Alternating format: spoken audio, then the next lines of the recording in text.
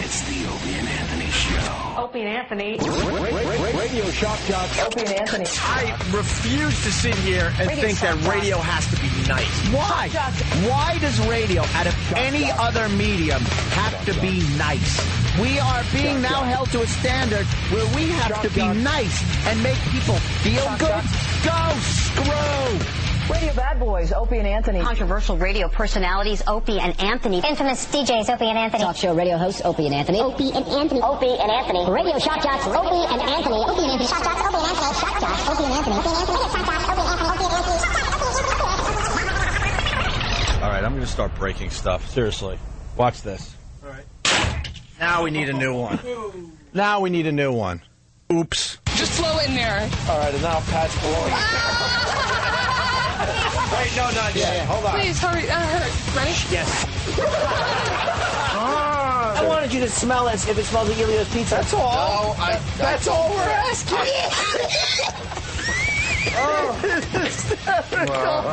Hold on, everybody. Shh. There she goes. Go. Holy crap. It's more than just your life you're hurting. Think about your family. Think about your friends. Think beyond the moment. But enough of this palaver. Let's get the show on the road. Is it Friday already? Seems like we were just saying, oh, someone's got a case of the Mondays. Well, goddamn, it's Friday. That's good. I want to, maybe we can blast Working for the Weekend for everybody. Oh, that's right. I've already heard it being blasted from CBS FM while we're trying to, read the papers and stuff. Yeah, we were preparing for a real radio show, and the jukebox that is called CBS FM was cranking that. So what? Stump Brain went over there and said, will you turn down the goddamn music? It's 5 in the morning, and the boys are trying to prepare for their brilliant radio show. And the board op over there said, oh, I didn't know we were in a library. Is blasting. First of all, who blasts Working for the Weekend on a Friday? It's not, 1985. Well, the DJ playing Working for the Weekend should not be blasting it because he's heard it a million times. Oh. Maybe Joe Listener might crank it up a little bit. In the car. I'm working for the weekend. Working for the weekend, and the weekend is right around the corner. Yeah, here we are. Finally, it's a Friday. I don't want to work. I want to bang on the drum all day. All the weekend songs come out. Ugh. Yeah, what a douche. So the douche goes, I didn't know this was a library. And we should have Kenny drag him in here by his hair, and we'll give him a talking to. And just beat him senseless to Working for the Weekend so he never wants to hear it again. Absolutely. Oh, yeah. All right, everyone, it's Friday. Rise and shine. Rise and shine. Yeah. You're going to be going into work today if you're driving in. Remember, it's Friday. Friday. Yeah, just go in and, tell your boss to screw off. You're going home early. Hopefully it's Casual Dress Friday, so you can just go right out to the bar when you're done. Yeah. Everybody, come on, here it comes. Here's what we're doing, everybody. Everybody's working. Yeah. We're working for the weekend. All right. Yeah.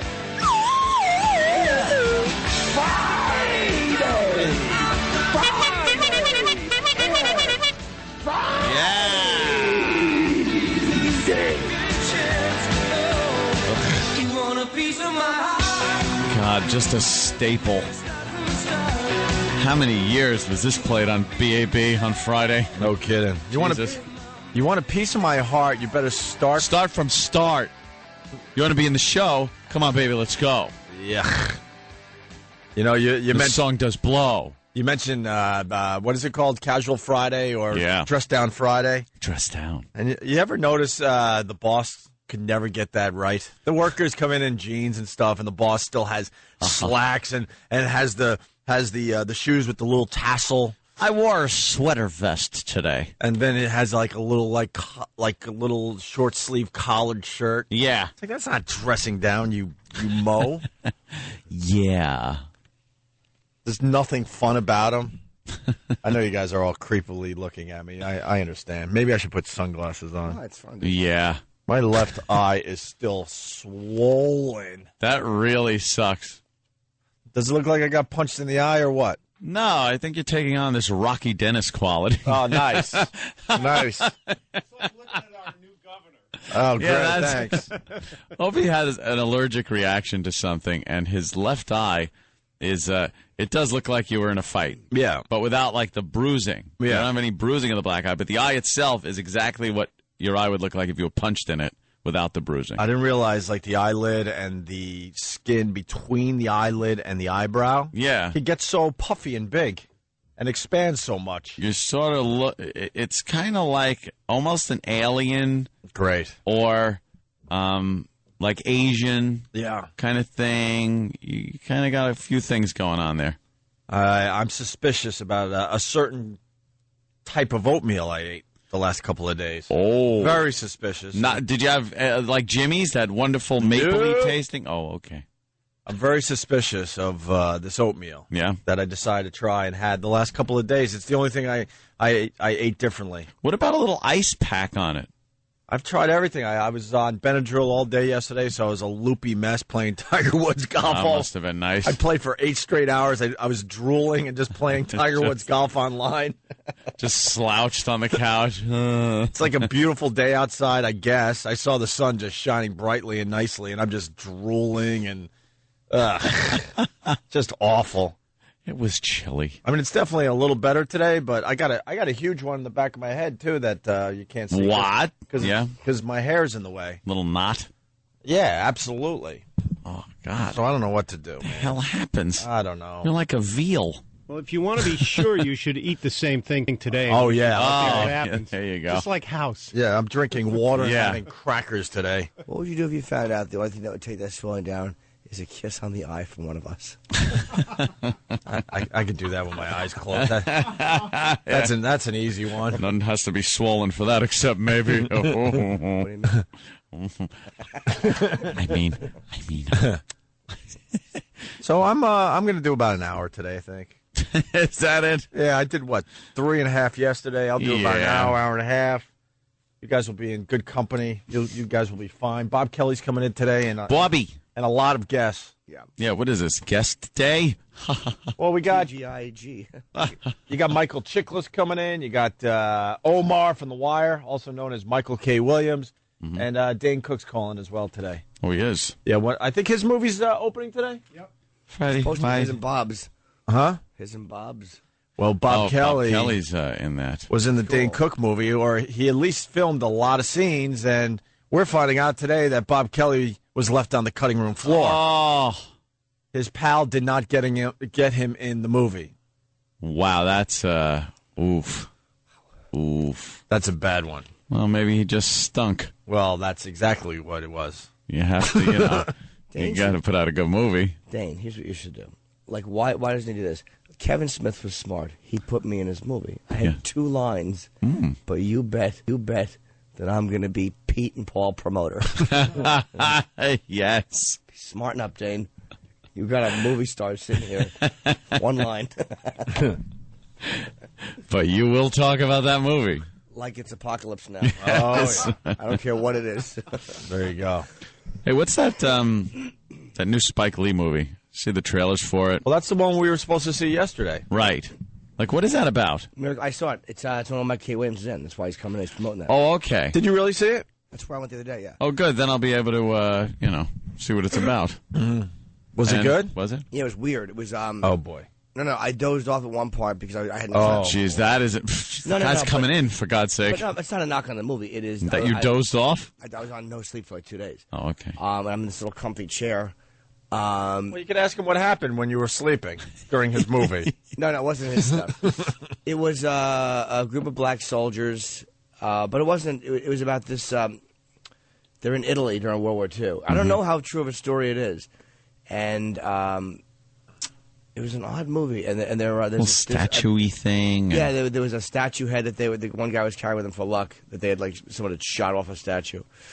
And there were these Italian guys who were, like, fighting the Nazis. There was some bloody shooting in it, I'll tell you that much. Yeah? Yeah, and it was about these black soldiers who get stuck in this Italian village in World War II. Oh, Jesus. They get holed up in an Italian village, waiting for the troops because they're advancing on the Nazis. Waiting for reinforcements. Well, yeah, because they're advancing on the Nazis, and their white commander, who they call, does not believe that they have advanced as far as they say, so he bombs the position they're in like an ass and leaves them kind of stranded. Oof. Yeah, it was brutal. Oh, boy. Yeah, it better be a true story. Yeah. I don't know, man. And there was a little kid. There was a little kid that they find. One of the guys finds a little kid whose family, I think, has been killed, and that little kid is a very focal point of the story. Little Vito Corleone. Yeah, he's a shy boy, and he kind of connects with one of the soldiers. Yeah. Yeah, and he wants to. Uncle Paul. All right, we'll talk to him about the movie in a little by while. the way, congratulations, Jim. Worst movie description ever. Yeah, Roland could have done a better job. I'm certainly not running out to see this thing. I'm just tired. Action. What is it? What are they saying on Rotten Tomatoes? I don't know. Because, we're in a good position with Michael K. Williams. We could just talk about The Wire the whole time. Well, yeah, but he wants to probably promote new stuff. Yeah, and we'll go, oh, yeah, and you're in this movie. By the way, the Dane Cook movie, My Best Friend's Girl. Yeah. Yeah. There's no ratings on RottenTomatoes.com, and it comes out today? Yes. Oh, Maybe boy. they didn't release it for review. Yeah. But That's exactly what happened. There was there were no screenings of this movie. How many movies is Dane in? This is going to be the 10th in a row. When does his deal with the devil run out? I'm guessing. Does it run out at some point? I'm guessing, but... You know what, though? Comedies, man, I'll say this. A lot of comedies you can't judge by what the critics say because they always smash them. Jimmy, I usually agree with you, but when they don't have screenings out and the movie's coming out and no one has seen it, no critics have seen it, that is not a good sign. Who else is in it? That is a really bad sign. Who else is in it? You got Kate Hudson. But she's starting to be a disaster in Hollywood. Yeah. Because that Fool's Gold she did with Matthew McConaughey was, I never saw it. I did. Was a complete disaster, right? It sucked. Did you see it? Oh, yes, I did. Why would you see that movie? Why? I had to. That's hilarious. Fool's Gold. I don't have to anymore. And that's why you're single. That's why I'm able to just sit and watch The Matrix now. There you go. 40% Miracle of St. Anna's is getting. Miracle of St. Anna, 40%. Yeah, it's an odd movie. I love Spike Lee. It's not a typical Spike Lee movie at all. It looks like it's even shot differently. It's just it's a different type of movie. All right, it's going to be a totally different type of movie. Italians against the blacks. Okay. It's a good. No, they were for each other. Okay. Oh, okay. Then it is different. No, they were working together, and there was some of the German. There was. I will say though, there's some really good shooting in it. There's some really good. Germans lose again. I hate that part. I don't remember what part of the war it was. I think it was towards the end of the war. Yeah. Ooh. All right. Well, I went to a few websites last night that were pretty interesting. Really? I get dragged into going to certain websites because I start off. Let's say I start off on FARC. I go to FARC.com, and I see a thing on gun control and Obama and whatever. Mm-hmm. A lot of political stuff's up there these days, so I check it out. And then there's links, and I go here and there. And before I know it, I end up on a horrifically racist website. And then I'm there for hours just kind of laughing. What did you learn last night? There was this song or poem that was written about a young white girl that hooks up with a black guy and has nothing but regret through all this poem. Oh, my God.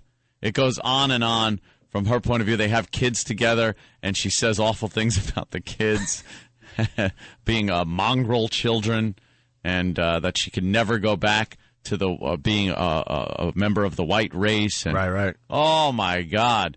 And I'm just going through. But apparently, like the Aryan Nation and the KKK are really kind of not getting on the black on black people's asses these days as much as they are the Jews. Wow, do they hate the Jews? Holy mackerel! I think the Jews have always been number one. Numero uno on the hate list. They blame them as bankers. Yeah, they do have some interesting cartoons on there that look like they came off of a propaganda poster from 1938. So you're saying they're the stairway to heaven? Oh, as far as racism goes, it is numero wow. uno. But there's also the Ku Klux Klan runs a little television news show that you can get online. So I was watching some of their programming. And it's just two people. I guess their background is the Capitol, and it's a guy, a man and a woman, and they're sitting side by side like a news anchor, like news anchors. They're really bad. They can't talk. There's an echo going on. The lighting is horrible, but they try to make it look like a news program. And they just talk about how awful the situation is between blacks and whites, and they don't use the N-word. But the one guy did say he called a black gentleman nigger. Nigger? Yeah. Because he's from down south. Oh, so I guess that's how he would say it. He's saying the word. But no, he's probably saying Negro, actually. That's Negro. Yeah. But that's how he says it, like Grand Old Opera. It's Grand Old Opry. Yeah, okay. You know, those Southerners kind of have their own little twang on things. But they were talking about hate crimes and how it's never called a hate crime when it's a white guy attacked by a group of black people, and then it's always a hate crime the other way around, no matter what the circumstances are. And they kind of got into that. It was something. It's like real. They don't get very profound. It's just very surface, very shallow kind of delivery on all this stuff. But really kind of funny to watch because especially if you're not somebody akin to being brainwashed. If you just sit there and watch it at face value, it's hysterical because you're like, oh my God, they're just as bad. Can we put any of this on the radio? I don't know. I watched one episode about the hate crime thing, but they have a bunch of archived episodes. It's right there on. Where else would the Ku Klux Klan have their website? I'm sure you could figure out their URL. Yeah, AnthonyComey.com. And they got links to everything, and you can buy little ceramic figurines. They look like little Hummels, but they're Ku Klux Klan. Maybe you shouldn't say they have links to everything. Well, just yes, saying. It goes directly to Foundry. Just saying. You got dragged into those websites. There's a video we made that has hit all those websites. Oh, what the Nazi? It's a great video, but it's doing very well because all the people out there that love to hate are enjoying the hell out of it. Is it the one where I was pitted against Patrice? Yeah. Hail a cab? Yeah. Patrice being a black man. That video got way more views than a normal Opie and Anthony video. Yeah. And I started doing some research, and you realize that those communities really took a liking to the video. Wow. And they're passing it among themselves. It was hailing a cab, yes, we called it. And I had an authentic Nazi helmet on. Right. And Patrice was dressed kind of gangsta-like. Yeah. And we went out on the streets of New York City to try to see who could get a cab if we both walked out at the same time and put our hands up. Patrice put his hand up like he was hailing a cab, and I stood there at attention, giving the old Sig Heil to try to hail the cab with my arm up wearing a Nazi helmet. And I wound up getting more cabs than Patrice could as just a black guy on the streets of New York. Well, black people have had a tough time getting cabs here in New York. It's gotten better in the last few years, but still. Well, they really cracked down on them. So we had a social experiment. Yeah. It was a black guy, and it was Anthony as a Nazi. And of course, it was called something else. Well, yeah. It was N-word versus Nazi. N-word, but the GGA. Yeah, like the gangsters call it. Yeah. You know what, though? That is a really, even though it's a it was funny for us to do because, But a great experiment. It was a great experiment, But the comments that... Oh, yeah, because then that go along with the video are wow. Because the cab would pass Patrice by and then stop for me, and then I'd go in and go, wait a minute, did you see the black guy over there? I go, I'm wearing a Nazi helmet, and I was Sig Heiling to hail you down, and you stopped for me, but you didn't stop for the black guy that's like 20 feet behind me or next to me. And usually they would panic and say, no, I did not see him, and then drive off. Patrice's 6'11". Yeah, how did you not see him? It's a great video. I don't know if we'll be able to link it. I don't know. Why wouldn't we? That's We really should, Stump Brain. We should link it and say it was our social experiment. It really is. Let's get something done today, all I right? think black people love that video. Like, even though the name of it is what it is, it's like the black people probably look at that and go, exactly. Yeah.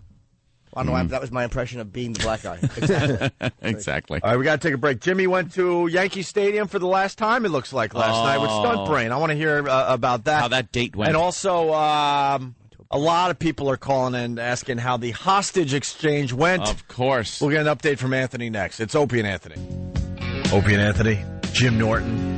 Third show at the Wilbur Theater, doing well already, I hear. It is actually. Jimmy. It was, I forgot about that. Yeah, it's actually on sale for real today at 10. It was pre-sales today. Friday, November 15th, the late show. It's the last show I'm doing at the Wilbur Theater in Boston, November 15th. Go to Ticketmaster. Want to say hi and good morning to everybody listening on BCN. BCN taking care of Jim Norton, that's for sure. Yes. Also want to say good morning to Cleveland. We haven't said hi to Cleveland in a while. We're still on? Yes. I'm teasing, of course. We love those guys up there. We love the girls, too. Cleveland. Especially the ones that send us sexy MySpace pictures. Oh! Yeah? Holy mackerel. Yeah? Yeah. It couldn't be the chick I think I'm talking to. Couldn't be. It has to be an ex-boyfriend or just some guy that stole pictures. It's got to be a setup. It has to be. They want a picture of my hog. Yeah. And they'll probably just say, hey, I'm Fred. Oh, then it's going to be just posted everywhere. And yeah. You want to have to be out in a cold shower. I want to know what the homeless zombie thing's all about up there in Cleveland. If it's getting better, worse. I'm assuming that the economy's getting a little worse, so the homeless zombie problem is getting worse up there. Yeah, I wouldn't doubt it. That's Great. Kind of creepy up there. Great hotels in downtown Cleveland. As soon as you leave the hotel, the zombies attack you. It's just nothing For going food, money, whatever. They just want a piece of you. That's the only thing I don't like about Cleveland is the homeless zombies. Ah, but hey, they got that Rock and Roll Hall of Fame. They sure do. Yeah. I didn't go. Thank God, from what I heard from everybody else. Well, it's all right. It's worth doing one time. Go to the Hard Rock. Just go get a burger and look at the same crap. Well, it's not as bad. The museum, the difference is, like, I always thought that the museum, which is where they display everything, was the voting body. And that's only, like, the Rock and Roll Hall of Fame itself is only, I think, one floor of that. The rest of the stuff is all displayed, and they don't have anything to do with the voting. That's done by some board in New York. But the guy actually took me on a tour, me and Kenny. And, private little tour? No, I mean, he was open to the public, but I mean, it was nice. Yeah. A couple of cool things they have in there. Yeah. Yeah. Nice. Like I said. Most of it's junk that the families found in an attic after the rock star died and said, here, display this, I guess. We were gonna have a garage sale, but you might as well have it. Let's say hi to Bobby Bigrigger, a regular to the Opie and Anthony show. Bobby, how are you, buddy? Hey, good morning, ladies. How we doing? Good. Our gear We're jammer not ladies, friends. Bobby, we're guys. You must have made an error. Literal Jim. Right. Hey, a couple things real quick. Jimmy, happy birthday. Thank you, sir. It's not my birthday. It was the bit. Yeah, I know. I like Opie? Yeah. Benadryl won't work on a tumor? Oh, it's not a tumor. I have a tumor? He's got a little swelling. Tumor wouldn't have gone down at all. Tumors stay big. They don't swell it and go down the next day. Literal Jim. Yeah, give it a chance. It'll work its way out. And last but not least, Anthony. Yes. How'd the old hostage situation go? Ah, the hostage exchange. Well, the end of the show yesterday, and that's one reason why I want to say good morning to Cleveland. They stayed with us. Oh, thank you, Cleveland. And Boston, right? And Boston. The show, we were having an average show yesterday. There were some highlights, like every day. You know what I remembered was on yesterday's show, and I thought, oh, my God, okay, that's worth the price of admission right there. Ethel. Of course. Yeah. Ethel was great. Of course. It wasn't...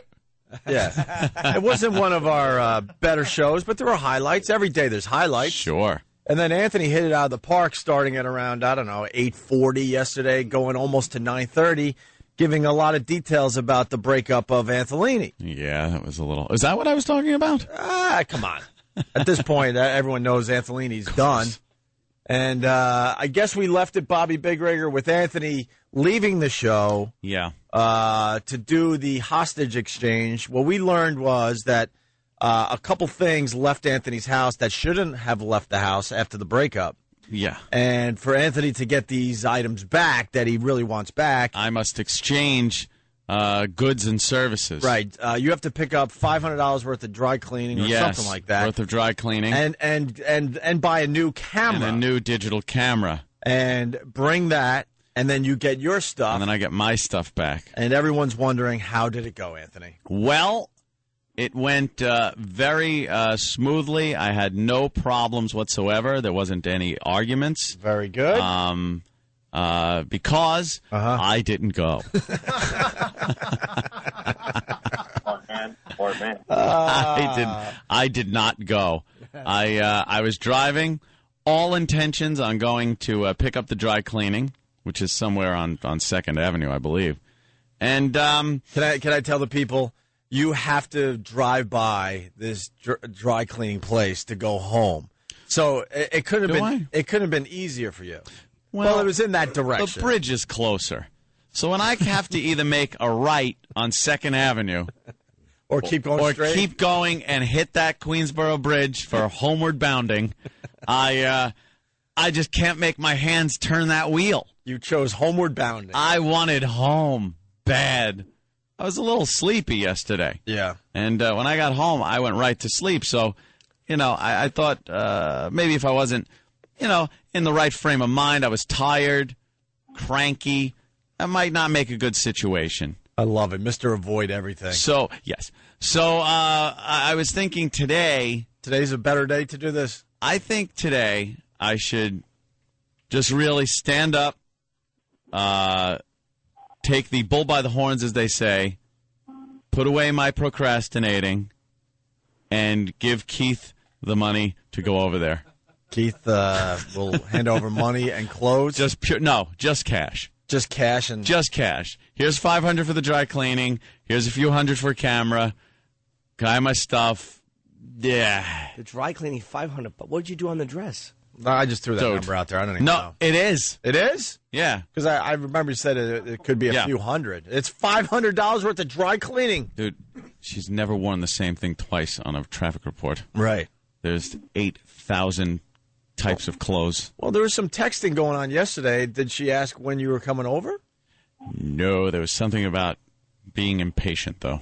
Getting impatient. Oh, boy. Just getting a little impatient with me, not... Will you just get this done? Not... just get it done. Have Keith call in sick today and just get this done.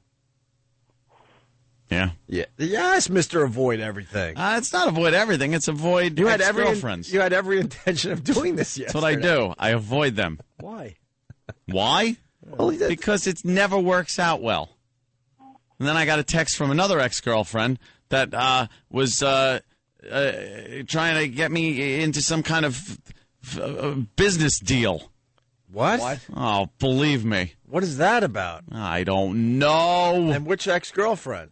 The original one. Not the original one. No, that's the wife. The one that I broke up with at the casino. A business deal? When I was with for many years. Yeah, apparently somebody's got a business deal, and she was asked if she could ask me if I wanted to, invest in this. I'm like, what is it? No. What kind? Can you say what the general area is? AIG? Yeah, what kind of... You're close. It has something to do with real estate and the housing market. Uh-oh. Like, I want to do that. What, trampolines to put under all the buildings? Yeah, exactly. Trampolines. Slumlord now, huh? If I want to be a slumlord, I'll buy my own slum. Wait, so maybe buy some real estate?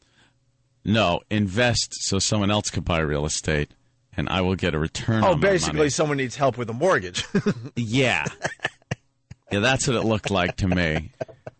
Would you want to invest in somebody putting some Sabbath posters in their apartment? I'm not investing. So how did that go? I just emailed back. I said, sorry. I'm not investing in somebody else's things right now. Oh, my God, Ant. I'm investing in my home. Right. That's what I invest in. I think I'm putting a home theater in downstairs. Oh, very cool. I'm not. I think Keith is. Oh, very cool. I think Keith wants a home theater. All right, Bobby, that's your update. Ant decided not to do the hostage exchange yesterday. Yeah, I think I'll get it done today.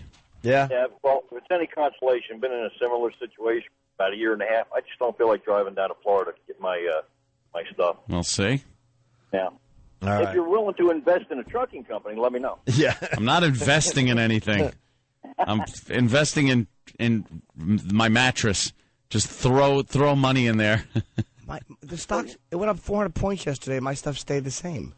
What do I invest it in? You're not going to get like a big. That's the Dow Jones Industrial. What's that mean? That means it's a gauge of the stocks that are in the Dow. Yeah, you know, Jimmy, just sit. It's You all don't about necessarily long-term gains, my friend. What did my guy do, though? What did he invest in? Most guys don't do anything. Widgets. They put you into some most likely safe stuff, and then you have to sit it out. Sit it out for a bunch of years. What did he invest in? Like the guy, like what's his name, Morning Joe? Probably like a wig factory that makes wigs like Morning Joe. If you feel like taking the chance, I'll buy. If you feel like taking the chance, Jimmy, tell him to get a little more aggressive with your money. They said to put more money in soon, like to start buying and stuff. Just get more aggressive. We got a guy. He's as conservative as they get, and we're long-term guys. After my portfolios, trust me, Jimmy, it could get a lot worse. My portfolio's down well over $100,000. Well over. It's others. I have Dell in there that I bought at 22 or something like that. What's Dell nowadays?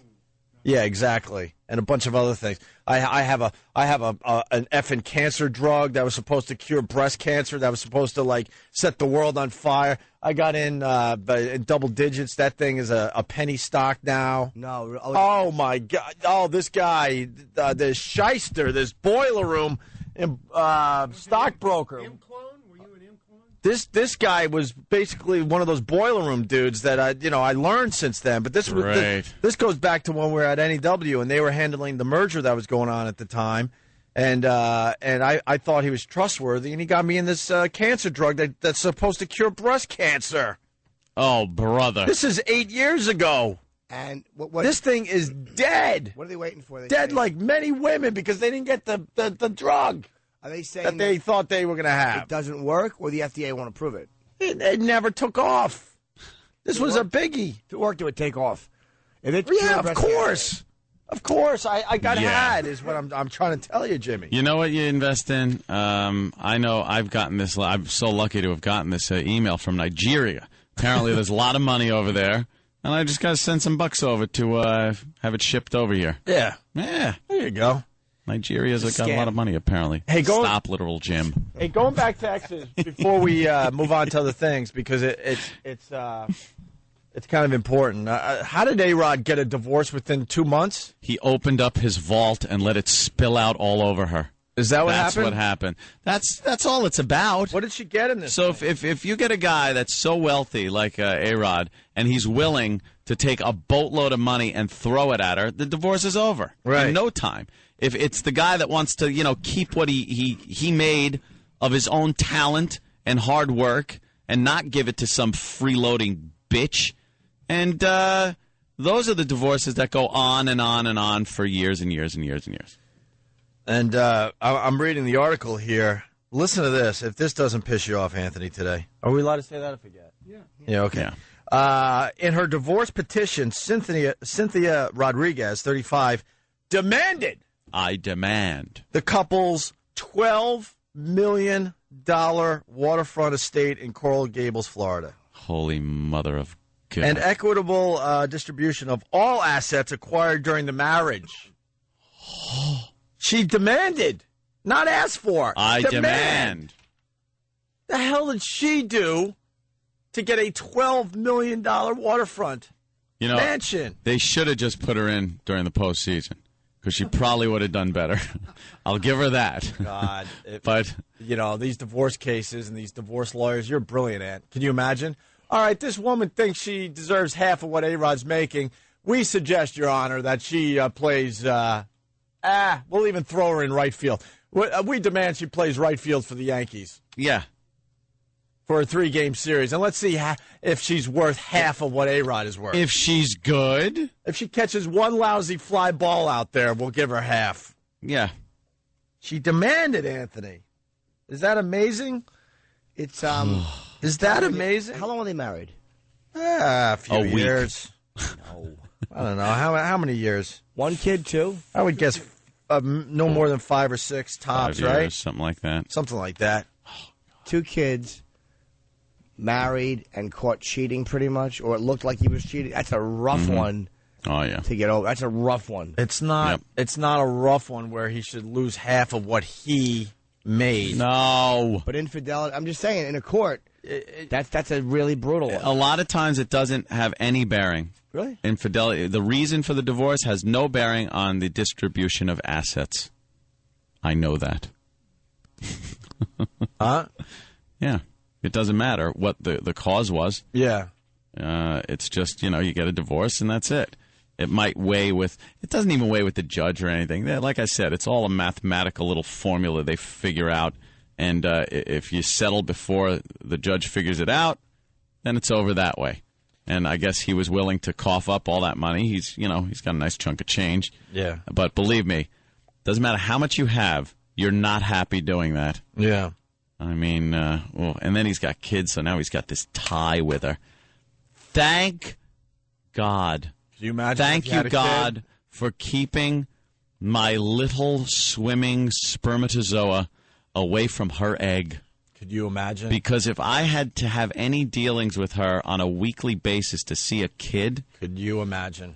Could you imagine? Bring him back. I wonder if they're ever going to change this whole thing with divorce. No. Everyone knows the guy gets screwed. And every time we say this, a few women call up. You're the exception. Trust me. Believe me, you're the exception to the rule. Well, I was the one that had to pay. Yeah, okay. Yeah, we'll acknowledge there's a few out there that have to pay of the female variety. But in general, the guys get screwed in these divorces. We were talking to someone a couple of days ago about divorce. Yeah. And this person said, you just got to stay married. Yeah. He goes, you know how many people are just staying married because they can't afford to get divorced and get happier. That's healthy. So they choose to just stay in a miserable situation because they just can't afford to be out on their own and to go through a divorce. You have to choose 2 types of misery. Either being with somebody you really can't stand to the point where you want to divorce them and can't, or the misery of making money but not being able to enjoy it, spend it the way you want because you have to shovel it over to somebody who is just not deserving of that amount of cash. Right.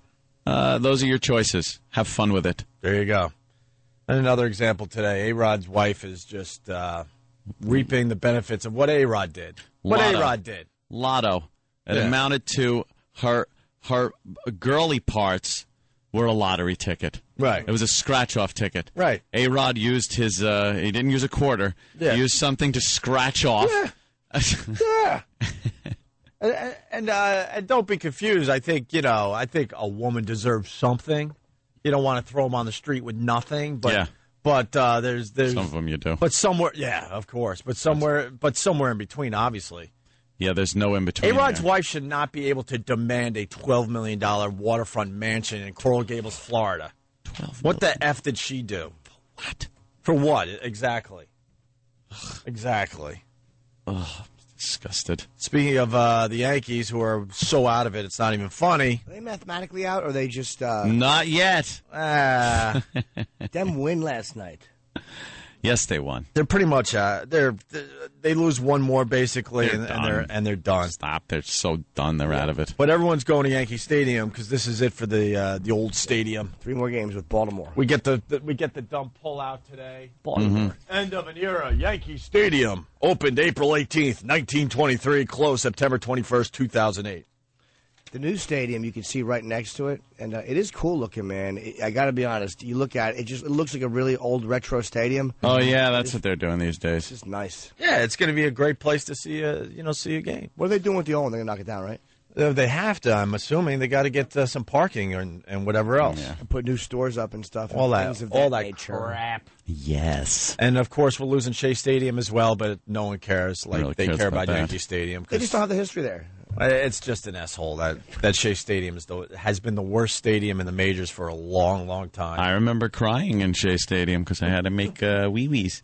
And Daddy took me to the bathroom, and I couldn't, the crowd is in there was so many people that I was being pushed away. And I was like,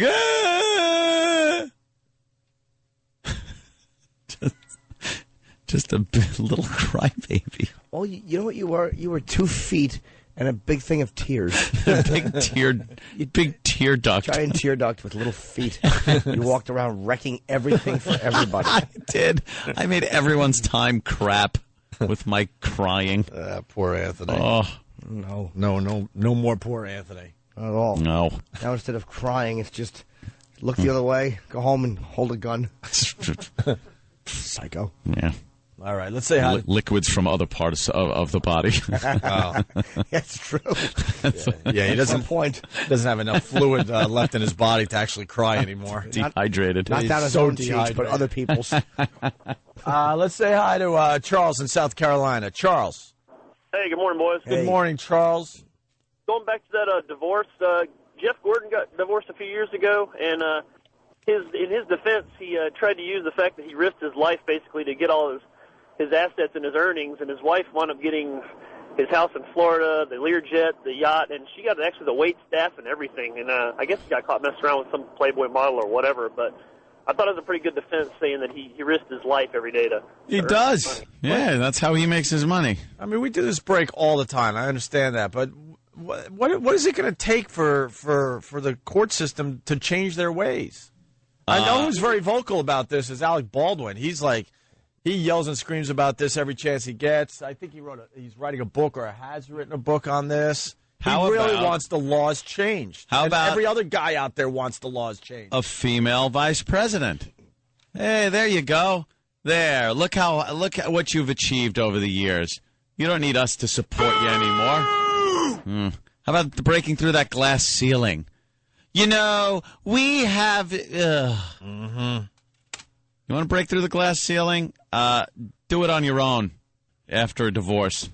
Get yourself a job and work for your own money. A J-O-B. Right.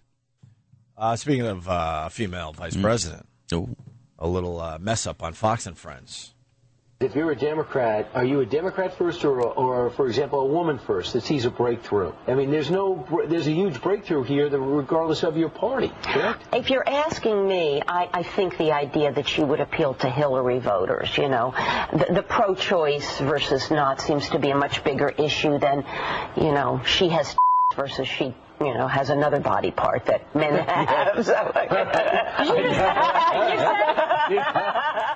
They got away with saying the T word for the breast. Who said that? Ooh. I don't know. Some guest there. I don't have his. Carolyn, can't read the last name, from Bloomberg News said it. Carolyn Boom or Bomb or something like that? Bomb. Brown? I can't read E-Rock's writing. I can't read E-Rock's writing. All right. We're going to take a, what? I think it's Baum. What? He was some Bloomberg columnist. I think the last name was Baum. All right. Very cool. It's Opie and Anthony, phone number 877-212-0-A. We got Robert Kelly coming in studio in a few minutes here. He got cut out of the Dane Cook movie. We'll talk about that. We got Michael Chiklis coming in within the next hour. I think after the break, we got the audio of intern David with the husband thing that we were describing yesterday, and the porn star, all hell breaking loose. We got some fine clips of that. I think we should maybe revisit that after the break. Sure. Opie and Anthony. Cell phone and PDA users, send your message to feedback at opieandanthony.com. Opie and Anthony. It's just a disaster. Are now back. And we're back with the Opie and Anthony Show. Robert Kelly joining the program. He was almost in the new Dane Cook movie. I'm hearing that. What happened? What happened? We need the story. Let me tell you something. This week, I would have been in 2 movies. Wait, you're out of both of them? I'm in Ghost Town, but I don't really say a lot. I'm in a lot of it, but I say like 2 things. But I'm just pretty much a dumb ghost walking around the background for the whole movie. But that's kind of cool. Yeah, it was cool. But Ghost Town's getting really good reviews, by the way. Is it? That's the Ricky Gervais movie that comes out today. Yes. Thank you. It's getting really good reviews, and if you're in it a lot, that's not bad. Well, that's a nice spot. And the standout actor in the movie was a comic named Robert Kelly. Construction worker number 3. Yes. Wouldn't that be great? Ugh. And then what happened with the Dane Cook movie? Well, the Dane Cook movie, I had a big scene with him and Kate Hudson, like a big scene.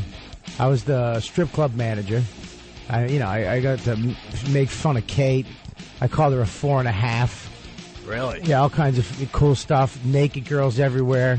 It would have been a great scene. That way, people would have went to see. They would have had to see me this week. I would have been 2 films this weekend, and they cut me out. And how did you find out? Dane had to call you. I'm telling you, dude. I'm not going to say nothing, but I think it was some. Let's put it this way: all the people he got in the movie, cut out. Really? So what's that about? None of his friends can act. That's what it's Dane about. was doing the right thing, getting you guys all a chance to be in the movie, and then in the end, it didn't work out. None of my friends can act either. You know what, Robert? Maybe you don't want to be in that movie. Why? And I know Dane's a good friend of yours, but there were no screener copies of this movie. Comes out today. No one has seen it yet. Really? So they can't even review the movie. And traditionally, that's been a really, really bad sign. And we all love Dane Cook on the show, but it has to be said that this is going on right now. But traditionally, anything I'm in, that even if it's a stinker, I stand out. There you go. Traditionally. Who else did he get in besides not me? Oh, he actually, yeah, exactly. Why can't I just do one line in this movie? What's the matter with him? You could have. Why won't he do it? Just call me and go, Jim's my buddy. Yeah, say, why can't Jim be cut out of a movie, too? Hey, I don't care. Cut me out. Of course I care. Jimmy made it into the Kevin Smith movie. Of course I did. I'm good. When is that coming out? I don't know, actually. I'm not sure. It's got to be coming out soon. Are you good in the movie? People say he is. Yes. Really? Is it a silent film? What's that? Oh. I have anger face now. Happy face. whatever face, on screen face. Not that I'm not really. I have a couple lines. Good, man. I can't wait. When's that coming out? I don't know. Yeah, well, but I'll be promoting it. Smart Kevin. We should go to your movie, and we'll go to my movie this weekend. We'll go to Ghost Town, and right when they show me, we'll just stand up and I'll say thank you very much, me. and That's we just leave. I love Ricky. I'm going to see Ghost Town on video. Have you seen Ghost Town yet? Sucks. I haven't seen it, no. But he was Ricky. Were you at the premiere? No, I had tickets, but Oh, When no. was it? What do you mean you had tickets? You're in the movie. You don't need tickets. You just walk up and go, hey, let me in. I'm in this movie. Yeah, that works. Why not? You're one of the ghosts. It's called Ghost Town, and you're one of the ghosts. Where was the premiere? Doesn't get any better than that. You're not an extra. You're What? one of the ghosts. Where was the premiere? In New York. It's amazing how I hate Paramount. Oh. Why? What happened now? I don't know. Could they have taken care of the show, possibly? No, of course not. Do they have to douche us? We want Ricky Gervais on our show, and it didn't happen. And he's kind of you can't really call him a friend of the show, but he's been on a few times, and we've gotten along very well. The woman from Paramount, it might be their West Coast office, purposefully and consciously and aggressively blocked him appearing on this show. And I don't know her name. She's a woman. I think she's the VP of whatever in Paramount, VP of promotion or whatever she does at Los Angeles. I don't know who she is, but it's enraging. Mm-hmm. It's like, why? Why? Oh, the movie comes out. I guess that would be Halloween. Yeah, the Ghost Town comes out. Kevin Smith's movie comes out on Halloween. All right, we're going to move on. We got intern David. We promised this audio for the people on this side, and we got it for today. Yeah. It needs. You met David, right? Yeah. I heard you wouldn't shake his hand. He creeped you out. Well, I shook it after. I just had to get a hold of my nerves. Why? What happened? A little too aggressive? I was wondering if Dan Natterman had a kid. Well, this is my son. Yeah. Well, David is very Jewish. Is he? Very naive. Oh, you didn't notice that? You'd all be dead now if it wasn't my David. Very literal. I've been done now for my David. Yeah. Air Force One. Let's play some chess. You still I love like playing chess, too. Turk, you want to play some chess? Makes me interesting. Play with Turk. Or is that me? Nah, I'm Rooster. Rooster. They named me after my wig. Coke Logic animated it. It's on ondayradio.com. It's pretty good. So, intern David, we've been doing a few things with this kid. We're obsessed with him. Very literal, very naive, very Jewish, very nerdy, very anything else you want to add to this? Waif-like. waif borderline homosexual, very inexperienced sexually. Very inexperienced sexually, yeah. Kind of creepy to look at. Well, he's writes like a serial killer. Yeah, you Was it can't just really all capitals. Yeah, it's big, it's like chicken weird, scratch. dude. It looks like it should be in the newspaper on the front page with like message from killer With a little logo. Yeah. Little symbols on the bottom. We need to find the guy who wrote this immediately. And we got to get Jimmy came up with a great idea yesterday. We got to get a handwriting analyst to analyze his handwriting. Of course, it was my idea. I was just going to say, I would love. I was credit just for that giving one. Jimmy credit. Just to watch him smile like it was my idea. But no, I knew it was. No! Well, where do you find a handwriting analyst? They're out there somewhere, right? Stump-Brain, are you on that or what? Actually, Steve has a graphologist coming in.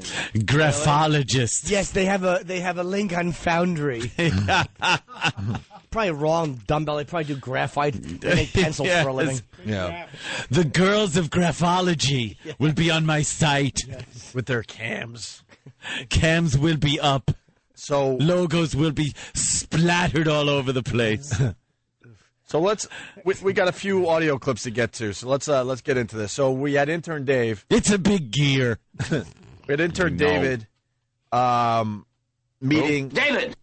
Meeting Lisa Sparks, who is an adult film star. I know her. You do know her. I'm a fan of her sloppy work. Yes, so am I. Well, apparently so is half the African American community from the clips I saw. Wow. They love the Lisa Sparks. Sparks. Knows how to take a big a white one too sometimes in the afternoon. Yeah.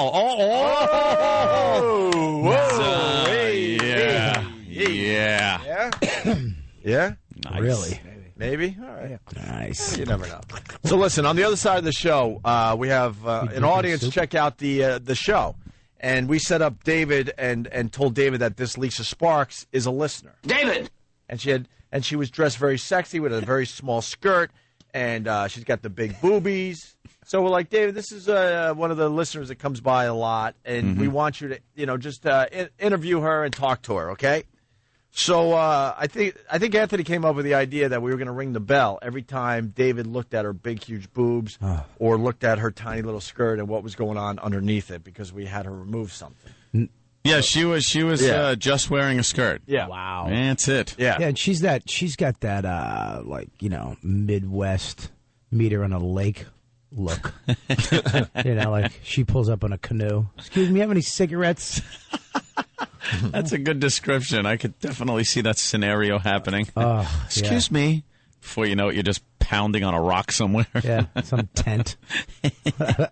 So the first clip is David interviewing Lisa, thinking that she's just a listener. David! And obviously our goal is to get...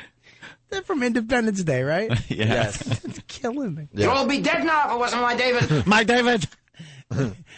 In the script on top of that, in a very Jewish voice. Oh, in a more over-the-top Jewish voice than anyone's ever done. He would have been great in German propaganda movies. He went so over the top. His name in that was actually Jew Squared.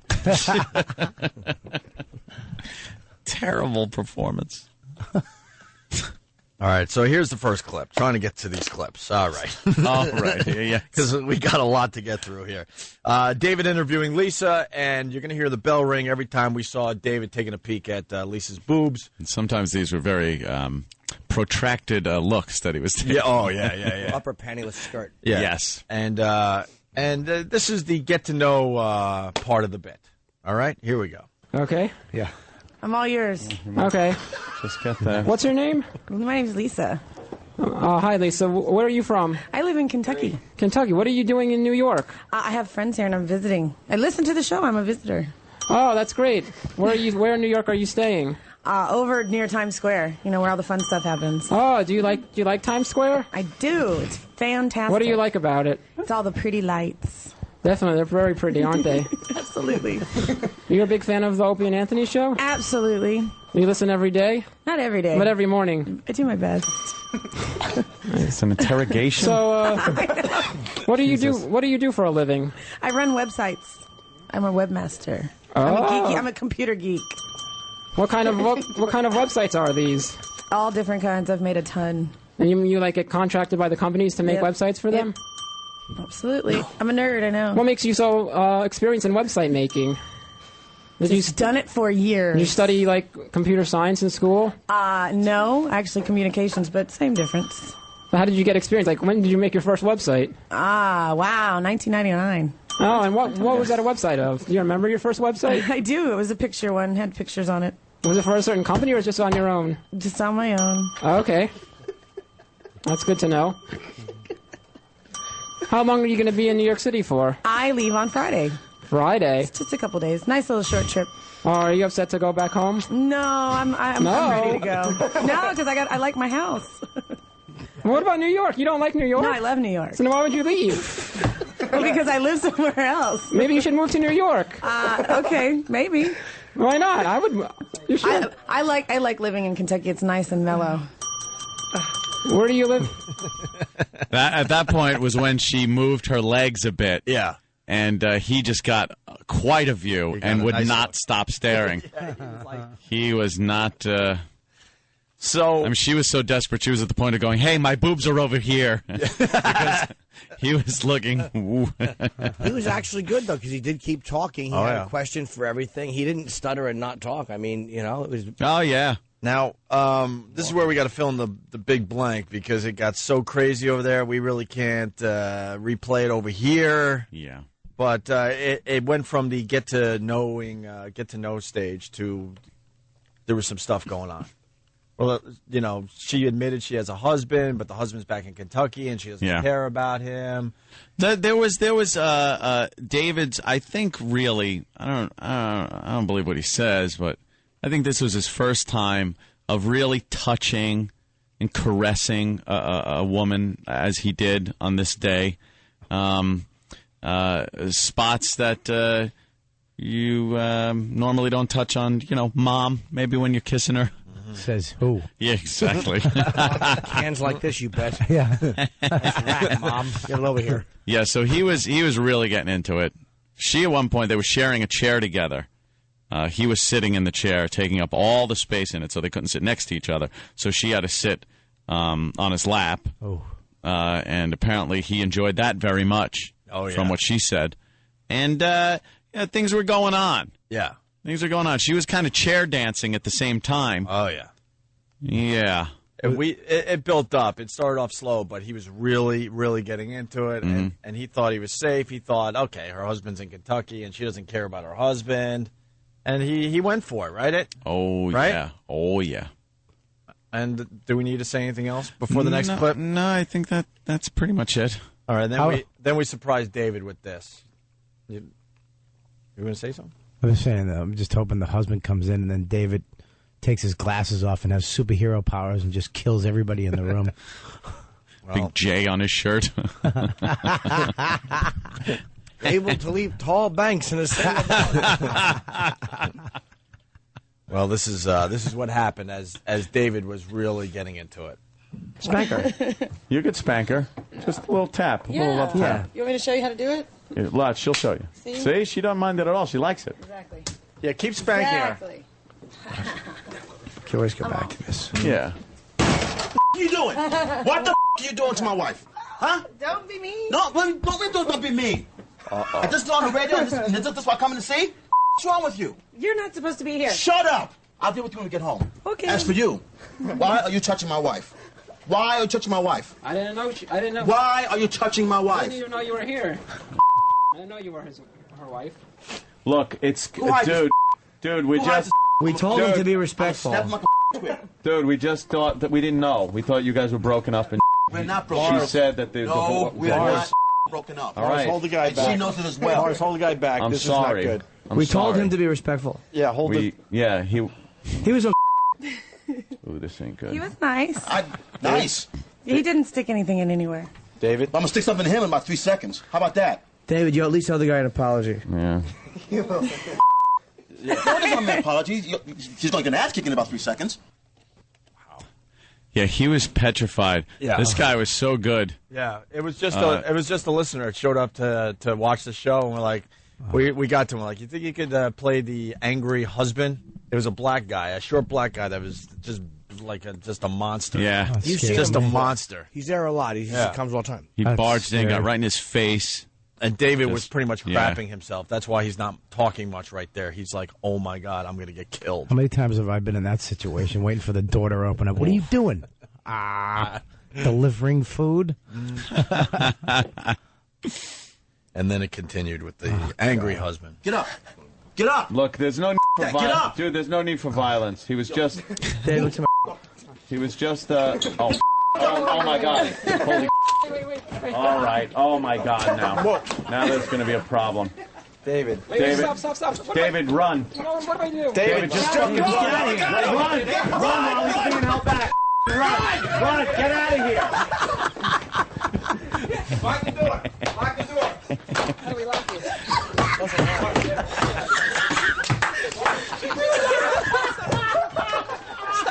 What do I do?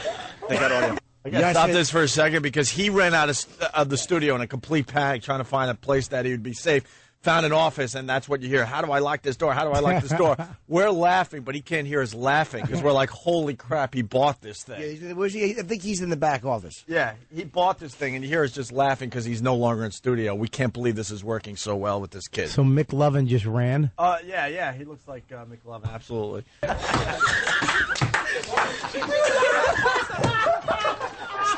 What do I do? They got audio. Outside.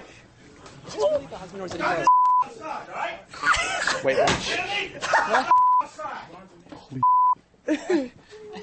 Oh, wait a minute. Is that really her husband or is it a joke? He's really the husband? He's really upset? Come out. What am I supposed to... What? Get the out. Write the down. Get the out the room. What am I supposed... Get No, stop.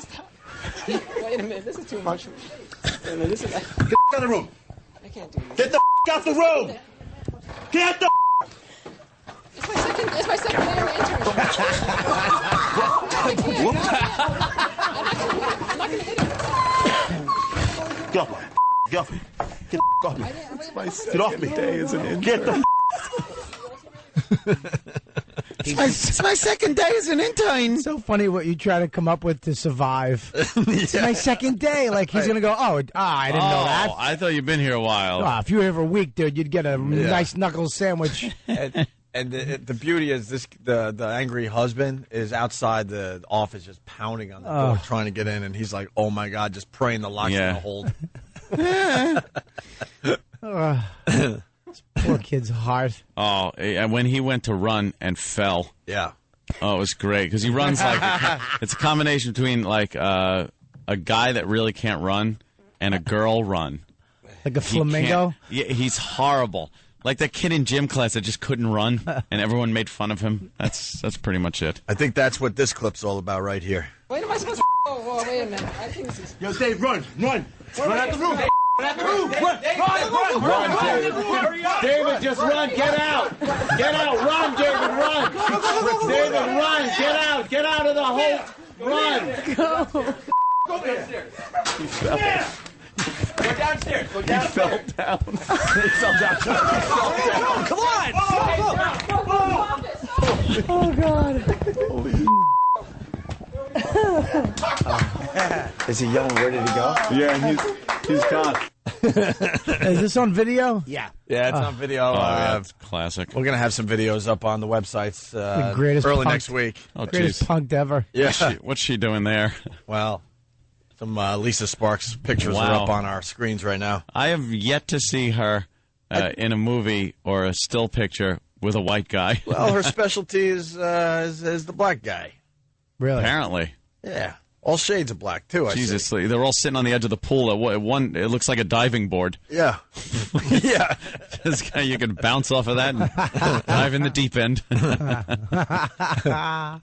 So that's what happened to David and Lisa Sparks. Yeah, she was... For the most part, just a few highlights. We'll have videos up, like I said, early next week. Where is this kid? Where is he That's right the now? kid you met. What's he doing right now, though? Trying to be an intern. What does that entail? Yeah. Getting coffee and stuff. So, David. Really fast.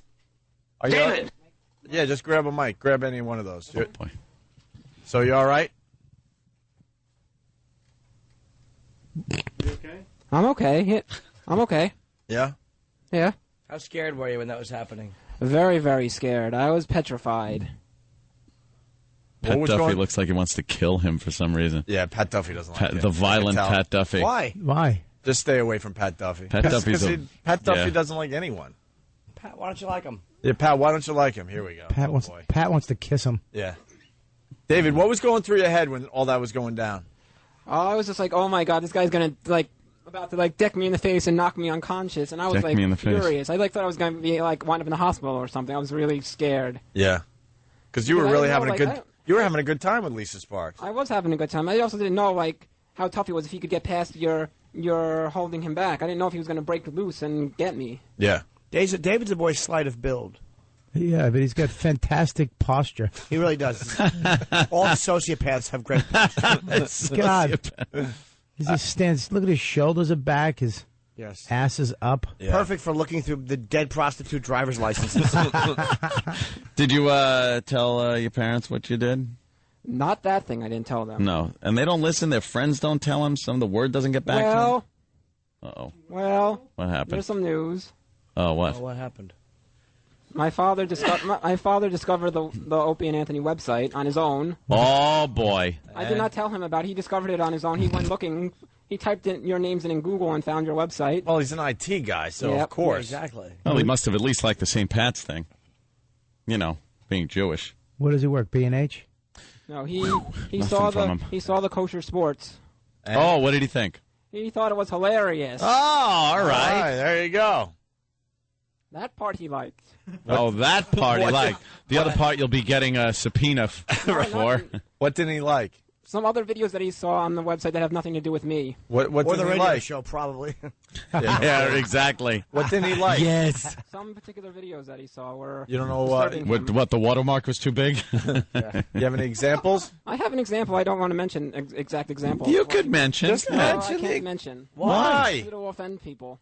Oh my God! Look, you gotta. Here's radio. You want to be in radio, right? Correct. Here's how it works. You have to now describe what he found offensive without it being against the rules of radio. And hey, shut up! I'm talking. Without it being against the rules of radio or the company rules, but you have to now paint that picture, let the listeners know exactly what he found offensive, and It's not so much offensive. It's just he found a certain video quite disgusting to him. Okay. Was it Rich Voss's act? No, not that video. Not that video. It has nothing to do with me. Okay, which one? He saw a video of a certain intern doing a certain thing and got grossed out and was like, "Oh, you better not do that." Something like that. Was it Pat Duffy being vomited on? It was with Pat Duffy, but not. It was when Pat Duffy was eating the cockroach. What are you saying that for? Pat's here. Uh-oh, Pat, come on in. You're not supposed to say that, dude. He was my dad saw that and was like, "Oh, you better not do anything like that." Why would you say that? Oh, boy. And I was like... Patty's calling you really a disgusting jackass I'm not for doing what you do here. For contributing to the radio show. Yeah. Contributing to the Out of all the videos that he could be... right? I'm just saying. That's the one that he's offended by? There's so many videos. Maybe because they've shapeshifted. He didn't thought it was a relative. If I'm going to be honest, after seeing that video, he didn't look at any more videos. Oh, really? Yeah, he didn't want to see any more. All right. Oh, well, yeah, that works. Well, we're going to make you eat a cockroach next week. Why not? Oh, I'm not going to do that. It'll be kosher. Yeah, they're crunchy. Pat, you don't like David? No, I don't really have much of a problem with David. Hip Hop Ron is the one who hates David's guts. Why? David hates him. Is he jealous? Well, because hip hop's been here well over a year. And yeah, really hasn't made his mark. He was on just starting to get some traction too. Hip hop. Not really. Just starting to get a little traction on our show. He'd been on a couple of times. And then David comes in and it's over. We were trying to put him over, but it wasn't working. We were trying. Yeah, we tried. He was singing like pop songs. Yeah, I want to be a star. I want to be famous. It was great. So was he here today? Ron, yeah, he's here. What does he say about David? Can we get him in here? He's pissed that David's star has risen so quickly and passed Ron's. Yeah. Ron's what? What star did Ron have? A brown dwarf. Well, haven't you heard his songs? Nice star joke. Maybe we should get Ron in here. A brown dwarf. It's a pulsar. Is anybody out there listening to the show? I don't know. Ron doesn't listen to the show while it's going on. Where is Ron here today? Yeah, he's here. He's here. He's anybody in that office. office. Has Ron been nice to you? He's getting food. Oh, he's getting food. Oh. Has Ron been nice to you? Yes, he certainly has. All right. Well, I think we got to get Hip Hop Ron in here next. I think we have to settle this. Maybe a kiss off. How old are you? 26. 26, David? Correct. And what'd you go to school for, David? This. Accounting. Right now, I'm in school for broadcasting. I'm at the Connecticut Schools of Broadcasting. It's called the CSB now. Yes, it is called CSB now, not Connecticut School. Not of Broadcasting. CBT. That's different. Yeah, they're trying to be like KFC. No, CBT. You told me what that is. What is CBT? White ball blank. Oh, right, yeah. How long is college, David? How long is this CBT? It's not CBT. I see. CSB. Oh, jeez, I actually didn't do that on purpose. CSB. I know it's an accent, yeah. Huh? CSB. It's just a short. It's a short program. I mean, the actual. It's just you can go on. That's what yours is going to be. Hmm? Do they know what you're doing in your big fancy school? They know that I'm interning here. I don't know if they know that I'm been on the air already. They know that I'm here. Do you want to be on the air, behind the scenes, or just control all of it? Do they have that course there? Yes. You know what, that though? course do all of it. No. The how jealous those other dumbbells in that school be, knowing that you've already had porn star giant breasts in your face. They're probably really jealous. You're really at least getting known and do. It's amazing. Yeah. Some guys that come on the show and they don't appreciate it. It's like, do you understand this is not an easy place to get in radio where you can come on and just. They're going to use them in all the commercials. Yeah. Hi, I'm David. I'm David, and I I am a CSB graduate, and I was placed at Opie and on the Opie and don't try to add in. Yeah, exactly. When Anthony's improv, you can just smile. Yeah, and laugh. Okay, no, I'm kidding. You can jump in. Of course, you're not. And David, you're not here to be David. funny. I like you, David. You'll all be dead now if it wasn't my David. See, you're not here to be funny, David. I like when David interrupts Anthony. Sometimes when Anthony's talking, David just feels... Area 51! Area 51! You know, the spaceship! More Judd Hirsch. Oh, is that Judd Hirsch? Oh, yeah. Why don't we have that? Get the Area 51 clip. Please. God, he couldn't have been worse. We really got to take a break. So we'll see what the problem is with Hip Hop Ronnie and do you have a yarmulke and intern on? David. No, you should not have one on. You should pay attention to this part of the show because when you finally completely fail on the air and go into sales, radio sales, you'll know what the commercials are all about. Okay. All right. All right. More with intern David. Are we doing Ask the Jew today? Ask the Jew. Huh? Did we ever get the answer? I don't think we got the answers to a couple of questions. It's very good because we're kind of learning a lot about the Jewish culture and the religion. The what? The Jewish culture. The Jewish culture and religion, and through David, he knows a lot about it. Well, So what are the questions today? How do bald guys? It was how does a bald guy keep his yarmulke on? Right. Because I've seen the other guys that clip it on with bobby pins and yarmulke clips. 2 is grab the mic, stop standing the sheet. The sheet. Why do they have sex through the sheet? The sheet between them, the Hasidic. The hardcore Jews do that. Yeah, and then you got something with a string that hangs out of a pocket or something like that. So you got the answer to all these? Yes, I do. All right, we'll find out next. Wait, Michael Chiklis here? He's coming today, right? He's coming today. He'll be here in about 20 minutes. Oh, good. This is a very special show. It's about being able to do the show we want to do. Prison sex. Give it to me. We know what guys want to hear on the radio. Adult-oriented subject matter. Look at those jugs. They won't exercise restraint. This is going to be an awful show. Hold on tight, kids. The Opie and Anthony Show.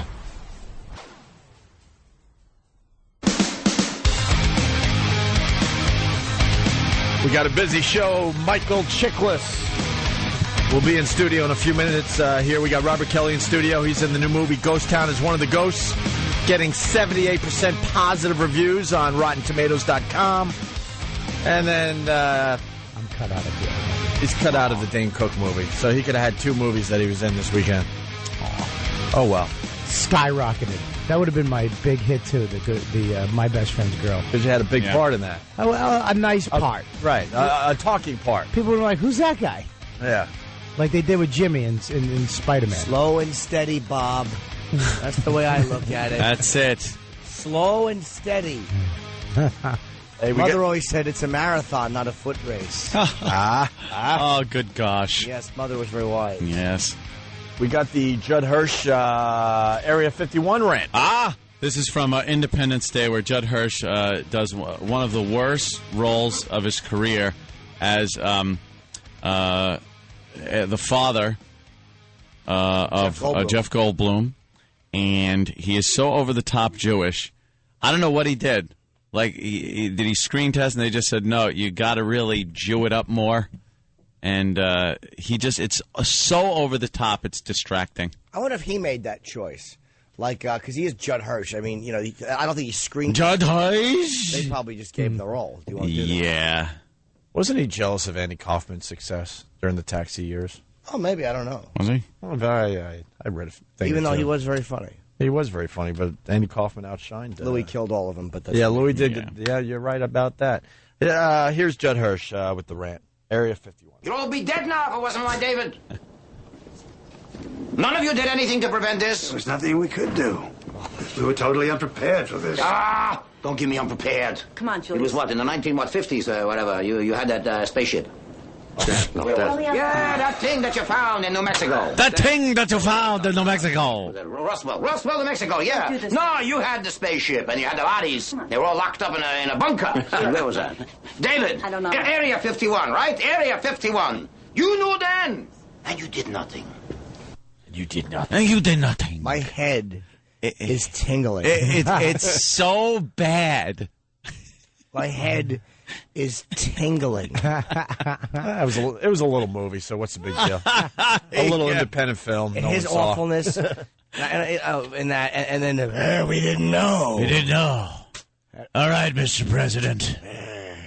I'm going to go up. I'm a pilot. That's what I do. I'm going to fight with my men. You're the president, dummy. Oh, yeah, that's it. So the president put on his flight gear and went up and, fought the alien ships. I blocked that out. Yeah. I swear to God, that is so abysmal. I blocked it out like I was raped. That speech, though. I was raped. That speech to the president was very. This is our Independence Day. One of the most inspirational speeches in any movie. It inspired me to throw up. That's about as inspirational as. Are you going to make us get that speech? That speech will inspire. Area 51. Anybody. You know, Roswell. What in the 50s on New Mexico? In the 50s in New Mexico, you had the bodies, the ship, the spaceship. You know then, and you did nothing. What are you doing, Judd? Well, we didn't have anything. We didn't know that. We didn't know. I didn't know that'd be sounding like Pacino. We didn't know. Oh, God. I don't know why I'm so fascinated now with a friggin' 15-year-old movie.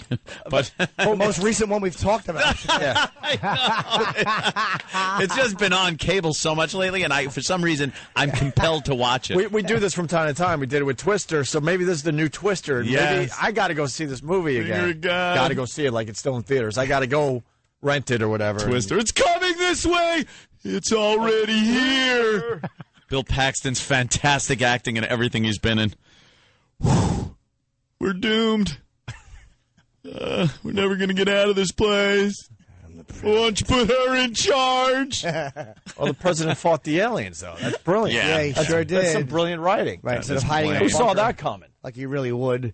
I'm the president of Asia. And Randy Quaid is the over-the-top drunk guy that saves everybody. Yeah. I'm back! That bothers me. There are so many douchey lines in that where you just actually get goosebumps of embarrassment and can't look at anyone. Harry Connick Jr. was in that too. He was trying to play a son. Oh, look. See, I just got him. When they walk to their planes and say, let's kick the tires and light the fires, and all these cliche things that I know not one fighter pilot ever says. Who said that? And they like high five, and he said, Harry Connick said that. I swear to God, and part of my brain shut down when this stuff happened. It wouldn't allow me to remember. Will Smith goes, I'm just looking forward to getting up there and kicking E.T.'s ass. See, because E.T. Yeah. Yeah. Oh, yeah. That's why Black Widow to it. Yeah. Yeah. That could have been a great movie. I remember hating it so much because it was like really well shot, and I'm like, conceptually it was good. I love the idea of what was happening. The alien, it was great. Sorry, In it's Dave Stewart we saw the other day. Who is that guy? That was him in front of. Who is that? Yeah. Oh, he looks like Ringo Starr if he was retarded. He looks like Ringo Starr or Eric Clapton taking those steroids that Jerry Lewis had to take. Or Jim Norton with a beard. My first thought was he looks like me, and I just said no. He was in the Eurythmics, right? Was he? He was. Isn't Jim Norton stops doing comedy because he's so famous he starts painting? We saw him outside Sirius the other day. Oops, was I supposed to say that? What were we doing at Sirius, Oops. Anthony?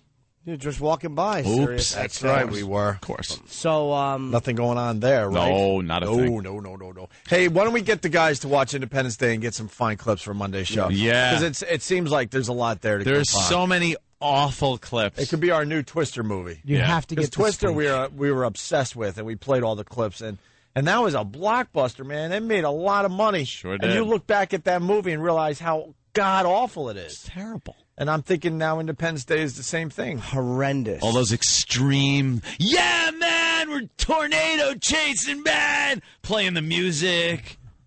We don't need a corporate sponsor like these guys in the black SUVs. We're rebels. Really? The president's speech is now on onaradio.com from Independence Day. Okay. What a great Hey, speech. you want to play Ask the Jew real fast before we get Michael Chiklis in here? Well, Where's David? David. We gave him 3 questions to answer last time he was here. David. I think that was Wednesday. There he is. Oh, he's wearing his young, dumb, and full of, well, we all know. Yes. He's Yeah. wearing that shirt today. Because he likes the shirt we gave him. That's like his security blanket for when he comes in Yeah. to do his shtick. Yeah. Shtick. His shtickla.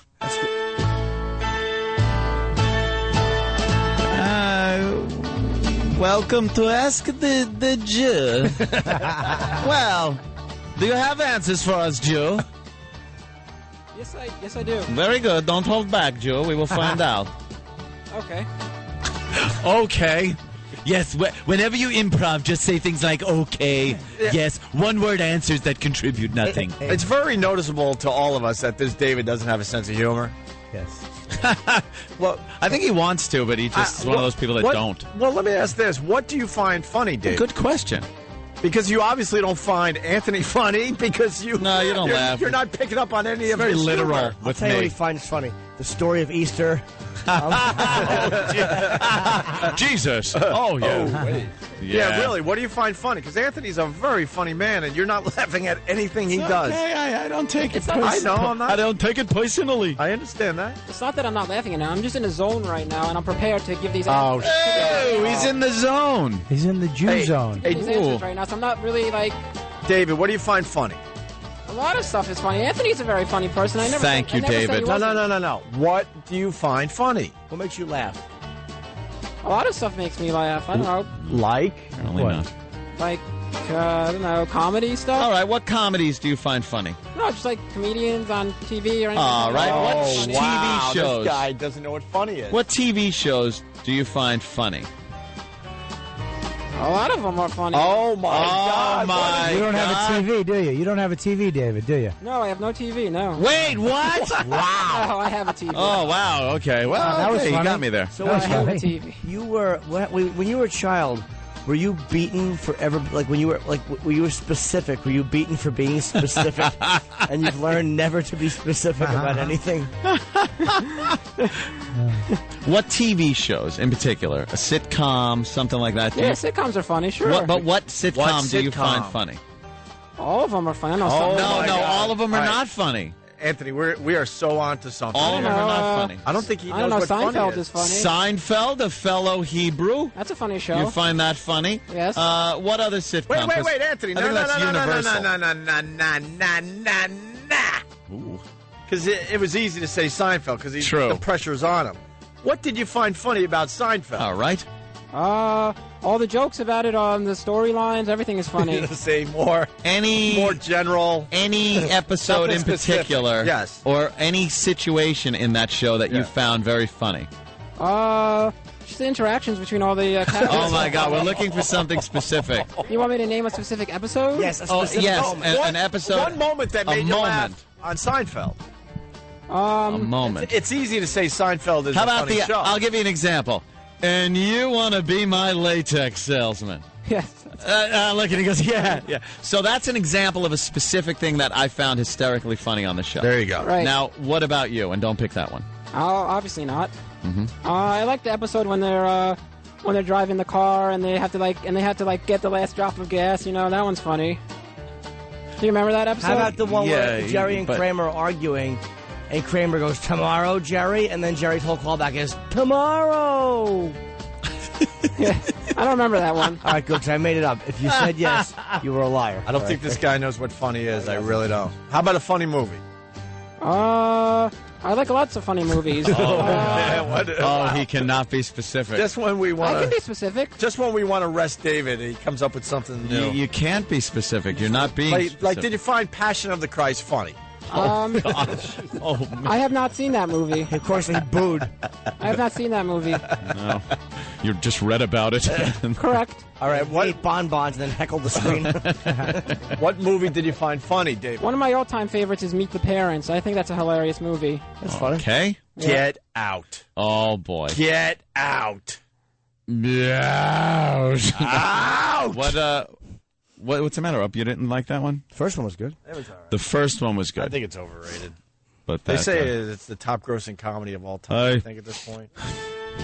David, there we go. What do you like about Meet the Parents? the interaction between... Shut up. Shut up. The dialogue. How about something specific? I just like the fact that they keep on making fun of his last name. They make fun of him being Jewish. They make fun of him being a male nurse. All that stuff. It's funny. All right. We'll get back. David, what are you doing with your hands, David? Yeah. You don't know what to do with your hands when you stand there, do you? You got one in the pocket, and then it comes out, and then you're standing at attention. Then there, look, it goes in the other pocket. Keep them out of your pockets. I'm comfortable. Now you're just dangling by your side very awkwardly. What would you prefer that I do with them? Whatever you want to do. I mean, whatever makes you comfortable. Back in the pockets. Well, listen, That's comfortable for me. Listen, we got a big star waiting to get in. Yeah. Here, so we better move this David thing along. So it's Ask the Jew. Correct. Yeah. Anthony, you want to take over from here? I would like to know, Jew, how the bald Jews keep the yarmulke on their head. Don't lie to me. I will know. Well, to be honest with you, a lot of bald men try to wear like the bigger kind of kippas. There's like some that are like smaller and like thinner, and they like try to wear the bigger kippas so that doesn't fall off their head. Oh, so you're saying more surface area, more friction. Correct. It stays on. So that's what the big ones are for. I was wondering what those big ones were for. They're for bald guys. Correct. All right. And they don't use glue? No glue. No, they don't use glue. They don't use glue. No. All right. Okay. Now, what about the sheet between when you make the sexy time with another Jew? Why the sheet? Well, apparently I did some research, and apparently that's not true. It's an urban legend. It's a myth. The Jew is a myth? No, the sheet during sex is a myth. It's an urban legend. It's a made up thing. It's not true. That's not required. Wow. It is not required. A lot of people think it's required, but it is not required. I thought there was something a little fishy about that. It's an urban legend that has been made up. Okay. And why? Made up to, be anti-Semitic or something? I don't think it has anything to do with that. I think it does. I think it has something to do with the next question that you're going to be asking me. How it's it looks similar. Like that thing looks similar, so they made it up, and it's not a myth. It's a myth. It's a myth. It is not a requirement, and then no Jews use a sheet. It's been made up. A myth. Even made to up clean by up at the end, they don't use it. All right. What about the little strings? Right. It is what I was saying last time, but there's different reason. They wear that to symbolize the different mitzvahs, which I explained to you last time, where it means good deeds. Good deeds. Good deeds. So what is it like? And they wear it to symbolize the good deeds because there's certain way, you wear it over you put it over your head, and there's 4 corners. It has 4 corners. Each corner has a string. There's 8 strings. And the strings are tied into 5 knots. Wow. On each string. Okay. Right. And those are mitzvahs. Right, what's considered a mitzvah? Wait, a good deed? wait. Excuse me. So then, five knots plus 8 strings makes 13. Yeah. Now, in the Hebrew language, the Hebrew letters. You know what I'm going to say, Jimmy? No. You're looking like you know what I'm going to say. Yeah, he does that to make you stop talking. And you fell for it. He holds a finger up and goes, let me get in here. Yeah. Okay, so in the Jewish language, Hebrew, the letters correspond to numbers. No. So the Jewish word for what the cloth over your head is called seat. Oh, I was going to dump out of you for a second there. And those letters in Hebrew add up to have numerical values, and those numbers add up to 600. So you have 600, plus you have 13, which is from the 5 and 8 on the corners, and that's 613. It's like one of those lunatics that write down numbers all the time. And then 613 is the amount of mitzvahs amount of good deeds that are written in the Old Testament. And do you have to do all those or something? So like a mission? Originally in the Old Testament, you had to do all of them. What is an example of a mitzvah, a good deed? Well, an example of a good deed is giving money to poor people is an example of a good deed. Whoa, that must be a rough one. Yeah. Majority of at least 500 of the good deeds are impossible to do anymore. Oh, really? Because they involved making sacrifices in the old holy temple, which does not exist anymore. There's only one, as you know, there's only one wall left in Jerusalem of the old temple, so half of the mitzvahs are impossible, right? Most of the mitzvahs are impossible right now. Does it entail killing people? What do you mean right now? We're not human sacrifice? No, sacrificing animals into the original holy temple, which doesn't exist. Like a lamb or something? Yeah, and those mitzvahs. Yeah. But that's how you get 613, which is the mitzvahs, and it sacrifices remembering. I mean, it symbolizes remembering the mitzvahs, and that you should always be privy to all the mitzvahs that you're doing on a daily basis. Anthony, I got to interrupt this wonderful talk from David because we're learning that Michael Chiklis only has about 10 minutes. Holy jeez! And we got to take a quick break. So Okay, so I think it's time for me to get Michael. We have to we're going to have to get Michael in here after the break. But David, really fast. You're wrong about the yarmulke, you're wrong about the sheet, and you're wrong about the string, according to the Jews that are calling our show right now. So. Very good. Well, we're going to have to find out. I don't know. Yeah, Opie and Anthony. Michael Chiklis joins the program next. It's the Opie and Anthony show. Opie took off. He had to go. He was swollen. Yeah. He was definitely taking on a Rocky Dennis look. It's not like Jim gets swollen on this show. No, his eye was swollen. There's a different type of swollen. Jimmy gets swollen when there's certain girls in the studio. This was his face, and he's supposed to go to a doctor. Yeah. We have to figure out how to turn the music down now. Because Stuntbrain's doing. And Michael Chiklis is in, and already Bob Kelly is asking questions that are wrong. Yeah, because it was on the prep sheet. Whenever we get a prep sheet, Michael, I got to apologize. I don't know who puts it together, but it's completely wrong. Well, you know what? And why would his mic work? Hold on. His mic working. We have no one knows what we're doing here. Hey, here I am. There you go. Well, you know, they probably went to IMDb and looked it up because, you know, according to IMDb, I have a house in Greece and I speak 3 languages. You do? Oh, really? Yeah, I'm really happy about that. You really do? No. I'm kidding. No. I'm kidding. What am I, that good of an actor? Do you, everybody? do you look at some of the stuff on the web and just go, oh, my God, what are these people? Why are they bothering? Yeah, sometimes, man. That's crazy. You know, look, I don't know where they get things. I don't know. I guess people talk and it's weird. They must sit around campfires and make stuff up. Make it all up. And the more successful you've gotten, I mean, the Shield really put you over the top. That just, I mean, from season 1, people were really digging that show. It was a whole new type of, except for regular cable, HBO movies like that, you didn't see that on Basic cable. Basic cable. Absolutely. So you guys really kind of broke it open for shows like Rescue Me and other shows where they, Nip Tuck, Nip Tuck. I mean that hard language where you're like, did I just hear that? Yeah, right, exactly. You know, was there any concern when you went into it that there's going to be problems? Well, you know, my first question is, are we going to do this? Really? Because if the pink pages come down on the first day of shooting and it's like a boiled version of this, I quit. I don't want to do it. Right. But if we're going to do this, I'm in. And Peter Liguori and Kevin Riley, who were heading up FX at that time, went, no, man, we're either going to fall on our asses or we're going to do really well. That at least, the pink pages, by the way, are the rewrites. Yeah, exactly. Jimmy, thank you. Jimmy, Thanks a fellow for that. actor. So people know Yeah. that you see a great script, and all of a sudden the next day the pink ones are ready. It stinks, yeah, and then they take all the teeth out of it. Yeah, Right. that They happened to boil me. it. Yeah, that's why it was. That's why it was pretty unique to see something like that. You know. Yeah, it was crazy. As a matter of fact, they just said, look, you only have this much money to shoot it. You only have this much time to shoot it, but go. You Yeah. know, and hey, we were cool with that. You know what's cool about it is it wasn't some big budget show, No. but it had that realism, the grit to it, and stuff. That Well, innovation. It's you have to make do with what you have. Mm-hmm. And the fact is that's one of the reasons why we shot it the way we did. We made it look like a docudrama because we had two cameras and a butt dolly. We didn't even have a proper dolly. We have something called a skate dolly, which is like an octagonal board with some like roller skate. a little wheels on it. bumpier than. Yeah, so we just thought, Clark Johnson's brilliant cat, man. He directed the pilot. You know who Clark is, right? He, from Homicide: Life in the Street, and he directed SWAT, and he's really amazing talent.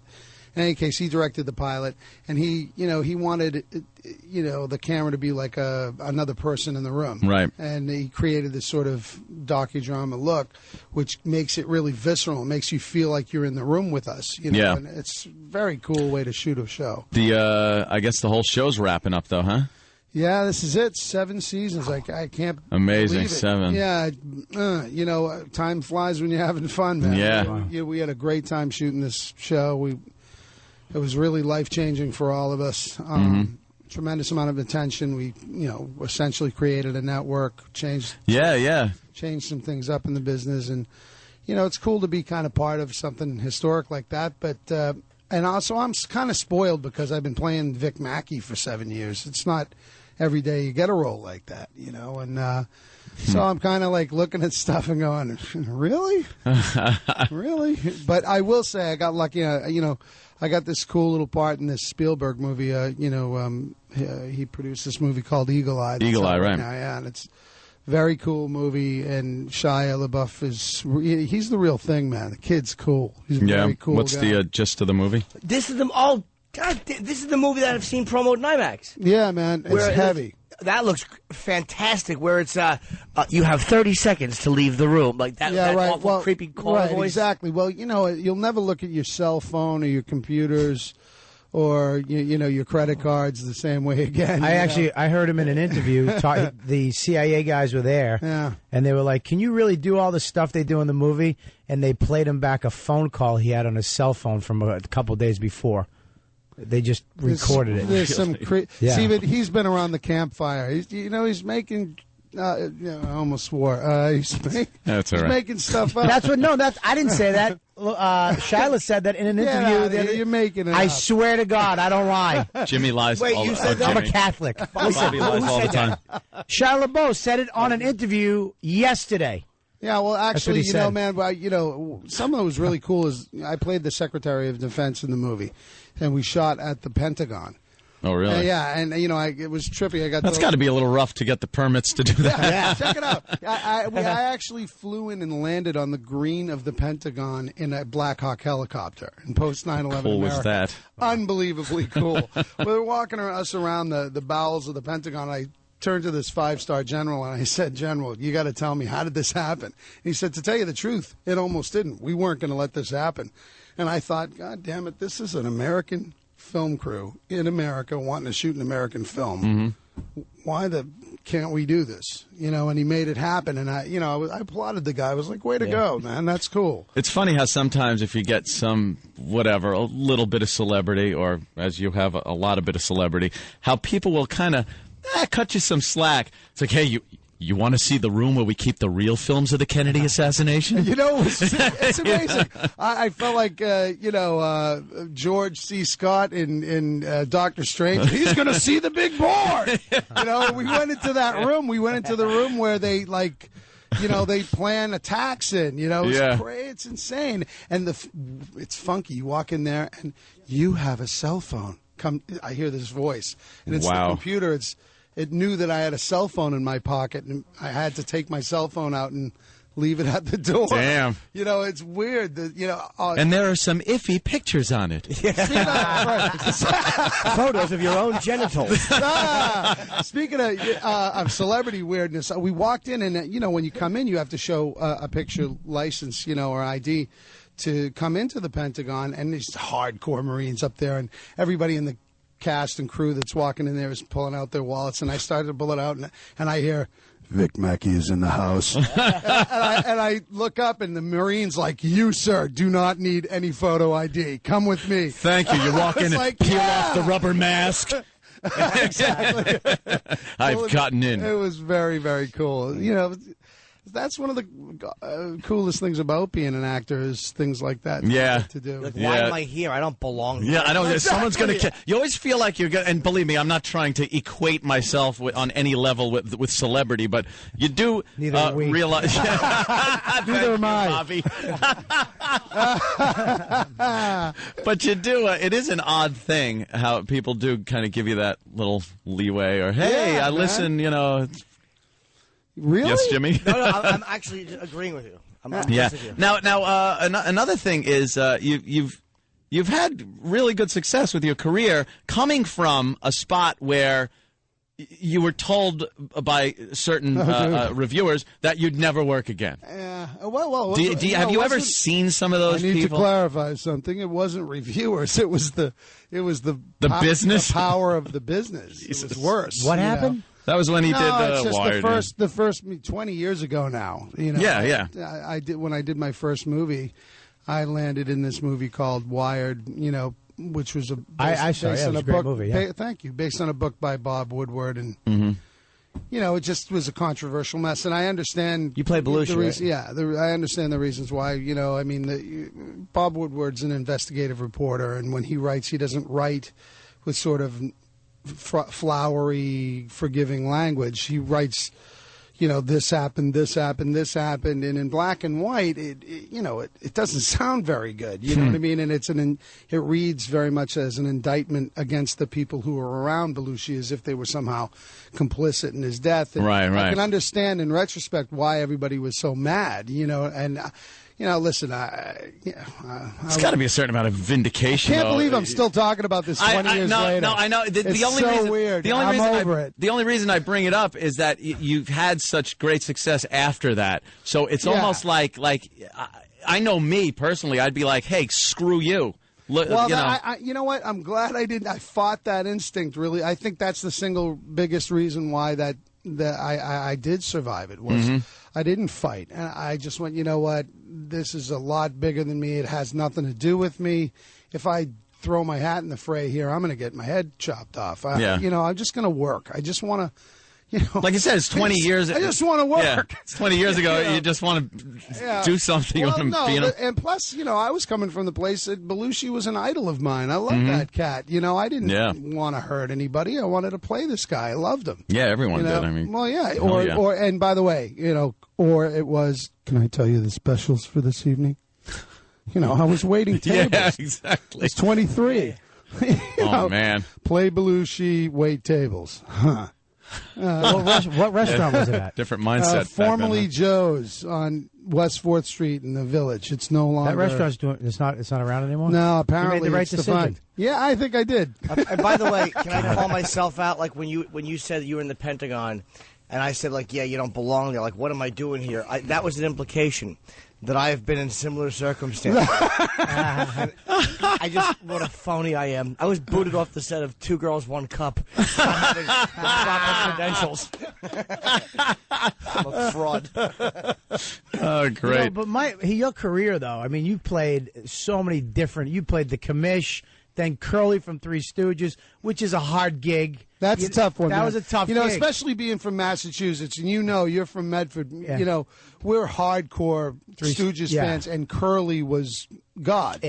You know, honestly, a good day, tell me if I'm lying. A good day after school was when you came home and there were 2 Curlies and a Shemp. Oh, yeah. That was like, oh, yeah, a good day. If it was like 2 Curly Joes, you wanted to kill yourself. Oh, if you saw like, wah, wah, wah, wah, wah, wah, wah, and you went, Shemp. Or Curly Joe Besser. Yeah, I like Shemp. With old. I like Shemp, too, but that Shemp was good. No. When the Stooges started getting old, though, and it was like, I think they're going to hurt themselves. They started making some movies, and Moe's hair was all gray. Yeah, Moe's hair actually came off. Yeah. You know, so it was, when you play someone like that, an iconic guy, you know, like Curly, you know, it was pressure, absolutely. But I felt really good about it because I threw myself at it. And you know what? We shot that in Sydney, Australia. Have you guys ever been there?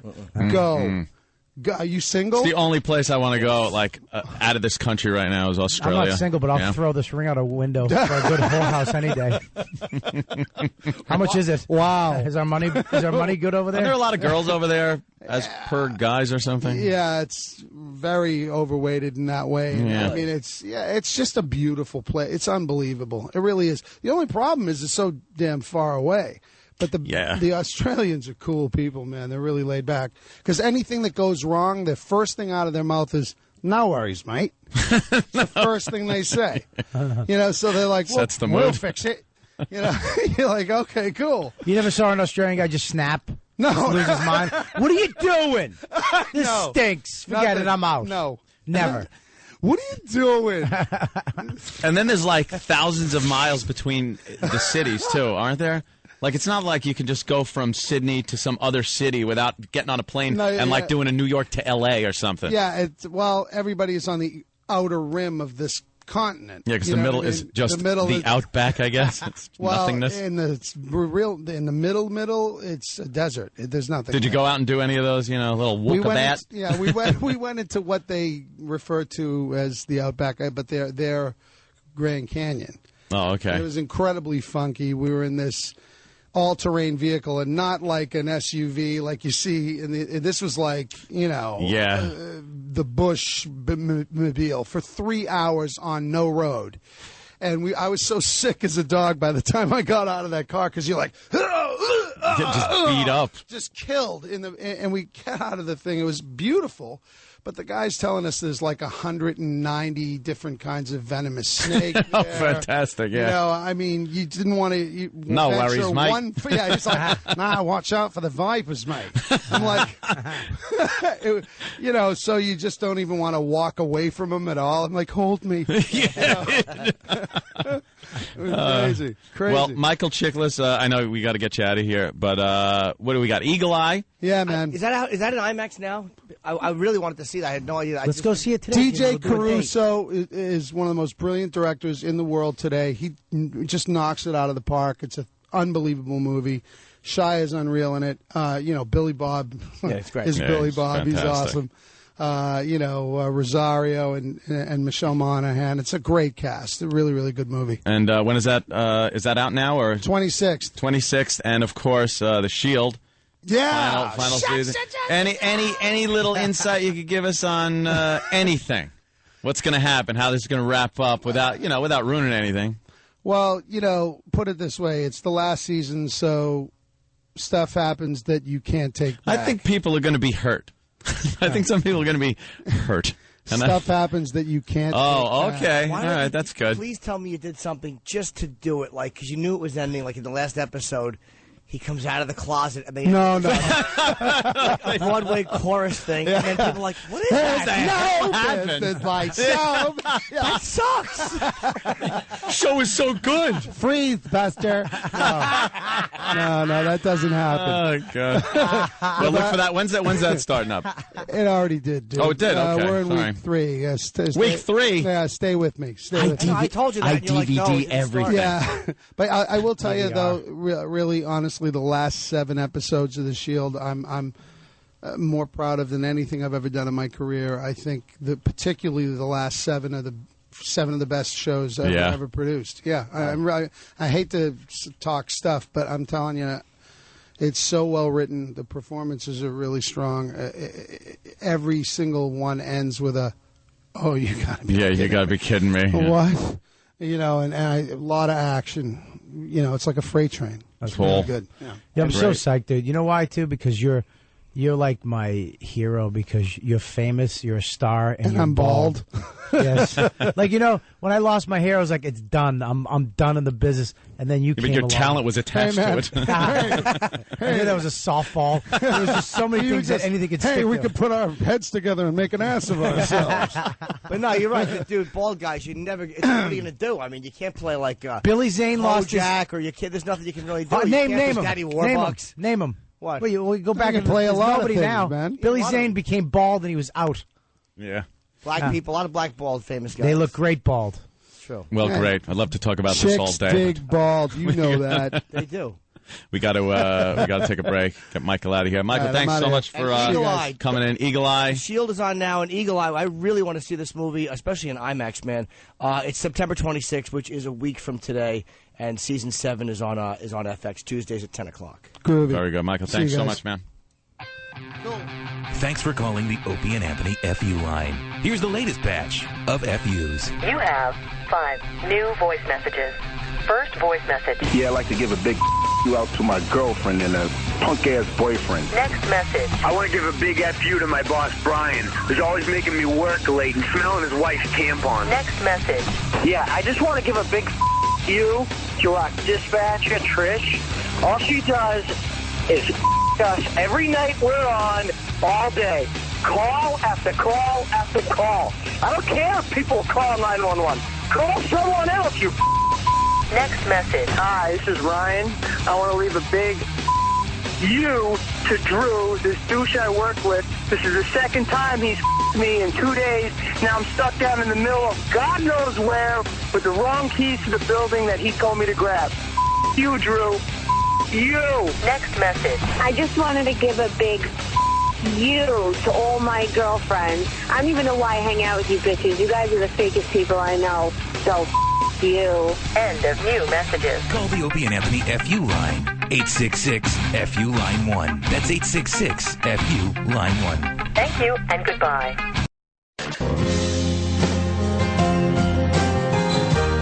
Ooh, this is a little mellow. Hi, Opie and Anthony show.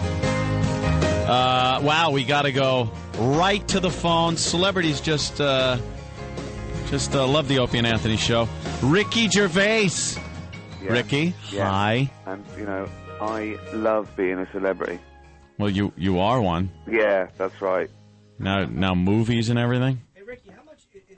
Why would Jimmy's mic be on? Who's that shouting without their microphone turned up? What Jimmy sort of sound Norton. Jim Norton, you might remember me. We've met a couple. If you saw my face, you'd remember me. I was talking to you with Louis C.K. Yeah, I know who you are. I remember your face. How could I forget that face? Okay. It's like, yes, I know who you are. Oh, I didn't know. I've already passed it on to a surgeon I know. If you forget what his face looks like, just look at your knee. That's Bob Kelly. You might remember him if you saw the cutting room floor of Ghost Town or Dane Cook's new movie. Our movie is going to be big. I'm excited about our movie, Ricky. Our movie. We've had lovely reviews, haven't we? Yeah. Getting really great reviews, Almost man. 80% on Rotten Tomatoes so far, which is phenomenal. That's great. That's brilliant. I like being 80%. You were hilarious on Conan the other night, too, making him bend down on his knees, taking photos of him on his own show. I can't believe he did it. Twice. You made him do it twice. A grown man in a suit. He's about 6'6". He doesn't need to do it. He spent a long time on his hair. The last thing he wants to do is crawl around a carpet. He's got that Bob's Big Boy hair. I know, it's good. It's got a hell of a bounce to it. Yeah. Hey, how much, and Extras was another great thing you did, and how much, Andy Millman, is it for real when you start hitting big? Like, you kind of starting out like, ugh, and then all of a sudden you're just rocketing into fame. Is there any of the truth in that? I'm leaving town. Now the reviews are good, I'm leaving town. I've actually got to go to the Emmys. I'm leaving today to get ready for the Emmys. I'm handing out an Emmy, and obviously I'm going to lose about 7. I'm going to have my name not called about 7 times. Oh no! On Sunday. What are you nominated for, sir? I think director, writer, actor, producer. Jesus. What are you, Jewish? Greedy. And some are for Extras and some are for the American Office. But I'm going to also they put me in the film category, which is a nice promotion. But I'm up against 4 Oscar winners. What are you up? What in the film category? Well, I'm up in the extras special is actually in the movie category. Oh.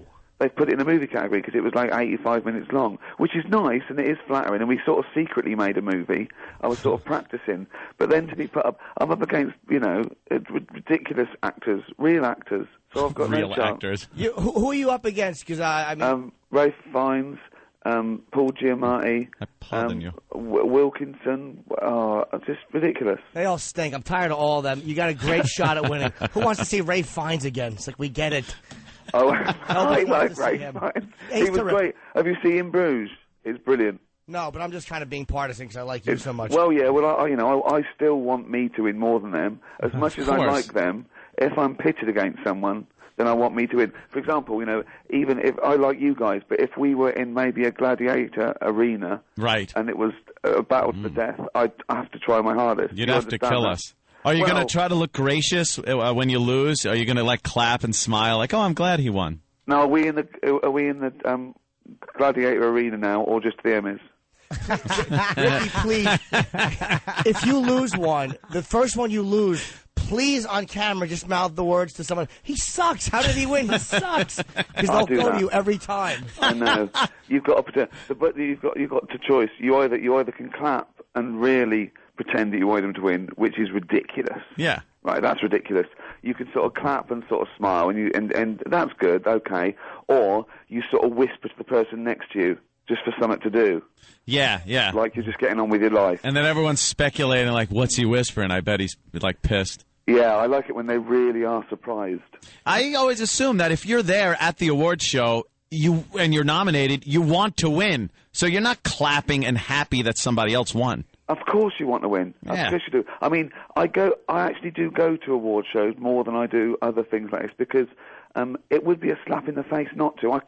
Unless I genuinely can't go, particularly something as big as the Emmys or the Globes and things like that. So I always try and go, but of course you want to win. Yeah. It's the only times when I'm torn. I thought Steve should have won the BAFTA because he was up against me and he was more the comedy character. So there I thought it genuinely probably would have been better to Steve to win because, he's nothing without me and it would be a nice little do you know what I mean? Steve Merchant, you mean? Consistently I'm let down by my cast.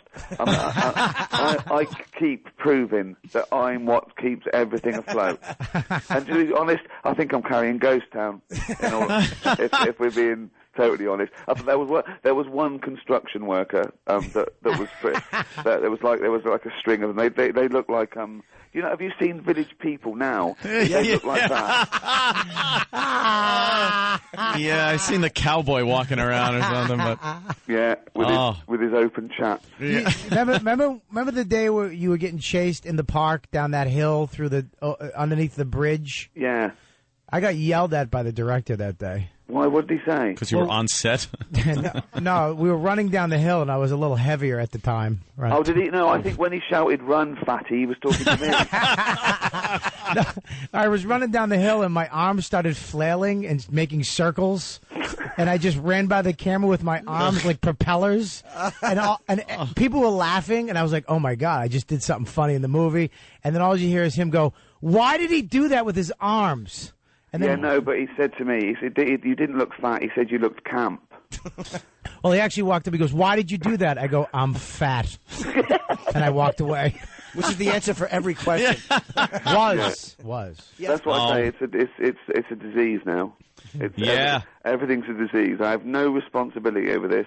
I like to eat too much because my brain kicks in and says, eat that. And there's nothing I can do about it. Yeah, no one takes responsibility for anything anymore. You could just blame it on a disease, get a prescription for it. Well, I talk about this on the new podcast we've got out. That I said there's now with no political correctness, you see, that's gone crazy. There's no stigma at all. And I was saying I want people to shout me in the street fatty. And the papers picked up on that. All the British press are going, call Ricky fatty in the street. And I wanted to make it claim that I meant all fat people should be abused. Right, not just you. Yeah, exactly. Hey, on your podcast, I think they're number 1 through 5 on iTunes now. I know. Yeah, I know. Yeah, they're huge. We've been 1 to 4 for about 2 years now, and this new one's come out and it's gone straight to number 1. So eventually I want to push everyone out the top 10, so it's just my chart. Just you selfish bastard. It's like when there's a pop band in like Eastern Europe that's at number 1 for 19 years because it's the only homegrown pop band. That's what I want to be like. So now, obviously, the reviews are coming in for Ghost Town. Very good. Now, what have you gotten a lot of offers coming in now? More movies? Well, do you know what? It hasn't really changed because, I mean, apart from this one, I've been turning down everything anyway for about 5 years, and I haven't been turning down films because they weren't good or they weren't right for me. It's just been a no because I've been busy. You know, I did The Office. I worked on that for 3 years, then Extras, and I just wasn't looking, and I'm still not looking because I'm doing my own thing. The next film that's out is This Side of the Truth, which I just finished writing and directing with Matt Robinson, and that's me and Rob Lowe, Jennifer Garner, Jonah Hill, Christopher Guest, Jeffrey Tambor, Tina Fey. It is like the comedy cast of the decade, you know, and so that's very exciting. And now you're part of that whole inner circle. Oh my God! Well, I'm not really part of any circle. You know what I mean? You're the only people that consistently invite me into your world. Everyone else just does it once and then says, "Well, let's just rest." Let's rest. We've talked a little too much. I think. What's that new movie about? This Side of the Truth. It's imagine if the world was different. Imagine if the human race hadn't evolved the gene for lying. What would it be like? There'd be no fiction, no art. Everyone would be brutally honest. And it's a very harsh world. And I come along and I'm a loser in this world and I'm beaten up by the world. But I discover I've got this genetic mutation and I can lie. And so I'm pretty invincible and I can get anything I want. Wow. That's actually a damn good idea. That's a great idea. Ricky, Jesus. Ricky, can I tell you something? Go on. I auditioned for that, too. Did you? The guy standing on the thing screaming. Oh, yeah, the guy, the crazy guy. Yeah. Would you leave Ricky alone and stop following him around to auditions? I didn't even know. I didn't. Where did you audition? In New York. Yeah, and I got a nice hot no. I got, thanks. No, you'd have been good for that. You'd have been good for that. I mean, the guy we got was good. I'm gonna admit that to you. I mean, we're happy with what we've got in the can, but it would have been different. And I didn't know you then, did I? In the future, I'll pull a few strings. It seems like movies would be your thing because you kind of don't like staying on any one project too long. It seems. Yeah, movies are great because you sort of treat the work slightly differently. Not that I don't do this for television, but movies really are forever. And it seems like you might as well, you know, really get them right because you want them to be around. Like Ghost Town, you know, it's a little movie, but what I think is nice about it isn't the opening weekend. The fact that I think it's like a little perennial classic. Mm-hmm. I think this will play for 20 years hopefully. And me and Steve Merchant were very conscious of that. And I think it's because I came to it maybe with an older, wiser, fatter head on my shoulders. And, you know, we always thought we took out jokes that you wouldn't get in a year's time because they were a cultural reference. It's a good idea. You know, we think that, and I think it still stands up. I know it's only been 5 years, but I think it'll be around in 20. There's nothing worse than watching a movie that it was kind of a good movie that just has references in it like, oh, brother, what are you doing? A Big Brother winners reference. People go, well, who's that? Yeah. It was Craig. I don't remember Craig. You have this great knack for, like, you really are the quintessential not greedy with comedy. Like, you did 12 episodes of The Office, a phenomenal finishing 2-hour special or whatever it was, and you were done. And the same thing with Extras. It's like you always finish like people really want you to do another season or whatever. You never get greedy with this stuff. Well, there's a few reasons for that. I mean, I've been let down myself. I hate this idea that if something's successful, you've got to milk it. I don't know why you've got to milk it. That's for other people, not for you. I don't know why it's them thinking that they're sort of milking you. Not literally, that would be disgusting. And the other reason is, you know, you do get bored quite quickly. But the main reason is that because me and Steve do it all ourselves, we haven't got a team of 20 creative producers. We don't use other writers. We put everything into it. It takes us months and months to write the scripts. Then we film it, and then we worry about the font on the back of the DVD, and it's really intense. Jeez, yeah. So, you know, but the payback is the fact that we can put it on our shelf and say we did that, and that's the most satisfying thing. The sheer pleasure of having done it. It's funny too. Everyone tries to get these cringe moments in comedy, and you by far and away are the master of just uncomfortability. Being a douche. But I mean, like, where you really physically recoil watching when you're alone.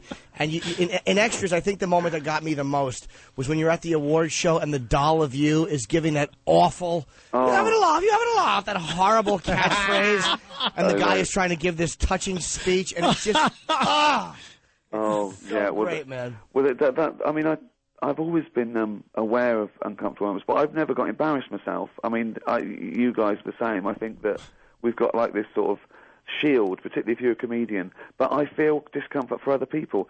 And the worst thing for me is a bad sense of humour. If there's a group of people and someone makes a joke and someone else, and then someone makes a bad joke and it goes badly, I want to rewind time and go to him, don't say it this time. And I don't know why. I feel sorry for the coolest man in the world if he can't tell a joke. I feel sorry for a president. If he makes a bad joke, I want to go, oh, bless him. He could be bombing the shit out of countries. But if he makes a bad joke, I feel so sorry for him. Yeah. Yeah, there's something very revealing, and there's something totally naked about somebody in a social setting who is trying to be funny, and it just gets a zero, and there's that cold stammering after, and people just kind of look down at you the can't grips. look at each other. It It's hurts, just doesn't it? It actually hurts in your pain. chest. Yes, Like physical you feel, pain. Oh, you want to breathe deeply. Just you can't shake it off. Embarrassment. I mean, it's just the worst. He just reached out for love, and everyone in the group went, "No, we're rejecting you." It's a very personal thing. Yeah. And boy, well, I was at this dinner party once with we only knew sort of one set of friends, and they were all their friends, and they were quite sort of like ranging from sort of like that posh and middle class and up to sort of like 70-year-olds, and we were telling jokes, and we got onto like sicker jokes, and I told one particularly. I won't tell it now. I can't. It's really sick. And then at the dinner they said, "Oh, tell that joke." And I went, my God. I went, no, and they went, "No, go on, it'll be all right." And I looked around, and I thought, well, okay, it must be really cool. And I told the joke, and it went quiet, and they went, "Not that one." Well, be specific. I mean, I just told the worst joke in the world. Yeah, we embrace our bombs here on the show. Oh, they're fun, aren't they? But that was the fun with The Office. The Office was actually and we didn't say this at the time, but The Office was a comedy about comedy. It was much more about comedy than anything else, really, because in a social situation, that's what people try and fail at. That's what, you know, and it's just, it is the worst. It's the worst feeling in the world to bomb with a joke. well, the beauty of David Brent was it was so completely he would go, he gets it. He's having a laugh. Like you would always point at people who were just deadpanning and go, he's enjoying it. Completely unaware at what an ass he is. Also, of course, because he had that added pressure that he knew it was being filmed, so he had to be seen to be doing well, because that's all he wanted it for. The little eye dart off to the camera, exactly, like looking over at the camera like that all uncomfortably. Well, I remember when we were making the show, I mean, we were such a slave to the realism, but more we had to keep reminding people that it was a fake documentary, because if you take that away, it's quite an average, boring sort of sitcom where nothing happens. But when you realise that these people are, well, particularly David Brent, is doing it because he wants to be famous, it adds the biggest dimension. Yeah. And then when you see why Tim and Dawn are sort of being coy, it's because they're being filmed. It makes all the frisson comes to life, and it's so important. That's a great point, yeah, because if you just take it at face value, I wouldn't even know what to make of it at face value. It might be funny, but when you do put it in that documentary kind of atmosphere, I think it would be depressing, more depressing than that documentary, because it would just be people that there's no reason why they're with horrible jobs and a horrible boss. I know, exactly. And the way David Brent would sell himself, the beauty of it was in those moments where you're talking to the camera, and just the things like, I want to be, if they say, hey, he's a great boss, well, sue me. Just these little things you'd say about yourself. It's like, God, what an ass. I know. Well, a couple of the people say, is it based on anyone? And it's sort of a Frankenstein of people I've met. But one of the, the opening scene where I'm saying to that forklift driver, I don't give bad jobs, if a guy comes to me and I make the phone call, that actually happened to me when I was about 18. I went along to one of those temp agencies to get, to be placed for like weeks in factories and stuff before I went to college. And he gave me that speech, and he called up the guy and he goes, "Of course they're over 21," and sort of winked at us like we were sort of meant to be happy that he was lying to a friend. This is meant to ingratiate it. So they're all sort of out of experiences, but I think the more real something is, even if you just do it on a subliminal level, the more payback you get. And I just think people identify with it more. I think that's great when you can remember one moment of someone being a complete ass from years ago in your life. Yeah, I suppose I've always been a sort of, people watcher, and it sort of goes in, yeah. Well, you get the same reaction from like people who are watching your work that people get in real life when they do that thing. And I think that's the hardest part to translate. Is like you can make me uncomfortable while I'm alone watching it, which is really hard to do. Well, the only time apart from Curb Your Enthusiasm, which I get that with, I sometimes have to turn away because it's just too much. Where it's slightly different with him because he's sort of like defiantly like that. And like David Brent, who had the blind spot. The Larry David character in the show is one of those people that just won't back down, which is funny. But the times I get it, apart from social situations, is the reality game shows. Two people flirting on a reality game show honestly makes me want to cut my own head off. There is nothing worse when they think they can't be heard, and he's sort of like doing these lines. Oh my God. There's just nothing more about. And someone singing a song. You get these people going to Big Brother or what, and they want to be a pop star. So they sort of like singing songs all the time as well as they can. And you want to go, it's so cringy, isn't it? I love the fact that you probably induce more cringe than anybody, yet it bothers you so much when you actually see it for yourself. Because mine is fictional. This is what we do. We create these superheroes and villains so no one really gets hurt. Whereas these people are real. They're really doing it. It is true, though. I hate when you walk in through New York and see some dude just singing like some Broadway song because he's an actor and he wants people to know that he sings. Ugh. Oh, I quite feel sorry for those actors that are dressed as teddy bears giving out leaflets, though, because they want to be playing Chekhov at the National, but someone going, No, we were just talking to Michael Chiklis, and he, did the whole stint as a waiter. That's kind of the stereotypical "what does an actor do before he makes it" thing. I think that's better, though. Yeah? I think it's better to work in a bar or be a waiter than do a dress up. I just try to get your 15 minutes and hope it lasts longer. Because everyone's got a mobile phone with a video, and it'll be on YouTube. When you're the biggest star in the world, you'll get on YouTube and you'll be clucking around like a chicken, handing out leaflets. Dressed like a piece of gum, hanging out Wrigley's. You're right. It's true. There's a great moment too in Extras that I love so much. It's like it's such an honest way of capturing. Like Andy Millman's an extra, and then he starts to hit big. Getting his own sitcom. Yeah. And in season 2. And you go to this little bar, and your fans are annoying you. So then you go to this fancy place where they put you in the special VIP area, and they boot you out. Yeah. Oh God, who was it that showed up? The singer. Oh my God, David Bowie. David Bowie. Well, that happened to me. My girlfriend was a producer on a big English soap opera called EastEnders. And we went along with some of those stars, right, when she was working on it. We went there, and they let us do in the VIP, just like that. They let us sit there, and then they came over and said, "You're going to have to move." We said, "Why?" I said, "Because Goldie Hawn's just come in."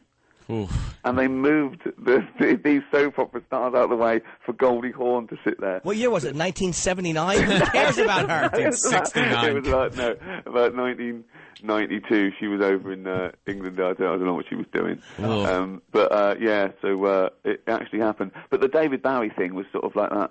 I mean, obviously, I couldn't be accepted where I wanted to be, so I went back and got a little bit of adoration and from the idiots. Yeah. Yeah, but this at the end of the episode, he goes He back ends to up the back small at bar. the bar. But there's something really Yeah, touching that's about great. that. It's like, these guys are really human. These people. It's like you don't feel like they're caricatures. There's something really touching about these guys because they're these zeros that like want to be loved and just they. Well, I think that's true, but I think if you scratch an actor or an actress just a little bit, you'll see something bad that's happened to them, and they really want a hug, and they really need love, and it's just, it's not all of them, but even the ones you think are all right, that they can turn on a sixpence, they can suddenly start shouting about their cappuccino being cold. And I'm always scared when I meet someone, like, are they going to be normal? And everyone I've met so far has been pretty sort of like stable, and I suppose that it's the ones with talent that are okay. It's these. Guess you didn't talk to Bobby that long, huh? On the set. I'm in his movie. Okay. Yeah, no, Let's be serious. You know what? I'm still thinking him sitting there with a hard hat on, and he obviously isn't, is he? No, a flesh-colored one. Well, he was actually at the cellar with Louis, and I took a nice hot bombing. I really wanted to do well in front of Ricky. You didn't bomb. Why did you think you bombed? I heard both of you giggling when I wasn't talking. Why do you think I bombed? No, there's a reason for that. Because Louis said to me he forgot to mention his therapist, and I sort of laughed because of Louis pointing out where you'd gone wrong. You were doing the thing. Where I've gone wrong. Yeah, I thought that was what I was laughing at. I thought that I was laughing at the audacity of Louis during a set to lean over to me and go, he forgot to mention his therapist. Where you were doing a bit about, I think, and that's what I laughed at. We weren't sitting there laughing, going, look at the fat bald guy without a crash helmet on, dying. Yeah. Hey, Ricky, we got to kind of cut it short and get out of here. Yeah, we got to go to the XM side and curse. Thank you very much. Hold on, Ghost Town is out. It does come out today. Yeah. But mention it every day for a week. We need to stay around in cinemas. We're only in about 7. We'll do that. We have been talking We're your about pal. He was kidding, Jimmy. No, I know. I realized that as I committed to start saying, and then I'm like, do I want to be the idiot that didn't get it, or do I want to act like I'm really professional? Yeah, multi-million-dollar movie, 7 theaters. Yes. Yeah. 2 in Jersey. Or multi-million, not multi-million. You're a multi-talented guy. Thank you. Bob, you idiot. And numbers 1 through 5 on iTunes. And what can you say? The original Office and the extras. Hey, good luck at the Emmys, man. I really, really hope you beat all those Finnish bums. I really. Yeah, and thanks for calling in and stuff. We were having a few issues, and Jimmy was a little upset.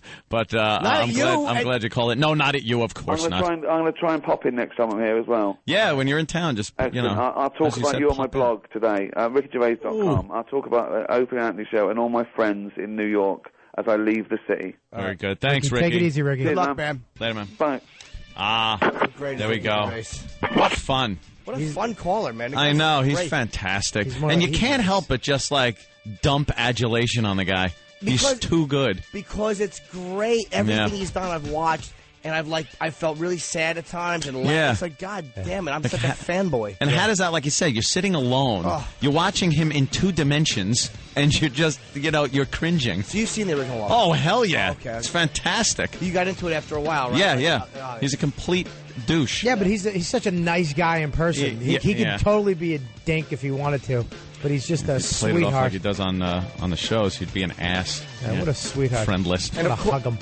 I'm sorry, guys. I apologize. No, that's okay, Jimmy. We'll head over to the light side. I have tickets on sale for Boston, 3rd and final show. Get 3? November first 2 sold out. November 15th, the Wilbur Theater. Can't sell out 1. You're screaming at me. Sorry. And also, of course, the highlight of we do have on the XM Sirius XM side. We have Dane Cook calling in to explain why Bob has been completely humiliated and axed. And of course, Michael K. Williams. Finally! Yes. Omar from The Wire. He is in promoting the new Spike Lee film and another film he has coming. Can I plug a date, Jimmy? Please. Anthony? Yeah, what are you asking Jimmy for? So I know. I changed it up, right? It really does just go to Anthony. No, it doesn't. Believe me, it doesn't.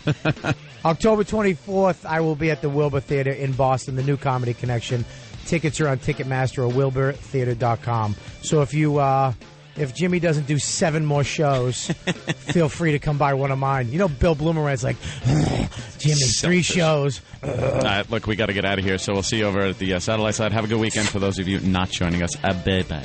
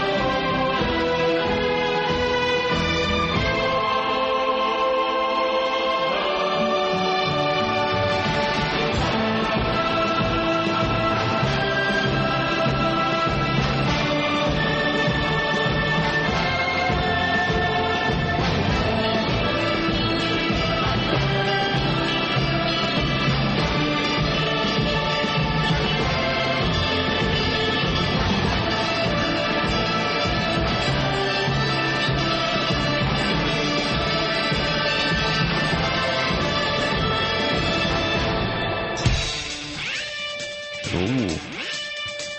That familiar music can only mean one thing. Yes. We're still doing this. Yep. Yeah. Opie and Anthony Show. Sirius XM Satellite Edition, which means we can now speak openly. If someone's being a shithead, they can be called a shithead. How about a we don't fuck have to cunt? say duty head. That's a little too far, Bobby. Fuck. That's a little too far. Fuck twat. It's okay. Okay, thanks. The C word I like to say for maybe 5 minutes in.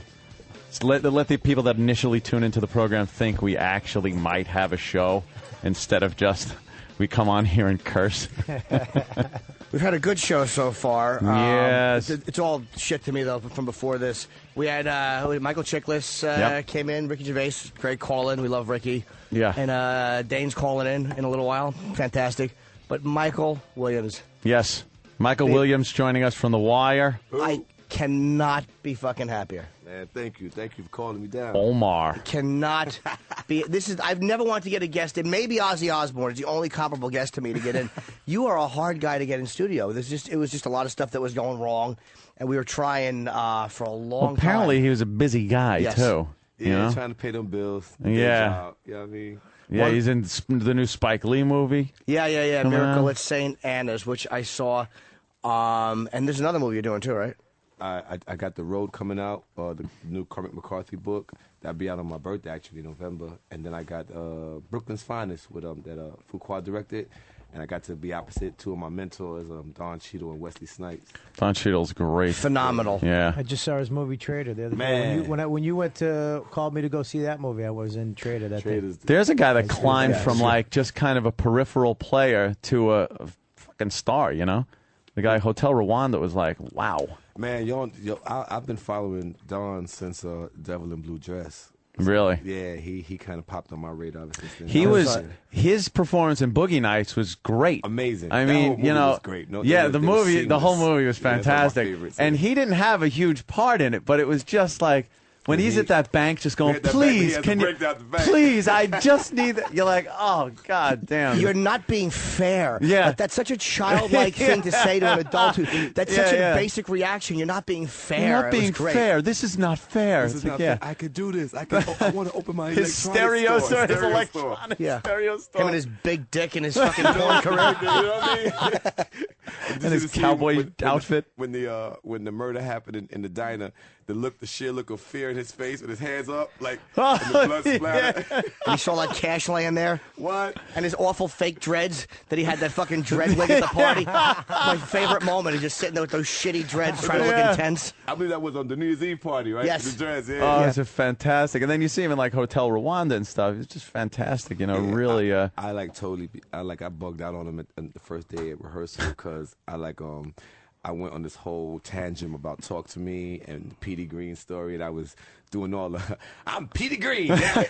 Oh, the radio. I haven't seen that. I heard it was great. Oh God, you got to see it. It's off the fucking hook. But so I like kind of embarrassed myself the first day. That's good. Like when I walked in, I'm a fanboy too. Like when I see somebody I like, I see him talking to Master Poe. And I'm like, is Master Poe fucking hassling him coming in? Nah, you got to respect the senseis. You know what I mean? Big Master up to my sensei Poe. back in Jersey. Are you a martial artist? I'm not a martial artist. I'm getting my butt kicked in the dojo right now. That's why I'm Working on it. I'm working on my Wesley Snipes, but I ain't nowhere near there. But yeah, I train up there in Union. How long have you been taking it? About 3 months now. Oh, you just started. Okay. I'm sore as shit. Oh, so yeah, you're at that phase. What are you taking? Karate, and it is the. See, I tell you, I'm really new at this. But it's karate mixed with boxing. Opaque belt? No, I am no belt right now. No belt? They don't give you a belt? Bro, I'm still trying to stretch to get my leg up. Really? Yeah. I took karate once, and then I split my gi because I was too fat, Oh. so I quit. Nah, man. Don't quit. Good for karate. You know how hard it is to split a gi? I don't think it's ever been done before. Never. Well, hey, you're in the Guinness World Book now. Twice. Now, you obviously we come in here, you're a nice, soft-spoken guy and everything, but now on The Wire, how did you get that? Where did that badass come from? That ain't me. That ain't me. See, we have a rule on The Wire. If your phone goes off, it's $25. If it goes off while we're filming, that's $50. All right. You got to get them. You got to get That's them. a pretty good one. Opie would owe a lot of money. I think we all would. We bought a playground in Baltimore with the money we made from. We built a little basketball court for the kids in the hood. But I just pretty much I knew the character came written the way it was. There was nothing much for me to add. So I knew I wanted to just make him sound like a Baltimorean. I didn't want him to sound like a kid from Brooklyn. I knew I didn't want him to look like a kid from New York dressing like that. I immediately saw that Baltimore got their own swagger. So I would spend hours in the street and just listen and watch the comings and the goings. I got to watch, girl go in the morning and boy come out. For those who don't know, that's crack and dope. Crack goes in the morning, dope comes out. I swear to God, I thought it was some kind of a tranny reference. Of course you did. I swear to God. You were hoping. Boy or girl is coke and dope. Okay. Really? I would watch the streets. I would watch the streets. I would listen. I would sit in the Lexington Market for hours and just listen to dialects and people's tones. And, with the help of David and Ed and the directors they brought out, it just kind of came together. And I went to the shooting gallery, which is the roof of my old projects in Brooklyn. And really? I had to learn how to, because I didn't want to do the Hollywood thing with the gun. Yeah. I never really shot a gun before Omar, so I want to know what would it look like for a guy my frame to hold a big ass gun. So I went to the shooting gallery in my hood with my building. I had to learn how to bust a gun for a little bit. You know what I mean? But Yeah, those are fun. Yeah, believe me, I'm an avid collector. Yeah. Oh yeah. So you must have loved the scene in season 3 when Omar and Brother Muzon had that little gun conversation. I'm not up to season 3. Yeah, I know. I was one of the last. I'm the last one to get into The Wire, but in this day and age, I like doing the 48-hour film festival where you sit there and just keep putting DVDs in. That's the way to do it. Though. Oh man, no commercials, nothing. Commercials. You're sitting there, your eyes are red, drinking a beer. What? To-go containers everywhere. One more, and then you're like, just one more episode, man. It's like, I'm definitely going to sleep after this one. And then they end it in a way where it's like, well, fuck, now I got to watch at least the beginning of it, and then before you know it, it's over. You start out watching it, you're fully clothed, but then you just have one sock half on. Please. Tipping off the tip of your toes. I tell people who just now, when I meet people in the street, and they're like, yo, I just bought the whole 5 seasons and we're going to watch it. I'm like, okay, you have to get some survival tactics. You need water, you need food, you need something by the couch because your bucket to relieve yourself. Yeah, you'll just you are sit not there. moving. Yeah. So just understand that. Donuts, water, and something to sit on and shit at the same time. Exactly. That scene, by the way, in season 3 with Brother Muzon it was a great scene because you shot him in a great moment where you call 911 for him after you shot him. It's just, and they're discussing their weapons. Just these two guys who are probably going to shoot each other.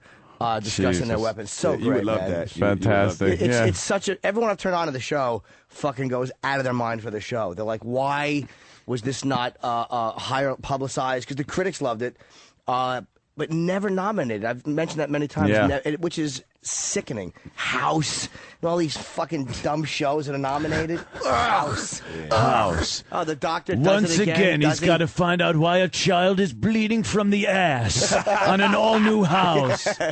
All right, we get it. He handles weird cases. So you were saying you grew up in Brooklyn? Yeah, Flatbush. So now, all right. I lived in Brooklyn for a while. I kind of steered clear of Flatbush. But smart man. Now, Smart man. Did you get out of there? Obviously, you're an actor. You're doing very well. It seems like you would have gotten out of there kind of young, or I just can't seem to get out the hood for some reason. No, I don't even know if I really want to get out the hood. I kind of like the hood. I'm in Newark right now where they got bodies dropping all around. Hey, the garden spot of the Garden State. Yeah, man, I got the 4 young girls got murdered around the corner from me. So I was just watching a show called Jack last night, which is on Jack, yeah, and it's this squad that goes around Jersey. And they were in Newark during the episodes I was watching, and they just put in plate numbers of cars, and just by luck, they find stolen cars all the time. People driving around, and that's all they do all night. Newark seems to be up the hook right now. Yeah. It's like they're just stealing cars like crazy over there. Cars, lives, money, it's just whatever. Insane. Now, what's the attraction to being in that atmosphere when you're obviously doing very well? I like you. I like you. We gonna hang out. But I mean, you know what I'm saying? It's affordable for number one, and my family's there. You know, I still go back to my hood in Brooklyn. I still have family out there, and you know, we chill. I go visit my aunts and you know my god kids. Yeah. Yeah, my god kids. He said, yeah. Yeah. No. You got friends over there though that are kind of still in the life or anything, or what kind of? Yeah, like you mean alive? Yeah, no, the still, life, like the yeah, old, like kind of. Oh hell yeah, fucking around a little bit absolutely. too much, and yeah, you know we've all been there, but I got friends, I got people that know Mike. You know, before the Omar thing. Yeah, that's kind of. I can understand that a little bit. People kind of take us for what we're worth here on the show, and it's a little odd when you meet people and it's like, no, I don't act like that all the time. I'm not like that all the time. I'm not drunk off my face all the time. Well, no, that I am. Well, but You mean sober? I don't act like that all the time. Yeah, there you go. There was it's so hard. Like I know as an artist you want to move on and you want to do like all these other projects and you want to be, but it's like I just want to fucking. I'm like a 5-year-old. I just want to fucking say Omar things. All I want to do is say "What up, bird?" That's all I want to say. Probably one of the best. For anyone that hasn't seen it, he's falsely testifying against a guy to get him thrown away for a murder because the guy is a piece of shit. I mean, Bird's a piece of shit, but he wants Bird, and he and Bird both know he's lying through his teeth. And they say, "Do you see the defendant in court?" And he looks at the guy who he's lying about. He goes, "Yo, what up, Bird?" And he just wants to fucking cut your throat. It's such a great moment. What up, Bird? That was one of my favorites, by the way. The court scene was definitely one of my favorite scenes. That's from season 2. But like in the beginning, I remember people started coming to me like, "Yo, was that season 2 or season 1?" That's season 2. The courtroom scene was season 2. With Bird? Yeah, with Bird. When we're in the courtroom and he's testifying. I think that's season 1. Look at you arguing with the guy that was in it. He's in it. Shut up, Jimmy. I love this fanboy. No, he's in it. But I've watched it more. I believe him too. He doesn't watch it and go, Omar. He just goes, oh, it's me again. Let me fast forward. Fucking, wasn't that was for the oh, you know what, he probably is right. That was for the civilian murder in the when project. the working man got murdered, right. The courtroom scene didn't happen until season 2. Oh. Yeah. All right, I'll stand, Jimmy. Look, I'll stand corrected. Since the guy who did it, I really should have my fucking teeth kicked in. Don't feel bad. I made so much money last year on people betting whether that was Michael that killed Bodie. Oh, really? I made so much money off of that side betting. You know, you could win a lot of money off of people asking what season of Lucky Louie it was. I love. I actually happen to love Lucky Louie. It got a laugh from the people. You know Lucky Louie? I was man. I got starstruck again. He came to the premiere of. Not you, him. Lucky I Louie. love Lucky Louie, bro. Yeah, I know he means Louie. I didn't miss an episode. Did you recognize me when I came in from Lucky Louie? You. Ah!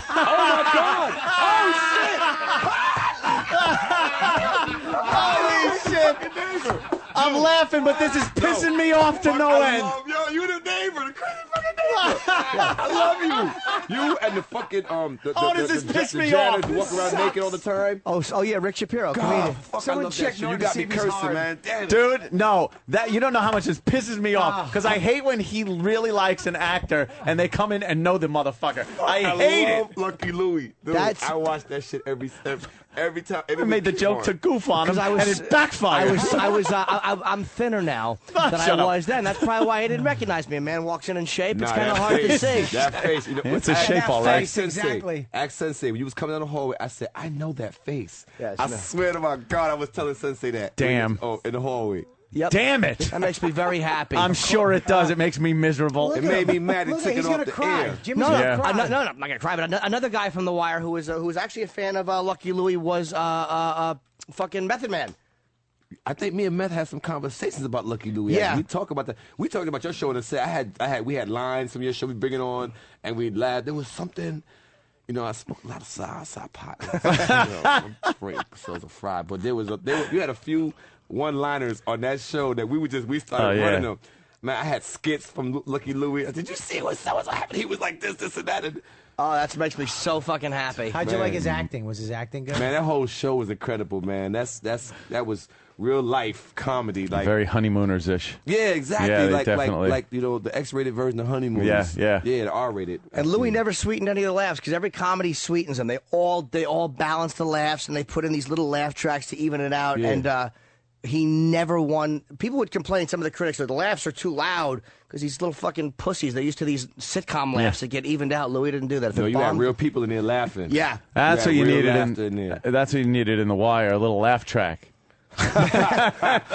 Imagine that some horrible shit going down and just that awful laugh track. Like the old MASH laugh where there's that one guy trailing off. They actually they had a laugh track in MASH? Oh, boy, did they? Yeah, it was In the awful. first I don't know why season, they it was did it. terrible. They did an episode. Klinger probably had all the one-liners. Oh, Yeah. All that, I think they did one episode without a laugh track, and people complained. Well, as time went on, they removed it because it just seemed... The storyline, it was like it just didn't go. The storyline was getting darker. It didn't. Yeah, make sense to that's have a true. They laugh kind track. of were. It was more the anti-war thing going on. And that there's a laugh track in Hogan's Heroes. You know, when you got a POW at Nazi POW camp. Oh, yeah. Oh, that's great. Look, here comes General Bull Carter. Oh, he's going to come in, and more prisoners are coming in. It's fantastic. Swastikas on the walls. Remember that shit? I used to love that show. I'd love to. I know. I'd love to know who pitched that, though, because you know they're pitching it to Hollywood producers, probably Jewish guys. Probably. And they walk up, and it's like, I got a great idea. It's a comedy based in a Nazi POW camp. Go. Green light. Yeah. Green light. It's going to be huge. Well, they It's probably said, hysterical. we won't do that. It'll make money. Okay. Okay. Never forget Plus the Nazis that were it's the on ones that- Thursday nights at like 9. A rumor that he got, you know. Oh yeah, the head Hogan. Yeah. Well, he was into some really kinky fucking group sex stuff and videotaping it in the early days of video. Yeah. He was videotaping stuff, and then there was a rumor that he had sex with some guy's wife, and that he bashed his head in. He got his head bashed in with a tripod, with a fucking camera tripod. Wham! Just caved his head in. Bob Crane. Bob Crane, yeah. Yeah. With his fucking, I hate to keep He's doing a penis dirty references, boy. but apparently Bob Crane was packing like 10. Had a nice Yeah. one? And yeah, he gave it to a Wow. lot of different girls, and some husband probably. His son came in to promote something a few years ago. Remember Yeah, that? they should release those films because he videotaped himself just fucking Bob Crane fucking. Just call it that. Bob Crane fucking. Yeah. Fucking Bob Crane. Fucking Bob Crane. There he Bob is. fucking Crane. You You, know- get all three domain names, so no one can fucking steal it. And when he, Now when he's he really comes, my you just kind hear of hero for real, though. Hogan. Yeah, his helmet looked like fucking Schultz's. Hendrix, there's a fucking videotape of Hendrix. Yeah. Fucking that. Which I almost went in a porn store and bought. I think Red Light District, who gets all that How stuff. long has that been out, though? I don't know. It's just odd that things have come out. Like, it's very hard to keep anything secret anymore, especially films, pictures, things that have been buried in secrecy for years. Coming now out. with YouTube and stuff like that. Yeah. It's out there, you know. See, I guess what I'm saying is, watch what you do on film, people. How about just do nothing on film? You know what? The only thing I've ever done is set up a video camera with a TV and no videotape in there. So you can kind of monitor what you're doing. Yeah, no. So there's no nothing's being videotape. taped. You're just kind of looking, and then you just feel silly. Yeah. You just look and go, what is that? Oh, my God. No, that's Well, me you from feel the back. safe. You feel silly and safe. Yeah. So Yeah. because there's no record of it. Yeah, exactly. The first time I ever got a video camera, I actually recorded myself jerking off because I wanted to see what I looked Why like. would you do that? And then I taped over a couple of my sets with it. Why wouldn't you just burn the tape? But And there then was- see, that's wait how a it second. happens. There was Exactly. 1 second of Yeah, me jerking of off. course. I had a bunch of people over my house. We're watching this tape, and then there's just 1 second of, and the angle was from in between my legs, so you saw my gray nuts, and just me like this. Oh, And shit. for 1 second, there was just like, what the fuck was that? It doesn't butt up hilarious. against each other when And then you cut Wild it. Kingdom showed interest. You showed him the coffee table, huh? Yeah, it was just, I have a gray sack, like a I know, pink. What? I call it. I call it the coffee table. I don't know. The coffee table. There was a episode I watched this show on Showtime called Weeds. So one time the brother and the neighbor, the brother and the councilman was talking, and they were discussing what is the part between the asshole and the nuts. What do you call that, right? Right. So they were like, yeah. So the maid walks in. They go, what do you call the space between the asshole and the nuts? she goes to coffee table because that's where they were sitting in between. Oh shit! Oh, that's a funny fucking line. Wow. Coffee table, so you were showing your coffee table. That's funny. That is fucking beautiful. What a great improv line that is. Man, it's classic. And we were talking, I mean, there's, again, for Wire fans, we were talking, Mike and I were talking off air, you know, as two men from HBO will do, just discuss things off air. Of course. I was on HBO too, stupid, at the same time. You were. Doing but what? No, but you weren't talking about it with us. Did you ever see Tourgasm? Dan Cook's Tourgasm? I was getting ready to say, you let the dude from Dan Cook's Tourgasm. I swear Holy to God. shit. I No, swear to God. no hugs. Nah, Bobby, he didn't want to hug you. He didn't want to hug you. He did it to Okay, be America, polite. it's official. We HBO family. We jerk each other off, man. We watch each other's Anthony, work, go bro. take a break. Come Look, on. I gave a bow during Jimmy's performance on Oh, HBO. then come on I in. stood up and went like this. That is true. I shot a No special, hug. and him and Opie, who's not here today because he's sick, came to, and I acknowledged him in the audience, and Anthony stood up. Yeah, right. And did I'm on the worst radio. fucking bow. The fuck do I know? I'm Man, not on that's fun, HBO. though. Isn't that's King a real Arthur. family vibe that we support each other's show. Like, you know, we never, you know, it's the first time we meeting, but I've watched both you guys' shows. Like, really. That's I watched yours hysterical. more than yours, but Yeah. I Pointing to Norton and then to Kelly Yes. second. Make sure you clear Can I that just up. say something? I did too. Hey, Michael, I want to talk about a Spike Lee movie you're in. Yes, sir. Yeah, how is that working with Spike? Because some people say he's a breeze to work with, others not so much.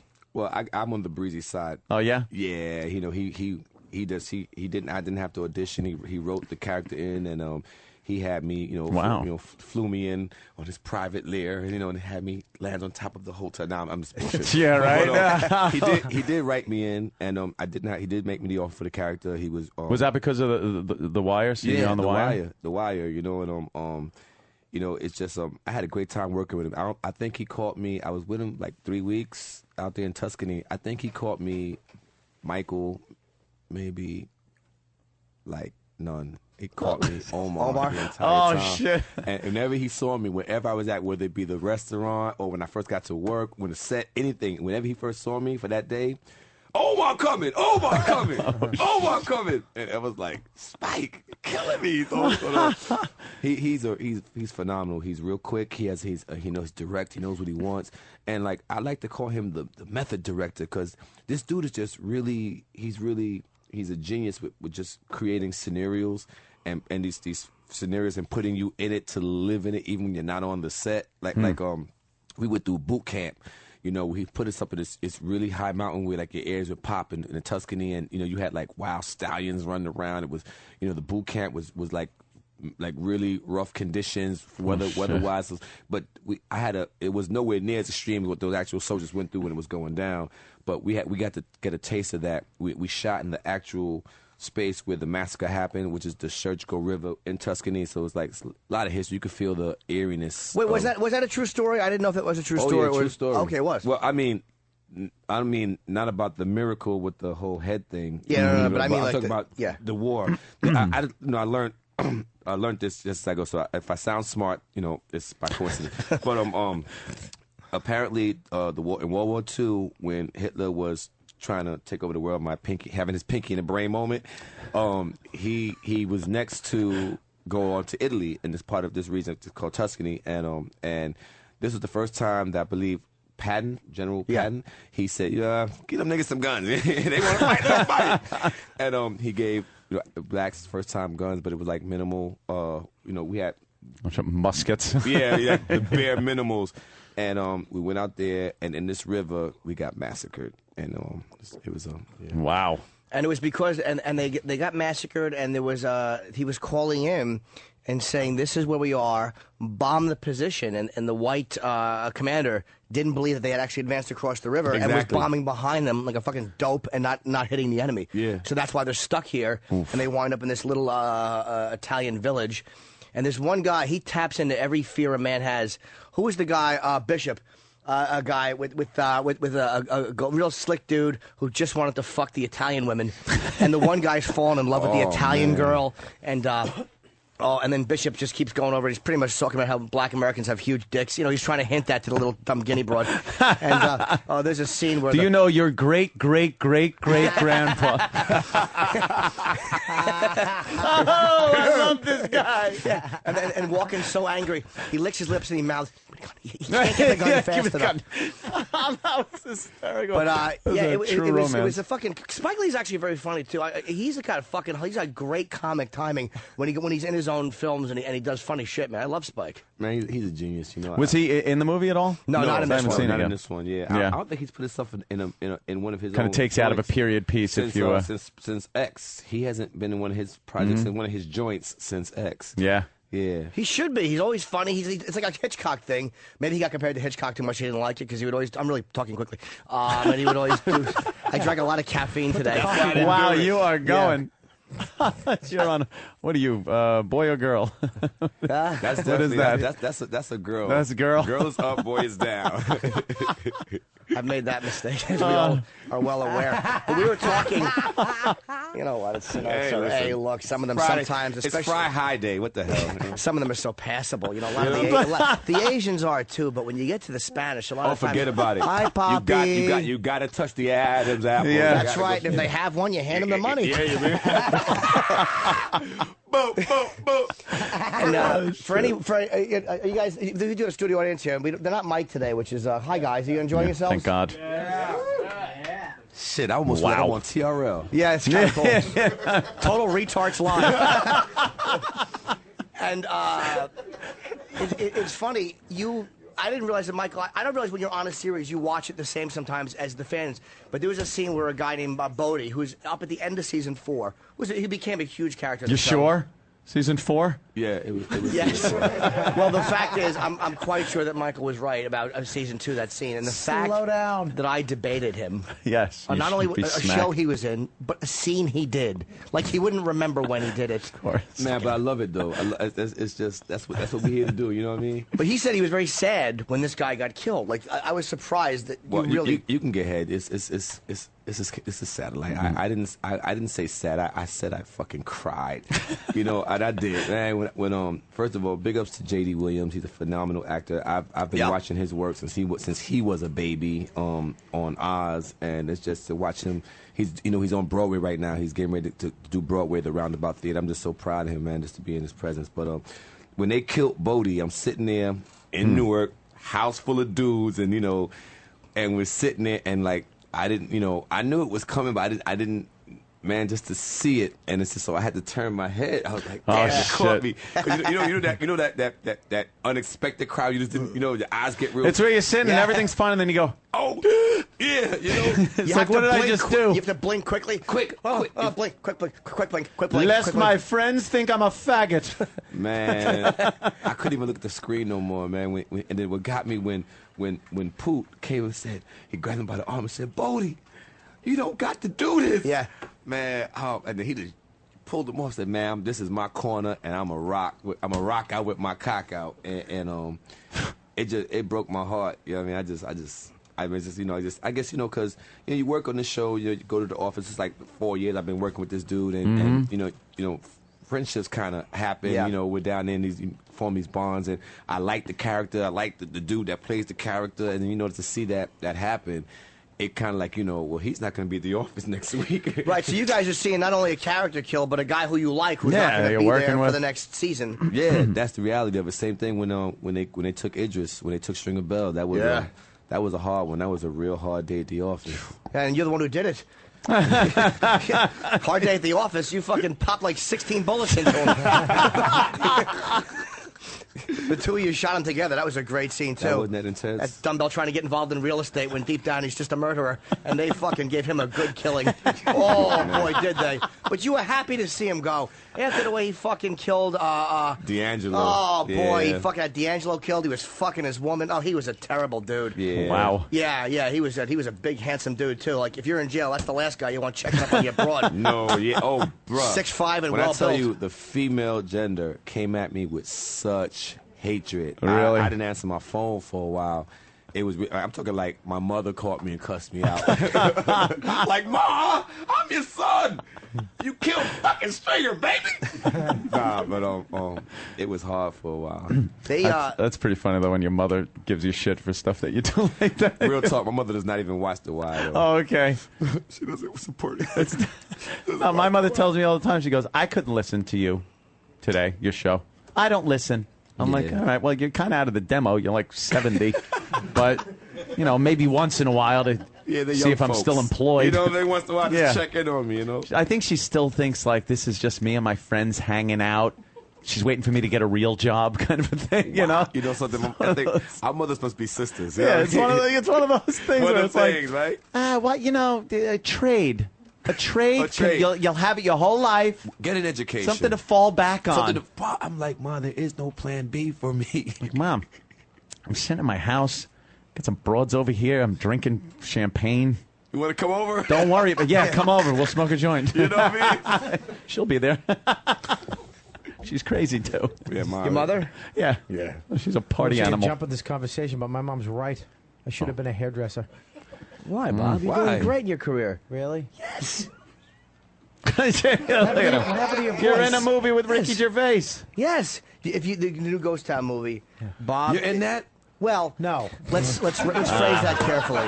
In the Yeah. same way a tree or a car is in it, Bob is kind of behind. He plays one of the bodies behind Ricky Gervais the whole time. But yeah, Bob is in it. Congratulations, bro. There's you. no such thing as small roles, only small actors. Shakespeare. It's not quite a small actor, but Yeah. you're getting smaller. You're getting smaller.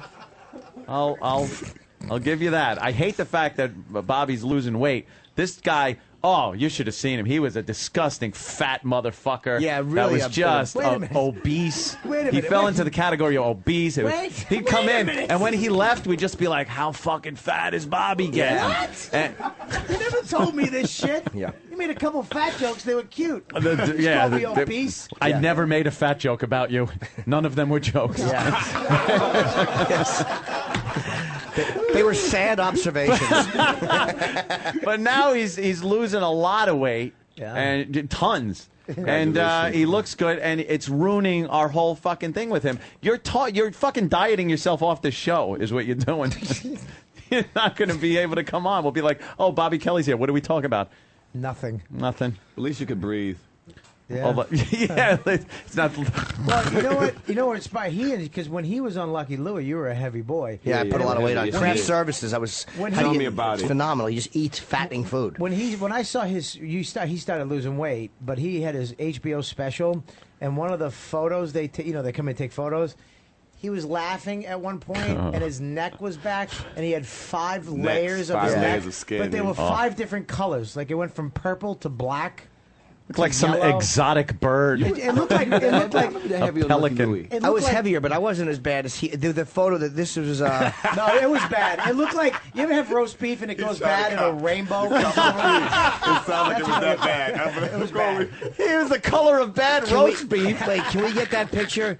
It was a HBO half-hour shot in 2005 or 6. Looks like someone should be throwing a fish on his nose.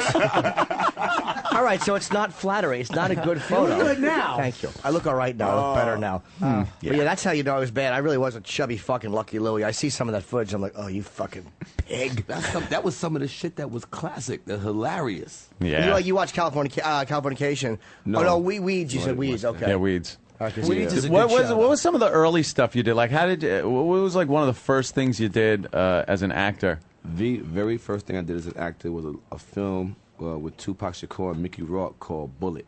That's not a bad first film. I remember that. I remember that movie. That was Mickey, my first. Mickey's a thing crazy ever. guy too, right? Mickey was.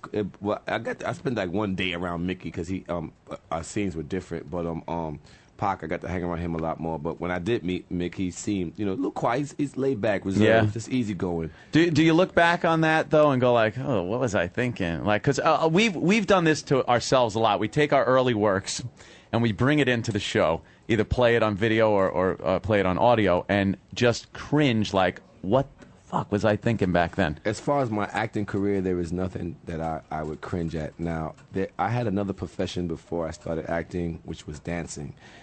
Okay. Yeah, there could be a cringe moment there. Yeah, huh? there's somewhere on God's green earth there was footage of me in hammer pants and a belly shirt. Hammer pants and a belly shirt. Yeah. Holy What's shit. what's a belly shirt? It's a little half shirt, right? It's every shirt you wear. Call them tit tops. Girls call them tit tops, but I can't go here, so it was Enjoy a belly them. shirt for me. So I got some cringe moments as a dancer. You know? Ooh, wow. I mean, if my mentor Tupac Shakur could be on a stage with Digital Underground with some Speedos on, humping a fucking blow up doll, I could be in some hammer pants and a belly shirt. Wait, was he in that video? That was live footage. If you watch Yeah. the Thug Angel, there was some footage when his first gig was the roadie. He got a roadie. He was a roadie for the Digital Underground. Oh, wow. And then he bumped up to like background dancer, like it's got to be part of the stage show. And they would get in these like really colorful Speedos type thing, underwear, and hump on blow up dolls on the stage. So when I saw that, I was like, you know what? We all got a pass, and we all come from somewhere. Damn it! Yeah, yeah. You get back like, oh. You ain't born as sexy as you is. You gotta get morphed into that. Work on it. Yeah. Damn, that's rough. That's a rough one. Hey, footage out there somewhere though. Man, listen, I wouldn't trade a thing. Nah. Where I'm at today. When did you find out? Because I was shocked. That's not it. When if you Google Jim Norton and then just look up images, I think you'll find it's one of the first images. It's a fucking disgrace. When did you find out that they were going to? Spoiler alert! Wait, you. No, No, go that's down, me go down, from go Lucky down. Louie. Go down. No, it's none of those. Go down. Go down. It's his book cover. No, Go none down. of those. You got a book, dude? Go to the next. Yeah. Oh yeah, he wrote a book. Yeah, it's all about my experience with prostitutes and stuff like that. Oh man, it's true. I'll give you a copy. It's I get a copy. Shit, I should have been in some of them. It's called Happy Endings. Oh, do you love the hookers? Yeah. You got it. Yeah. a little weed, some hookers. Oh, I'd love to pull a train with him. I'll fucking pay for the chick. You take whatever end you want. I fucking would love that. You're a pisser. Most people are just like, hey, you doing anything for lunch? When you first meet somebody, hey, a cup of coffee. Yeah. You're like, hey, pull a train with a hooker. Yeah, Hey, let's grab a listen. chick and fucking let's high five over her back. Yeah, put her on the rotisserie. Pass the blunt. You know what I mean? Is that it right there? The picture? Oh, you kind of look a little mopey No. in that one. What's that, black and white one look from your old days? in On that last picture, the one with the blue hoodie on, you look like dude from Extras. Oh, Who go was back in- a second. I- That's Oh. I did. That Oh, was my God, 2003, and that was just kind of an image shot. Yeah. That was you having a Dove moment. There. That was Yeah. the before That's picture. the Dove commercial. You're having a Dove moment. A woman thought, this photographer wanted to photograph me, so I took these photos because she thought I would actually be handsome with holding flowers, which was bizarre. I know I'm not a good photograph subject, so I fucking just put Man, on. beauty's in the eye of the beholder. Thank you. Yeah, well, There's me and 50. You What know, you planet? pass through them. Where Curtis at? Go back one. you and Fitty? Go back two. Yeah, I have a great shot with 50 actually. Go back two, please. Top left. I know this is radio. Top left. Yeah, don't worry about Nice it. shot, Yeah. You know something? He has this thing with no matter who you are or what you are, when you get in a picture with 50, you point at the camera. Like, what is that? Yeah. Like, it's like you feel like you have to do that. That's a camera. You know, it's like, yeah. Yes.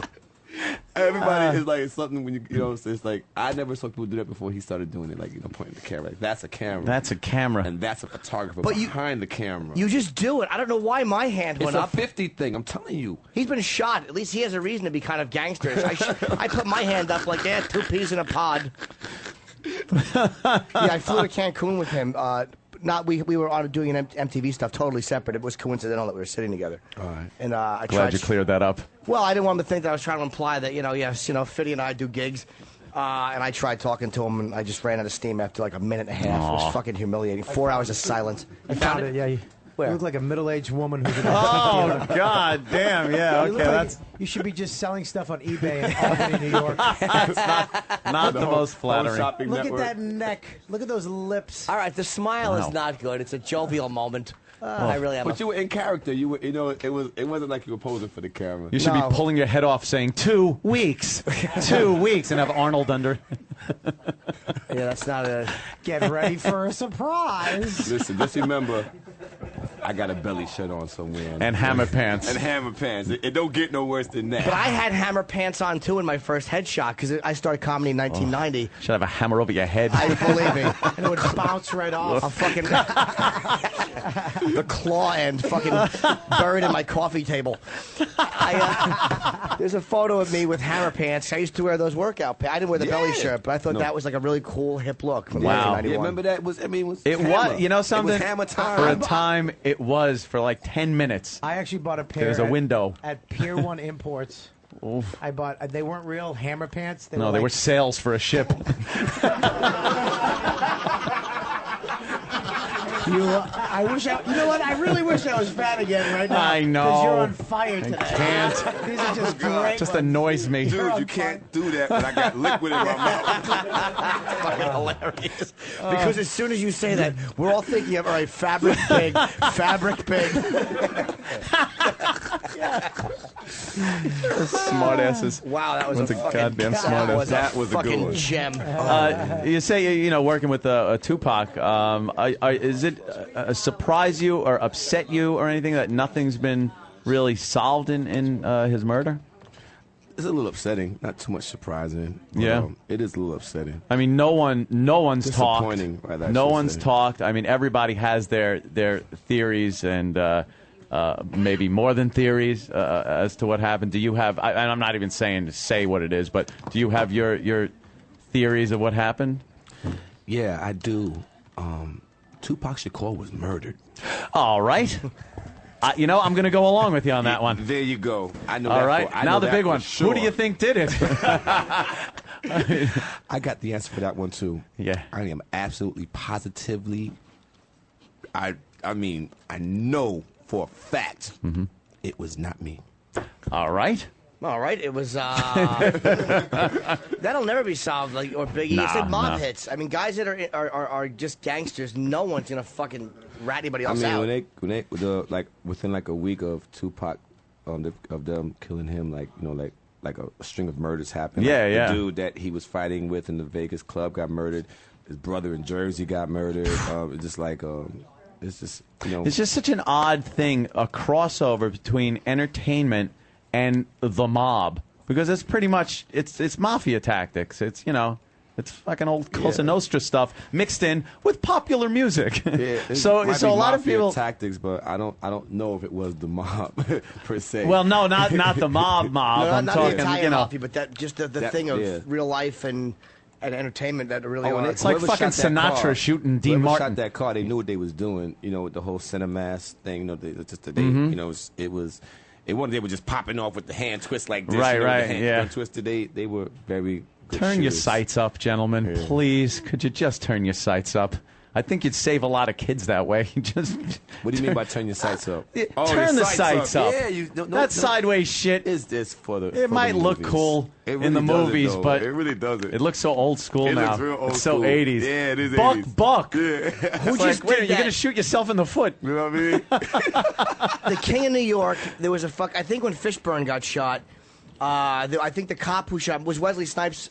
Oh, wait, no. David Caruso shot. I think Caruso at one point points Did his that? gun as a cop and You fucking did. points That sideways. It was an 80s thing, 80s, 90s. I did thing. that at the range one day just to see what it's like, and you can't hit shit. And you mess around, and we thin guys, man. You mess around and get that kickback from them guns, man. You hurt your wrists. Yeah, that's not the way you're That supposed is to not do. the way it's supposed to go down. We have, just so you know, too, Dane Cook is calling in 1 minute. You'll hang, right? Oh, You're gonna okay. hang? Absolutely. Okay, Yeah, cool. hang out. You got to Shit, play yeah. my new record. Yeah, we definitely will. Yeah, that's right. What do you got going on? Man, I just decided to put Omar on wax. One day during first season, I got a phone call from the late, great Jam Master Jay, and he was commending me on the phone, and I almost crashed because I was driving. But he commended me on the phone that he loved the work, and he had this concept of putting Omar on wax. And, I've been working on that for the past 5-6 years. I'm not a rapper, so I had to first learn how to rap. I'm like, sure, I could do it. How the fuck do you rap? So, I had to go find that out, and I've been working on it for the past 4 or 5 years. Unfortunately, the day that I was bringing the first thing for his ears, since he had spoken to me over the phone, that's the day he got murdered. Wow. Oh, shit. Yeah, so he never got to hear this in the physical, but I know he's somewhere above shining on my little effort. But so this track here, I'm not a rapper. This is not Michael Kenneth Williams. I do not want to be a rapper. This is Omar on wax. Omar don't even rap. He's throwing over the beat. And I got a real powerful track opposite Mary J. Blige. It's we call it the Mary O remix. And yeah, that's what we're working with right now. Omar Come, that's the name of the record, the name of the album actually. We'll hang out and we'll play that after we get Dane. We will definitely play that. Dane on the phone. What? We got like a minute or something, and Dane will be on. Yeah, supposedly. Mm-hmm. He was. I think we were supposed to have him. Right? What's the matter, Bobby? You don't know where he is right now? Why don't you call him? Huh? Yeah, why don't you call him in your red highlighted first guy on your fucking iPhone list? Second guy. I love it's Dane, second guy. We need you, Dane. Norton's first. Oh, he is? Yes. Yeah, I put Norton first, and then I put you second. No, you didn't. You're right. You're not even in my phone. I deleted you off of I got to pee real quick. I'll be right back. All right, Jimmy. I got to tinkle. Do we have time to take a quick break then? If we do that and then wait for Dane? Let's do one. All right. We'll take a quick break. Jimmy, go wee-wee. Right. And when we come back, we'll talk to Dane and Michael's still hanging out. Yeah, please. What are you, fucking raising your hand? Take a piss. What am I? Your dad? Out of here. Just don't touch balls? each other's weenies. Bathroom break balls?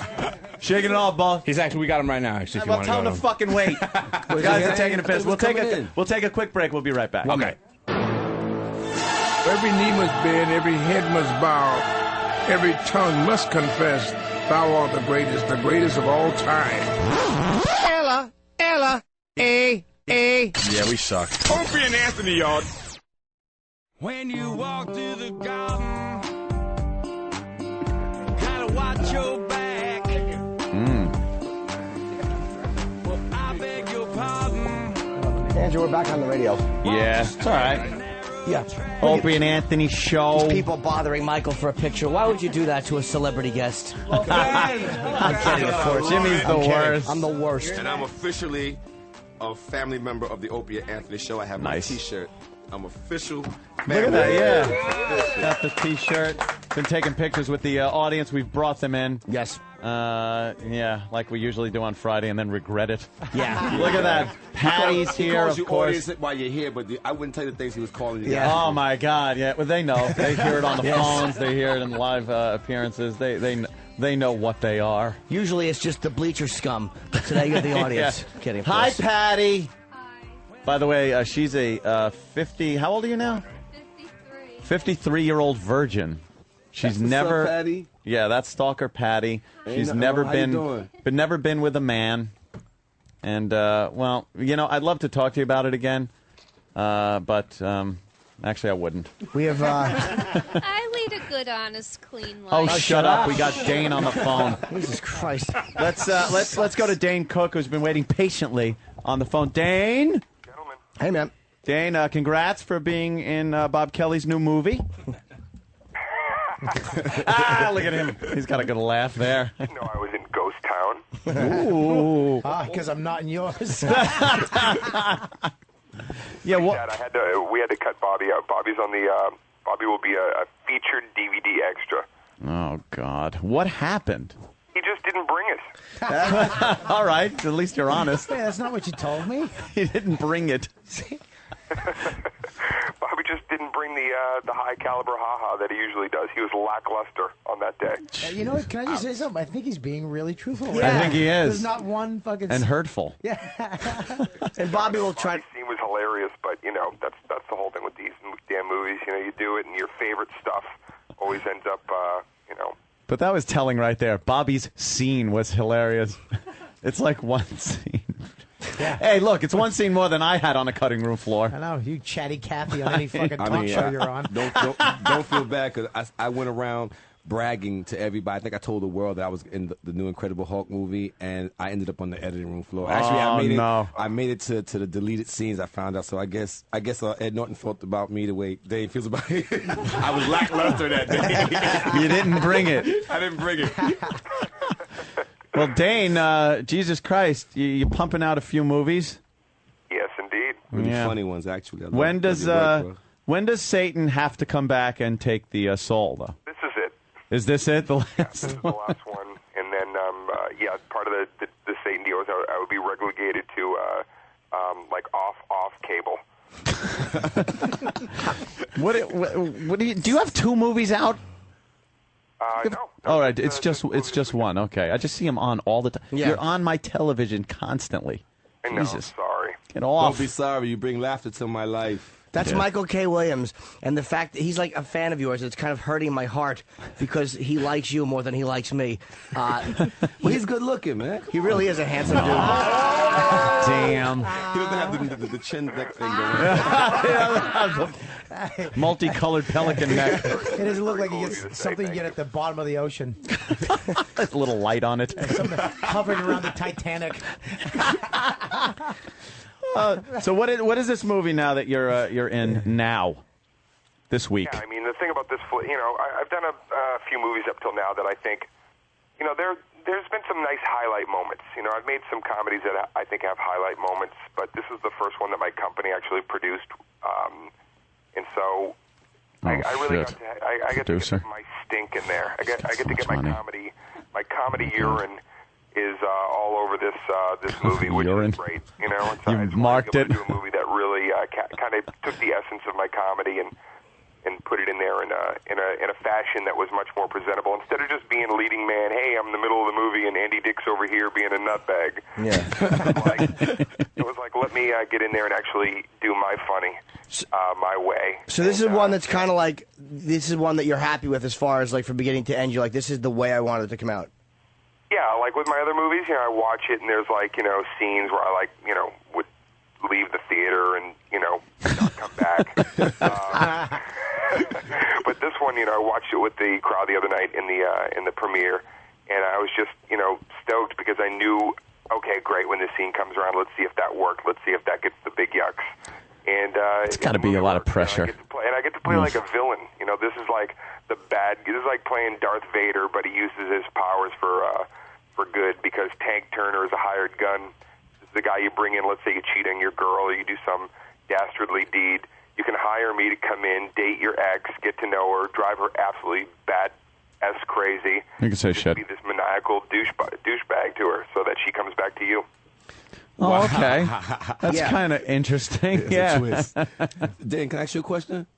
All that, and I got that's kind of interesting. No, I because it had to sink in for a minute. It was sinking in like I was getting a grasp on the whole thing. Going, I was thinking it through. Like with that. No, I'm going to use that in the marketing campaign. I can see the commercial now. Opie and Anthony say kind of interesting. Hey, thanks for blowing up my spot. Yeah, I'm a dick. Okay, you're right. I'm trying to get persnickety here, but it sucks. So kind of interesting. I'm a tool. Michael wants to ask you a question. Do you the films that you're in? You write them? You write those stories, or do you write? I know you write your comedy. Do you write your lines, or do you write? Have you written a script? Like how much in the writing are you involved with? Yeah, this is the first film that this guy Jordan Cahan, who I've known for a bit. I wrote it with him. I mean, he wrote it, and then I came in and we adjusted it for my comedy. Other movies I did, I came in after it was like, okay, it's greenlit and it's going, and there wasn't much maneuvering. But with this, it was like all the way down to location scouts and getting it filmed back in Boston and casting. So this is the most authentic film version of what I do in my stand-up. Dane, Bob Kelly. You look great, by the way. Thanks, man. Doesn't he? The Asian tapeworm worked. That's a line from the Big Fat Girls. What's her name? Anyway, that was a scene, Asian tapeworm thing. She was trying to lose weight. Come on, the actress, fat actress. I'm not gonna Ciao. Oh, the chick from Kirstie Alley. Kirstie Alley. That was she was trying to lose weight. They anyway. So Jim, nice one. Bobby, you ask me a question. Is Bobby asking me a question? Yes, I believe he is. Bob's got his interview voice going on. Well, Dane. What do you got, Bobby? Yeah. Well, first of all, big fan, and second of all, thank you for all the money you've given me. And third of all, he's listening to this ass lapping. Third of all, how funny really is Alec Baldwin in this movie? Because everything he does, I love when he does comedy. But I mean, how funny is he in this movie? I got to tell you, he's kind of interesting. Dude, Alec Baldwin. Here's the thing about Alec Baldwin. You know how funny he is, just like 30 Rock, and you know how intense he is from Glenn Ross. But you can tell the guy's like he's a titan. I mean, he should be carrying a friggin' lightning bolt in his hand. He's unbelievably just his presence is. I say about Alec, it's like if there was a bull in a china shop and Alec Baldwin walked in, the bull would sit there and patiently wait for Alec to leave. Yeah, he's just he's kind of scary. There was a day on set. I always have what I call like my A-lister ball bust moment, and I do it with Costner, and I did it. Every movie I've done, there's that Kevin about 2 weeks in where I'm like, okay, I feel comfortable enough with this person. I'm gonna bust their balls. And with Alec, we were shooting a scene one day, and he was really pissed off because he couldn't get this little monologue down the way he wanted to, and it just wasn't coming out. And so I'm standing there with him and the director and writer, and he's really going on, and he's just like, I don't feel like this works. This is something that we need to rethink. Wow. And he's going on and on. I finally just said, listen, Alec, sincerely, this is what I'd like you to try. Forget the monologue. Just say Beetlejuice 3 times in a row. And he just, his eyes become razors, and he stares at me for about 3 seconds, and then he just went, Beetlejuice. It's just awesome. Yeah, there was something about. I was just watching The Departed last night again, and he's great in that one too. Yeah, no, the guy's Alec Baldwin. He's a tremendous actor, and I couldn't believe we got him. And then he just came with the funny, and he'd rewritten scenes, and he was improvising. Again, the DVD stuff is like always a lot more fun, even because you get to see two people just kind of going toe-to-toe. So it's a funny flick, and he's great in it. Dane's publicist is saying he's got 1 minute left. I guess they got a phone thing. We're doing a phone tour. Oh, those are so much fun. Dane, this movie, this isn't like a romantic comedy, because some of the trailers are like, it looks like a Kate Hudson's out to meet the guy of her dreams or some shit. But this is a pretty edgy flick, right? Yeah, the movie company, they have to try to, pull in as many asses in seats. So, with me, they're trying to get more vaginas in the seats, I think, with that. The movie poster looked a little kind of chick flicky. Yeah, no, I had a little fun, roasting the poster there about a month back because I couldn't stand for it. I was like, okay, first of all, I wouldn't. If you look at the poster, I or no man on earth who has any balls at all would crane their neck that far for any woman. Yeah. What's the poster? Can we see the poster? Over my shoulder, that far, like an owl at a woman. Shoot me in the chest. Dude, we've talked about this before where when I used to go into Blockbuster and stuff, I would get douche chills just looking at some of the video covers. Yep. There was some where the actor would be looking at the female lead and giving that, oh, now you, and she's got her arms crossed looking over her shoulder like, well, you too. Yeah, don't you think of it, mister. And I'd look and go, there's no way I'm ever going to see this movie just based on that. See, and you're looking over each other's shoulders. Look at your face. Holy fucking Photoshop. Yeah. Those aren't even my lips. No. Yeah, those are like Angelica Houston's lips from like 82. And the guy's standing there kind of watching this whole thing go down like, oh, let's hope. Yeah, and you got the scruffy beard thing going. Wow. Yeah, honestly, I never even posed for that picture, and it's so weird. So I had to, it's the comic side of us that you just want to, you can't let those things go. So I just told Lionsgate, listen, I'm going to bash the poster because it stinks. Yeah, you ought to just go around and every time you see one, draw a big cock into Kate Hudson's mouth. Yes. Like I don't know. You take a Sharpie and just do it. Nothing personal. Just it would make the poster funny.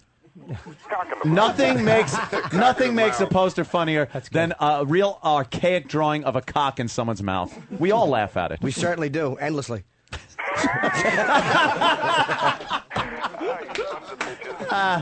Your publicist is giving us shit, Dane. The movie comes out today, right? Movie opens today, yeah. All right, well, it's called My Best Friend's Girl. It was obviously with Dane and Kate Hudson. Right. And Bobby Kelly's coatail, Dane Cook. Do you see me at easy? What? You are. You're Opie's. What? Can you see me at all in the movie? Like even like a cheek? That sounds sad. Fat shoulder. Oh, that's sad. Wow.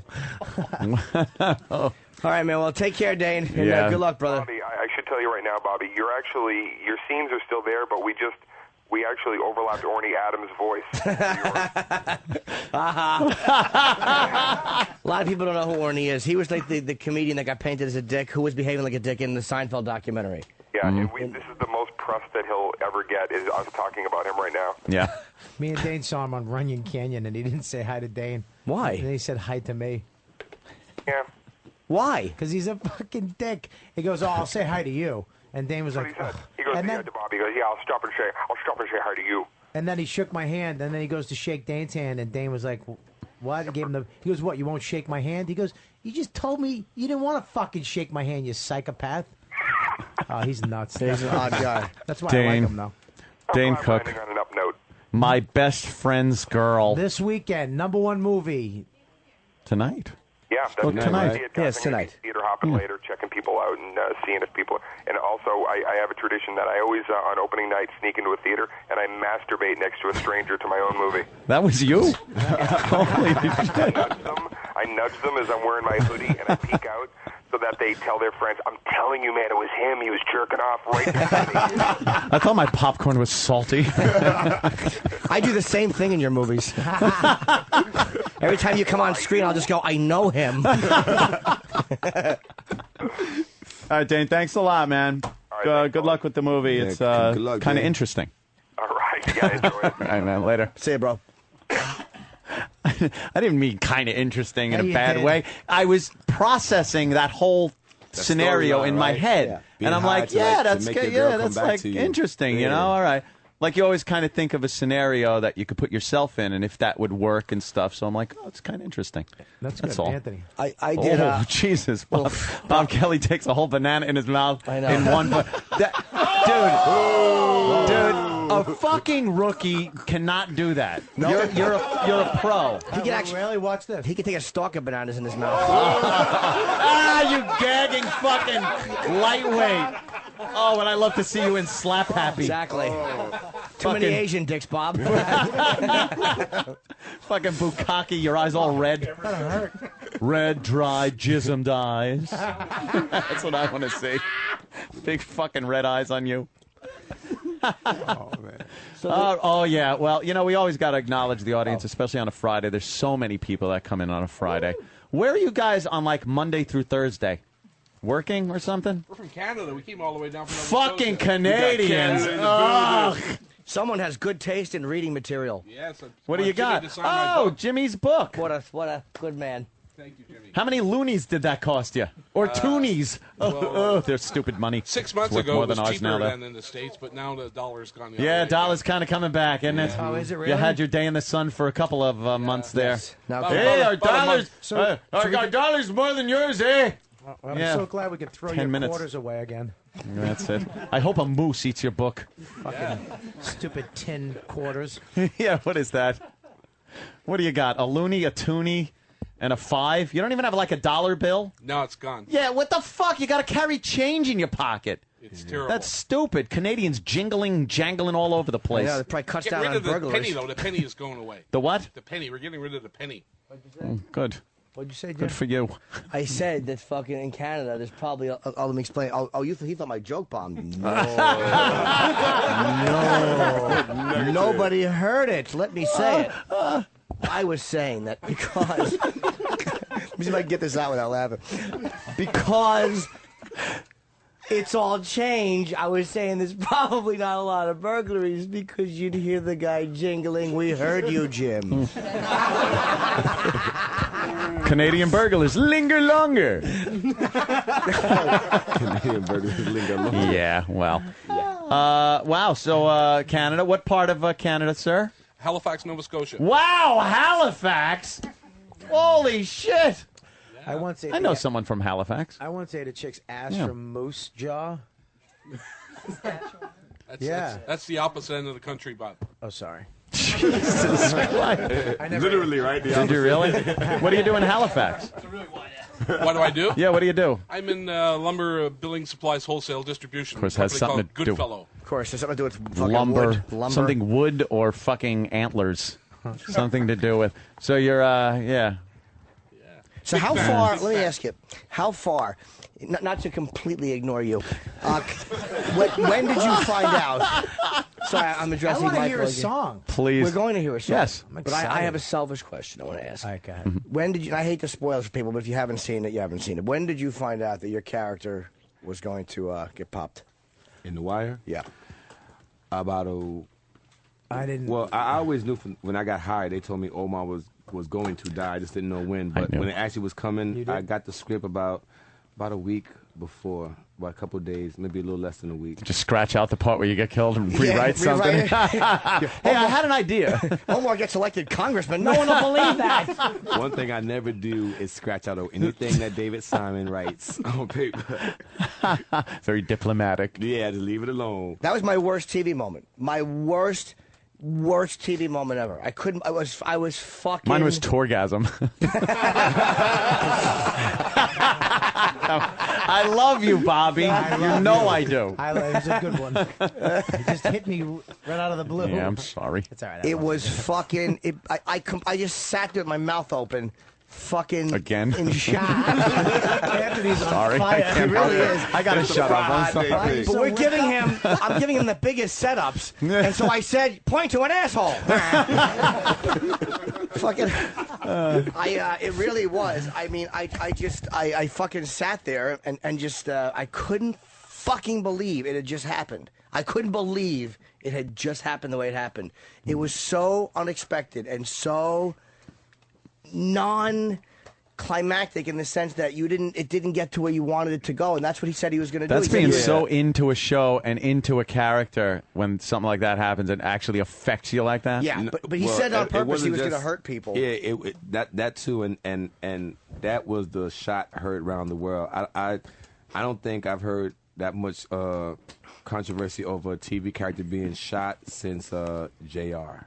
Yeah. Why though? Because what I don't get is he's a bastard. He's like a bad guy. But he's not really that's what the whole premise of the show was. Not all the bad guys are bad. Not all the good guys are good. Mm-hmm. But I think what hit people so hard was because it was so unclimactic and so unexpected, and it was not what everybody wanted to see. That's the way shit happens. Yeah, you know what I mean? Exactly. Yeah, real life. yeah. That's, when you least expect it is when it happens. So And that's very it's very symbolic of where the average state of mind where the youth is in Baltimore, in the hoods at least. Life is real cheap out there, and that's what's going on. But me personally, as an actor, just the Michael K. Williams moment, I was kind of glad that the whole Marlo and Omar gun battle in the middle of the street thing didn't happen. I think we had shown enough of the whole black on black thing, and then. Two, I didn't really believe that Omar would have. I just didn't want them to like desecrate his body or like to make him torture or to make him suffer in a kind of way. Mm-hmm. So I was kind of glad that a little kid came and just put him at rest as opposed to him having his long dragged out painful thing with Marlo, Chris, and Snoop.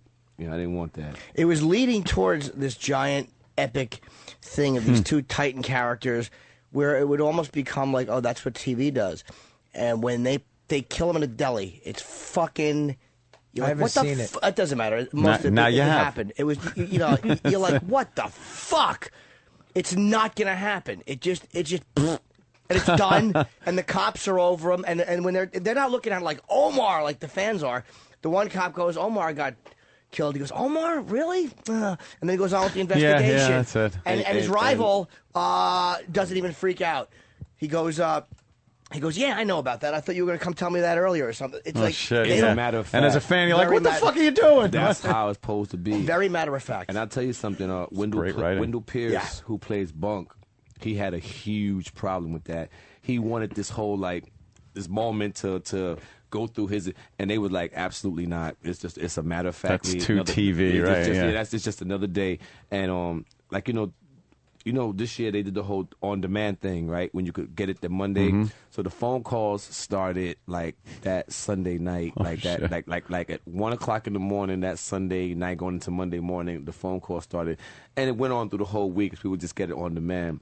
It wasn't until that Sunday when it actually aired, that I had to stop answering my phone for a little bit because it just was because people were coming at me with all the emotion, just the morning emotion, and I was pretty good with it. Man, it's so good. This is a TV show, man. It's so good. Bigger things ahead. But there was one phone call that that pierced my armor, and it was from Wendell Pierce, who plays Bunk. He was somewhere, I think in New Mexico filming. I was in Arizona working, and I was actually on my way back to the airport.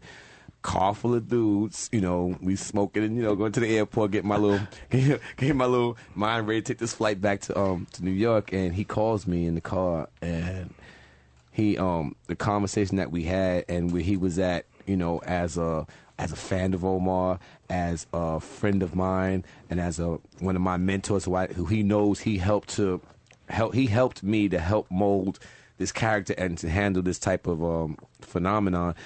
For him to hear him on the phone where he was at mentally and to hear the things that he said to me, it took me there. And I was like, yo, Wendell, I cannot go here right now. I'm in a car full of dudes and you taking me there. But he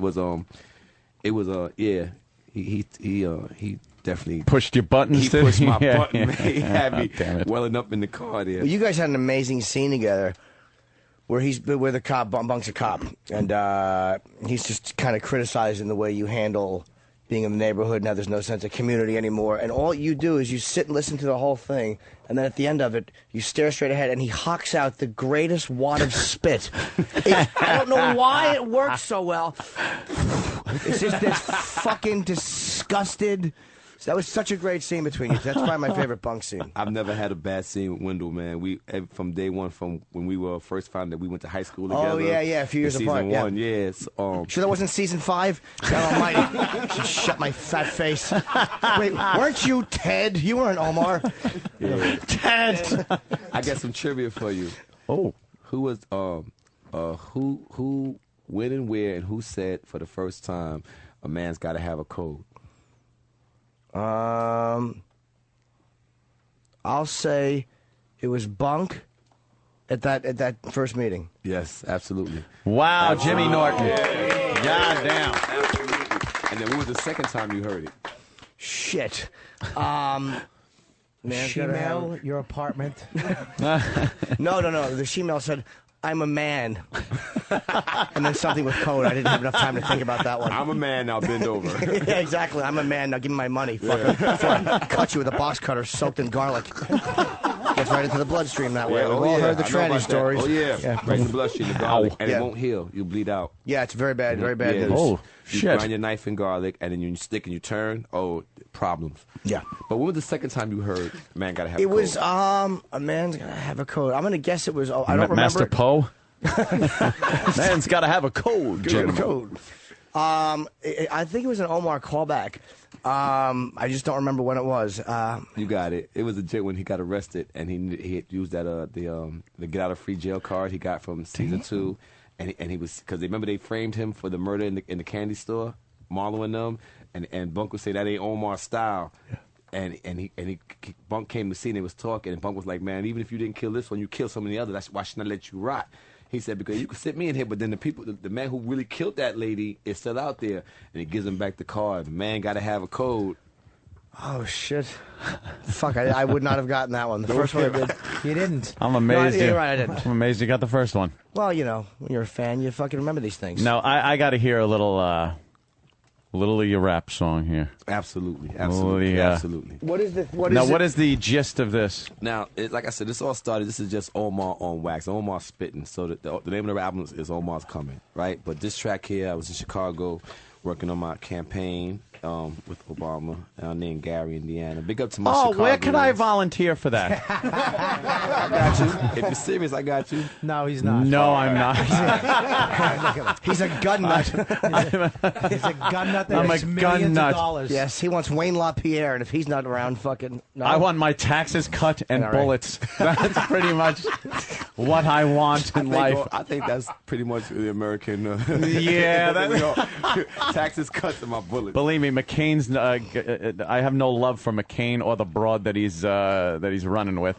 But I got some love for the broad. She has a juicy little rump. Isn't she though? Yeah. My goodness. You know she fucks too. She's got 5 kids. Man, so you know she likes a dick. Yeah, you look at her, she get pregnant. Yeah, she's 4.5. Yeah. Whatever. Yeah, the last one.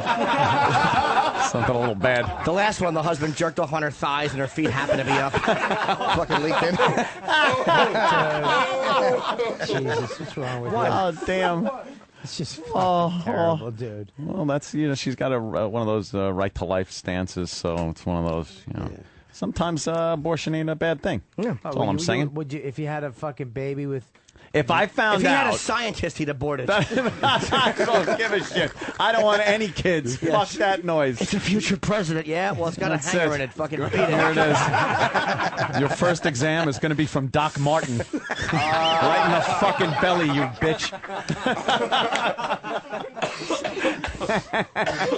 I don't need any of that shit. God. Oh, I just can't wait till the end of this when I suggest to Michael that he and I like trade numbers or something, and he's like, "Oh, my agent's email."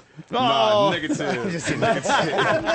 don't like the way you just set that up on air. So I know, so now it can be done. Hold on. You are a fucking chick. Yes, You're a fucking chick. Hold on, I know that, but don't deconstruct it until later, stupid. Hold on. Let me interview my friend like he's not my friend. So, Dane, tell us about this motion picture. Oh.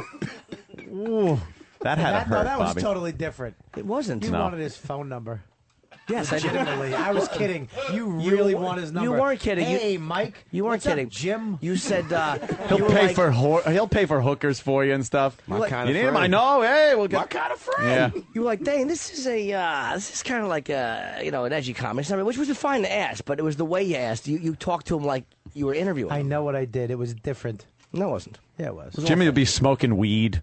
Oh, no, I won't. No. I don't go there. Oh, no. I quit many years ago. That's your problem, my friend. One demerit. You don't smoke. One demerit. One demerit. I guess I have to live with that. Why, you smoke weed, Tony? I get a contact high. What does that mean? Off the whores? Apparently, Canadians only smoke pot. The whores you have at your house, all 18 of them Canadians smoke a lot of pot, don't they, sir? Some of the best pot come from Canada. Almost legal. Some of the best pot it's almost in the world legal. comes from Canada. Yeah, that's where all the good shit is, apparently. Good shit is out there, bro. I hear everyone in Halifax is stoned all the time. What? Pretty much. Yeah. All the money they should be It's a great spending. state of mind to be in. That's why what I they're so hear. relaxed over there. Yeah. No stress. The place is clean Canada, and relaxed. they know they got us down south protecting their ass. That is true. They create nothing. They don't even check terrorists. They're like, you got No. something strapped to you. Go right through to Buffalo. Fuckers. Anyway, getting back to my record. Yes. This is called Omar? It's called the Mario Remix. What happened was I was in Chi-Town and I was this track came to me. I heard it. It's actually the original is with She and Big Boy from Outkast, right? It's the same vibe song, but I heard it, and so we remixed it, and it's called the Mary O Remix. All right, we'll give it a listen, man.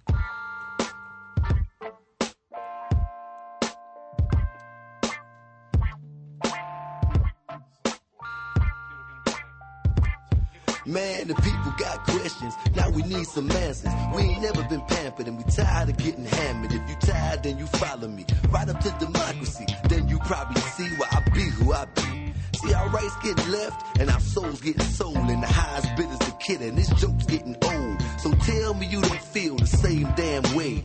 Day after day, like you in long run day. You got something to accomplish, but you're stuck in the nonsense. The forecast is plain ass. You gotta respect the rain check. Nah, folks, America spilled a yoke a while ago. Breakfast was supposed to be local, instead it's just logo.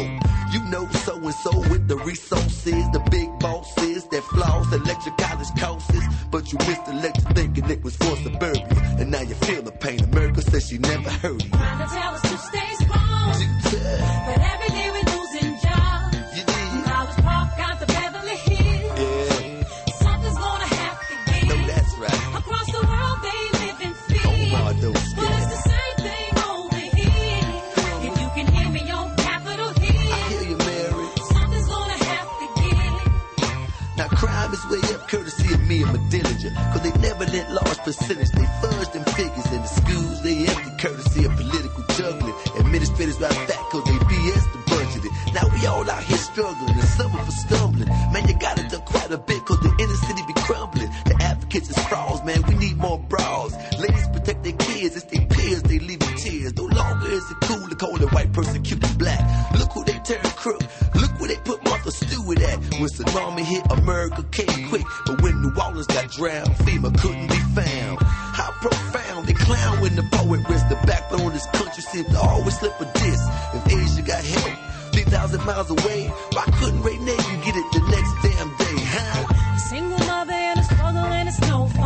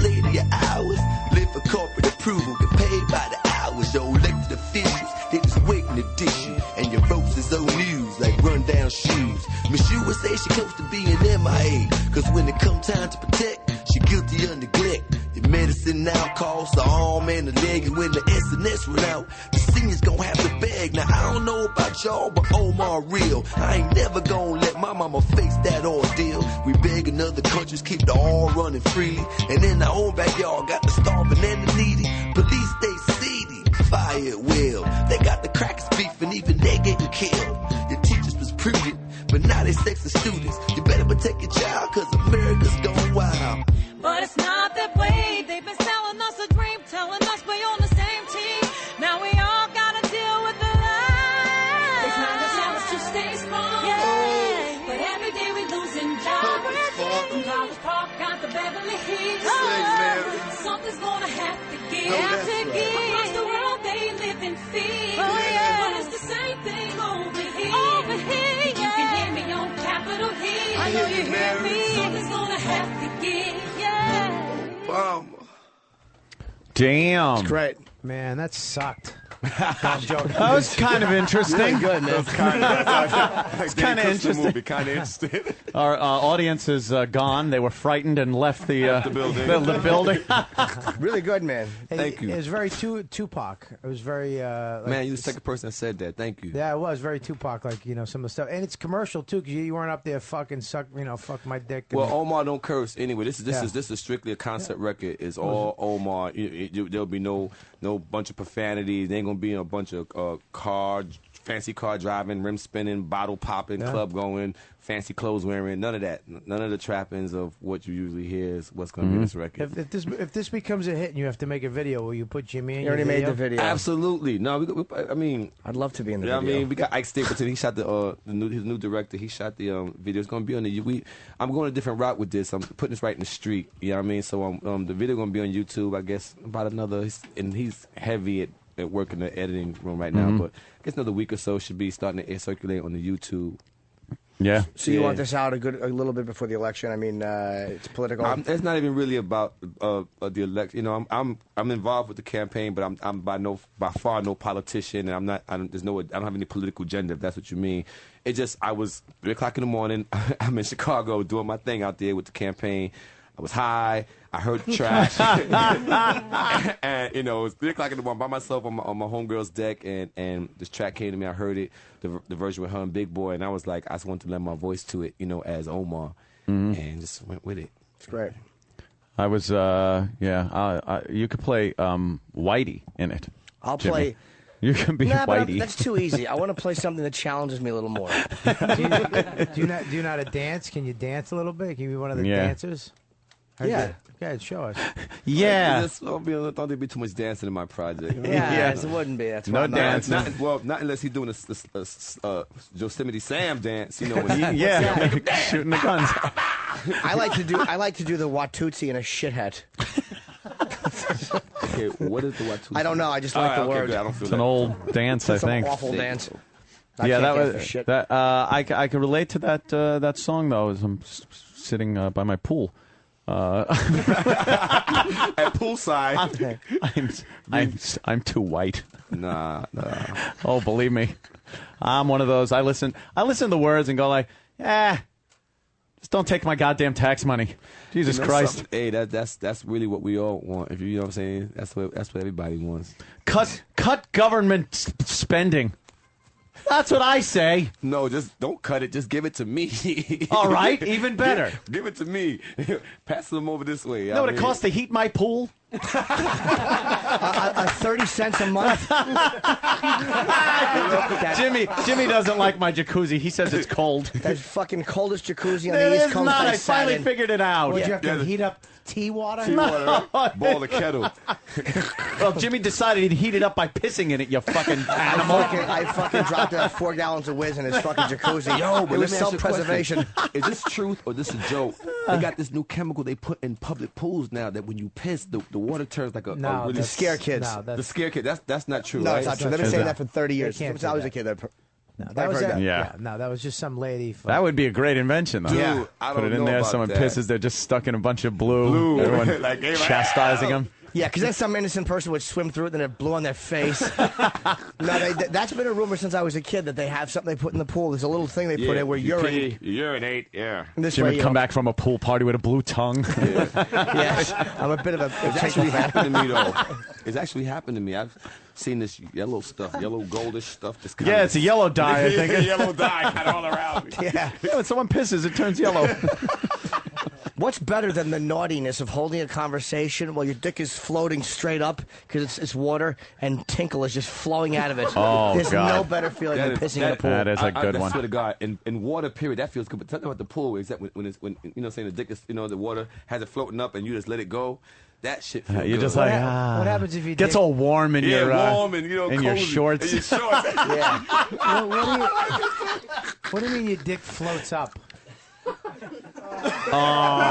Bobby. Oh, poor Bobby. Bob's just stands out like Bob naked in the pool looks like the fucking cover of the Nirvana album. Yeah. And Michael's is like a U-boat periscope. They call him Nessie.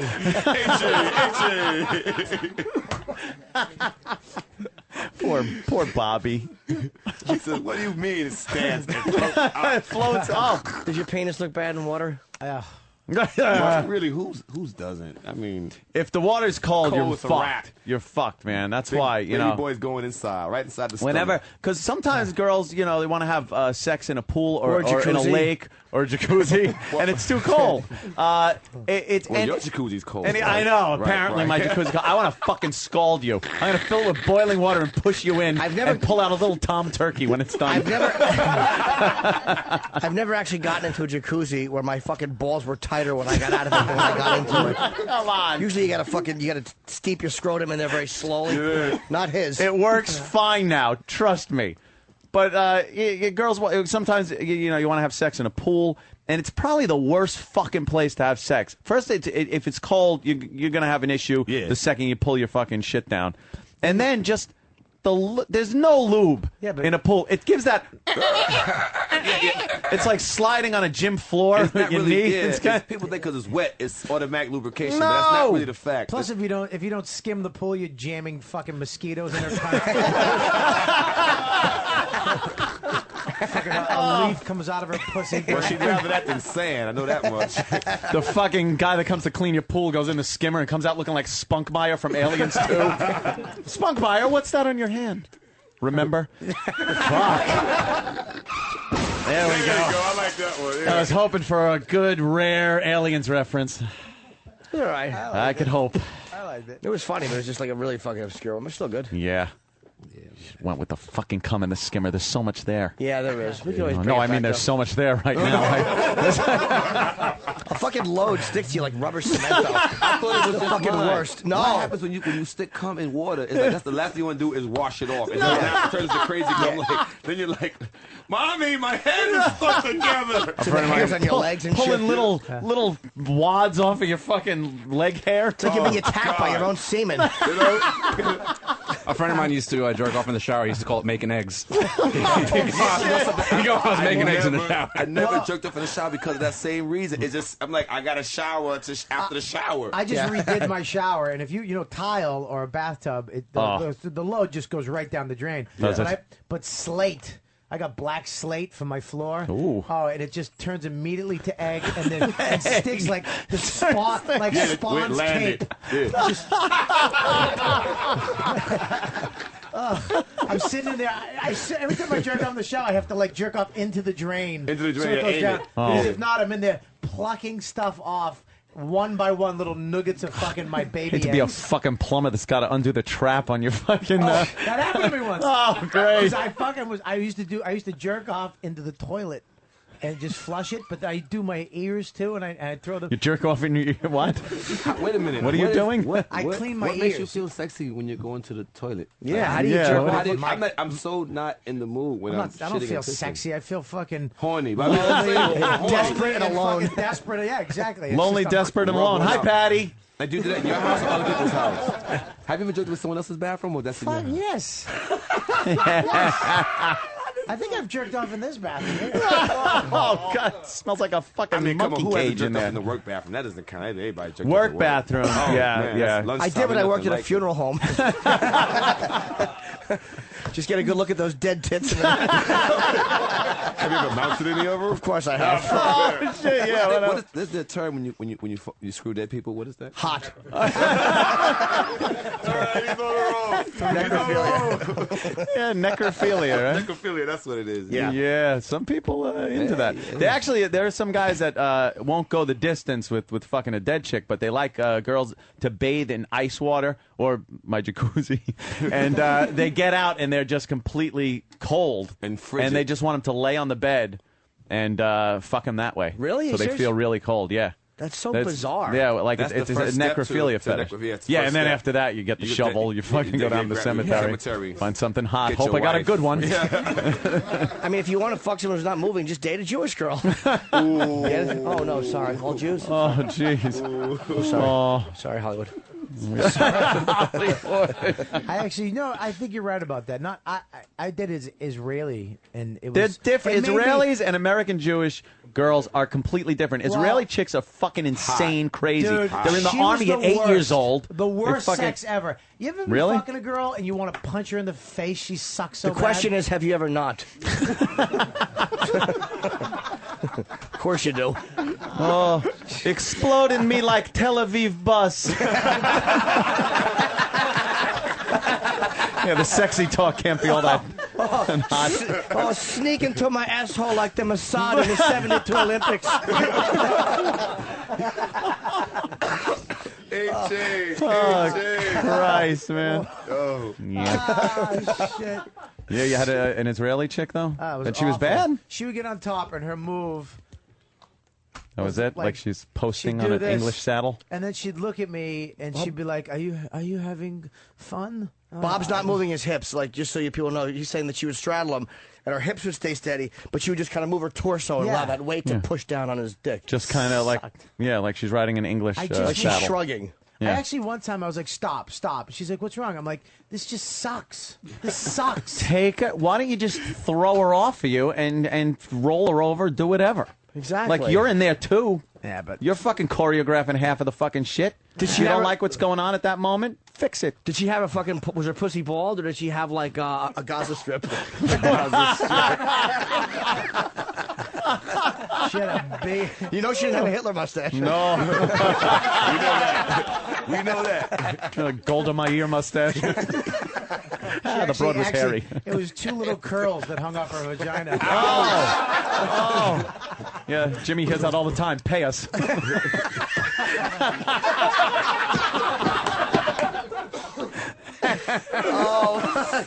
Oh my God, a Jewish hooker pun.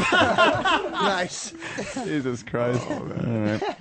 Well, we're wrapping up real soon. Yeah, like 5 minutes. Any interesting stories in the Observations? crowd? Sir?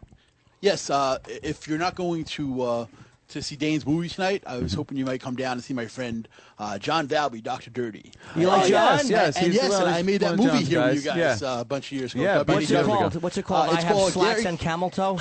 No. Holy shit. Your pants are really tight, sir. Yes. Stop for 1 And your second. balls are fucking giant. Look out! Doing the tie dye. Holy shit! Yeah, You have giant balls. Okay. Jesus, this kid's All all right. Well, bag. that's a nice observation too. Wow. Unlike Omar, though, this is of course completely filthy. You guys remember Dr. Dirty? John Yes, Valby. we know. Do I saw we Ron not Lombardo remember recently. Dr. Dirty? They'll have an opportunity to purchase. Oh my Garrett God! Pepper presents, I said John interesting. Valby, Dr. Anyone have anything O-N-A-N-T interesting Day. to say? What's Pat doing here? Weren't we supposed to do We Fit today or some shit? Oh my God. Yeah. No, sorry. Wait, you guys got a Wii Fit already? Yeah, we were going to do a We Fit with a bunch of people that are completely out of shape. Like Pat from Unaki. Come here, Pat. Grab a mic. He was in the How did Nathan's. you get a Wii Fit? I mean, they're like No impossible to shit. get. You know what? You say it on the air. You go, I need a We Fit. I need a and Wii there They Fit. pop I need a up. Wii There you Fit. go. Michael needs a fucking We Fit. You get him Damn one. right. My I'm friend wearing my Jacob probably workout gets one. clothes. Yeah, Pat from Unaki is. He has been. How many years running have you been in the Nathan's hot dog Last eating 4 contest? years. Last 4 years. Yes. He doesn't really come in fucking good. He's really bad at it. But he qualifies, which is, Yeah. big. I get to the big show. Yeah. He gets to the big show and doesn't wear shirts that promote the radio show. You're not allowed to. But everyone else is allowed to wear fucking costumes. You can't promote anything, Is that you crying? Yeah. That was actually whimpering. It's my faux crying. Let's He was whimpering. Pat's got a hell of a life. He lives in a trailer right at the end of the runway at, where is it, Teterboro? Yeah.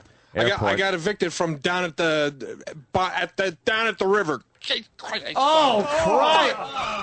Wow, did you down tank by on the that river? one. Oh, here's that joke. Back goes Griffey looking up. And it's out of here!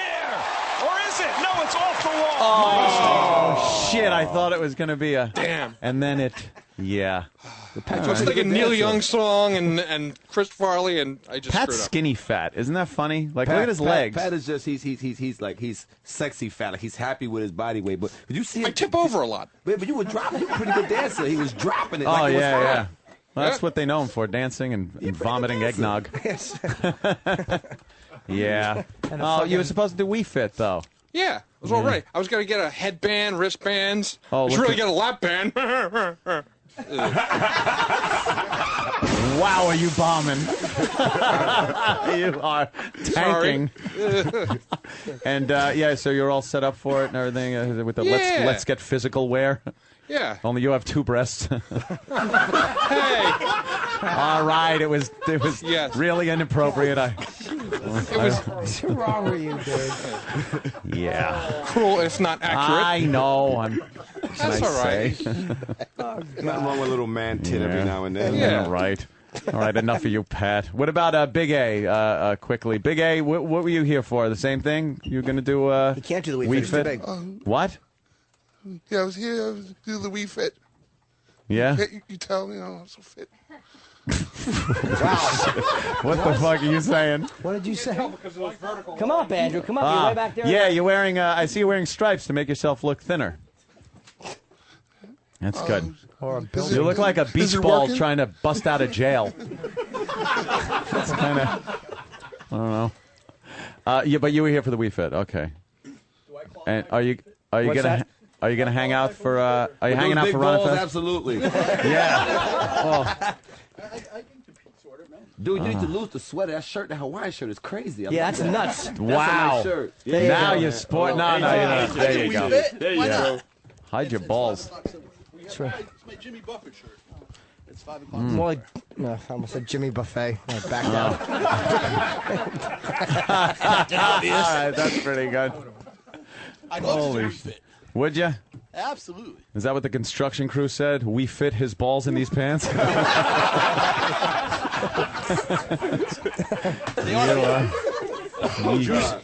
Yeah.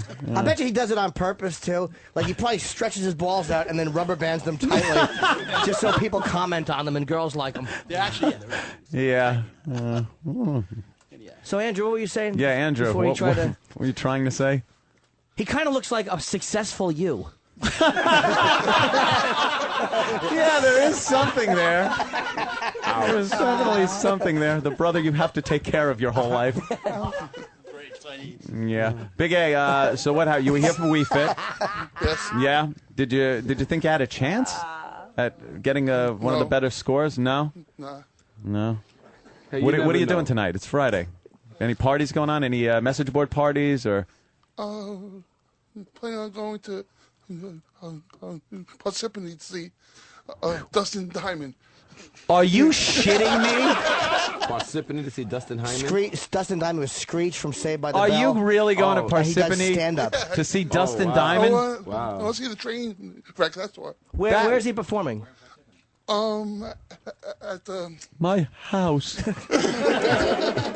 Where's he performing? Quickly, where is he? Where? Andrew, where? Oh. Andrew, Parsippany, where? What's the place? What place? Andrew, where? places. Oh man. Oh, what's the name of that place? Andrew, where is it? Hotel. No, but where? In Rwanda. Yeah. The Overlook? The Overlook. Yeah. Andrew's stance is so fucking wide. Looks like he's made out of cardboard. It's very. He needs a wide stance. You don't put a small foundation on a giant building. Well, look at this. Look at Pat. Yeah, look at him.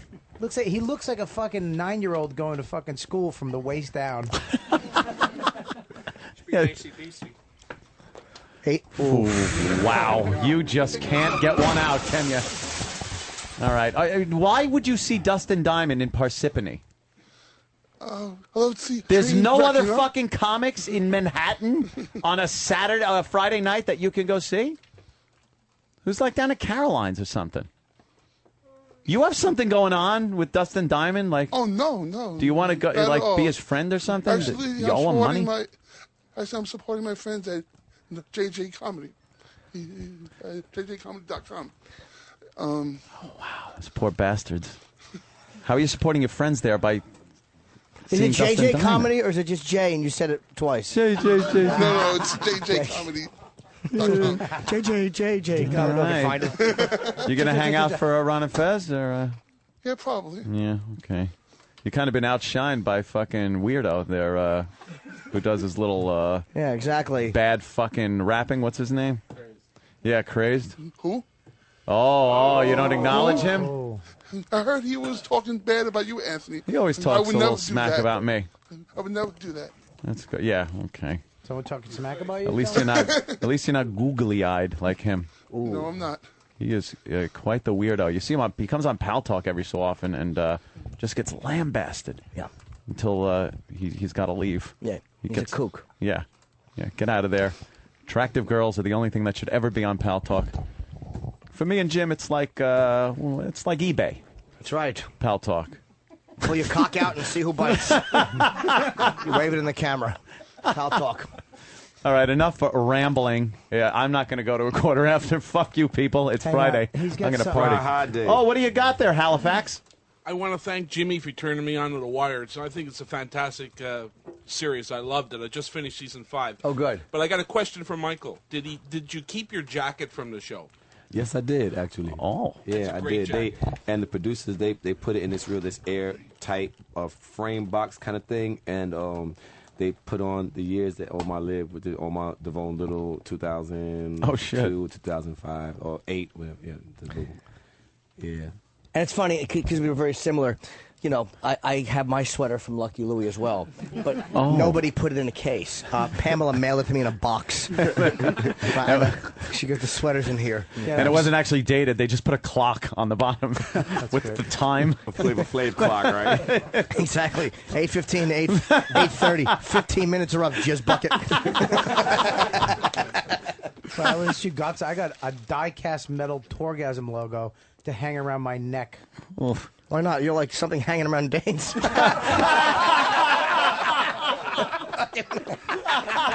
like that. He goes, yeah, I have a 300-pound albatross. I don't like the tease just as much as a coattail jumper. Dice, O&A, fucking Colin, back to O&A, over to Louis. Jimmy's a success hopscotch player. Hey, I'm a bullfrog on a bunch of lily pad coattails. I'll fucking hop from one to the other forever. What do I care? Yeah, that's right. Exactly. But I would say, how about a nice hand for our guest, the great Yes. Michael K. Williams. I like when a guest can hang out and just have fun with us for the whole show. It's fantastic, man. It's the greatest, one of the greatest radio stations I've ever been in, man. Just I've never seen with the audience. It's fun, right? Yeah, it's just hanging out. Fun. You Yeah, know, hanging out, just man. bullshit, and that's pretty much what this show is. We don't know what we're doing on a daily basis. And that's what it should be. Well, as long as the bosses think we prepare, we're okay. Well, you know, you called to wish me a happy birthday. Yeah. That was fucking. We got you on the phone. That was great, Yeah. and it was supposed to be a big surprise, but then Roland. Where's Roland? Yeah, Roland Before we wrap this up, blew the whole thing. there he is. Here he comes. Roland. Here's Roland. You said that Michael was a difficult guy to interview. No, I did not say that. No, he didn't say. But he said like the day when Michael. Lying. I am lying. But the day Michael called in for my birthday it was like a big surprise, and Roland goes, "Well, Michael can't call in until after 9." I'm like, oh, "Good." Oh, great. Thanks. Yeah, blew the surprise. Do you think if Al Qaeda cut his head off, they'd play volleyball with it? It's They'd just probably eat out of it. Or like it would be one of those comedy clips where they'd cut it off and it would roll away and they'd be going, look, it's rolled. It's a scary movie. It's so round. I'm not saying it's bad looking. They'd probably I'm just saying it's very round. They'd wear it on holidays.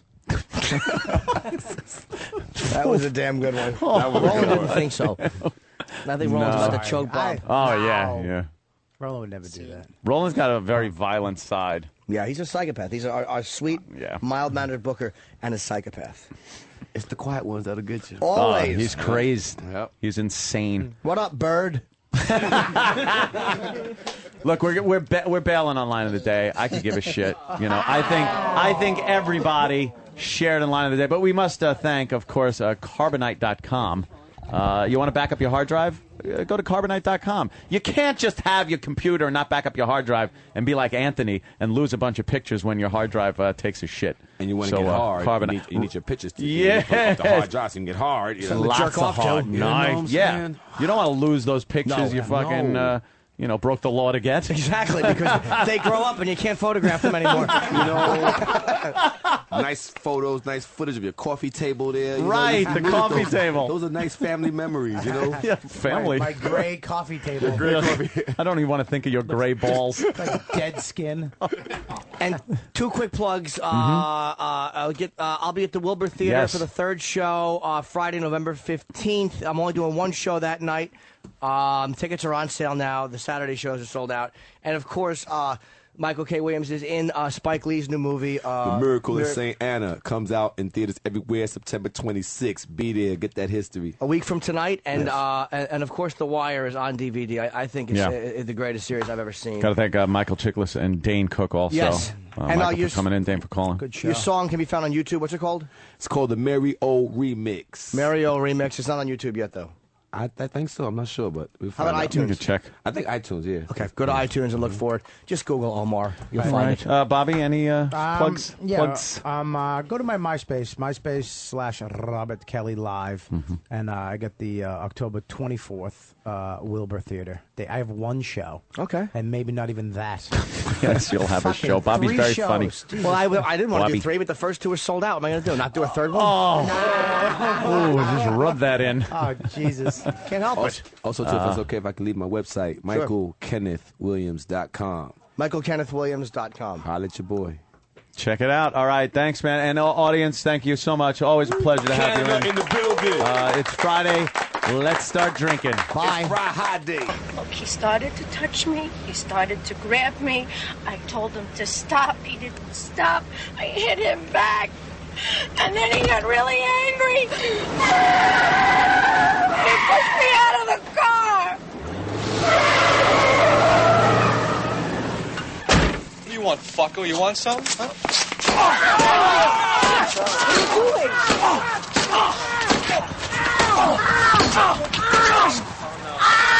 Fuck! I broke my knee, man. Fuck! I swear my fucking mother, if you touch her again, you're dead! Oh, hold my hand, man. I gotta squeeze something.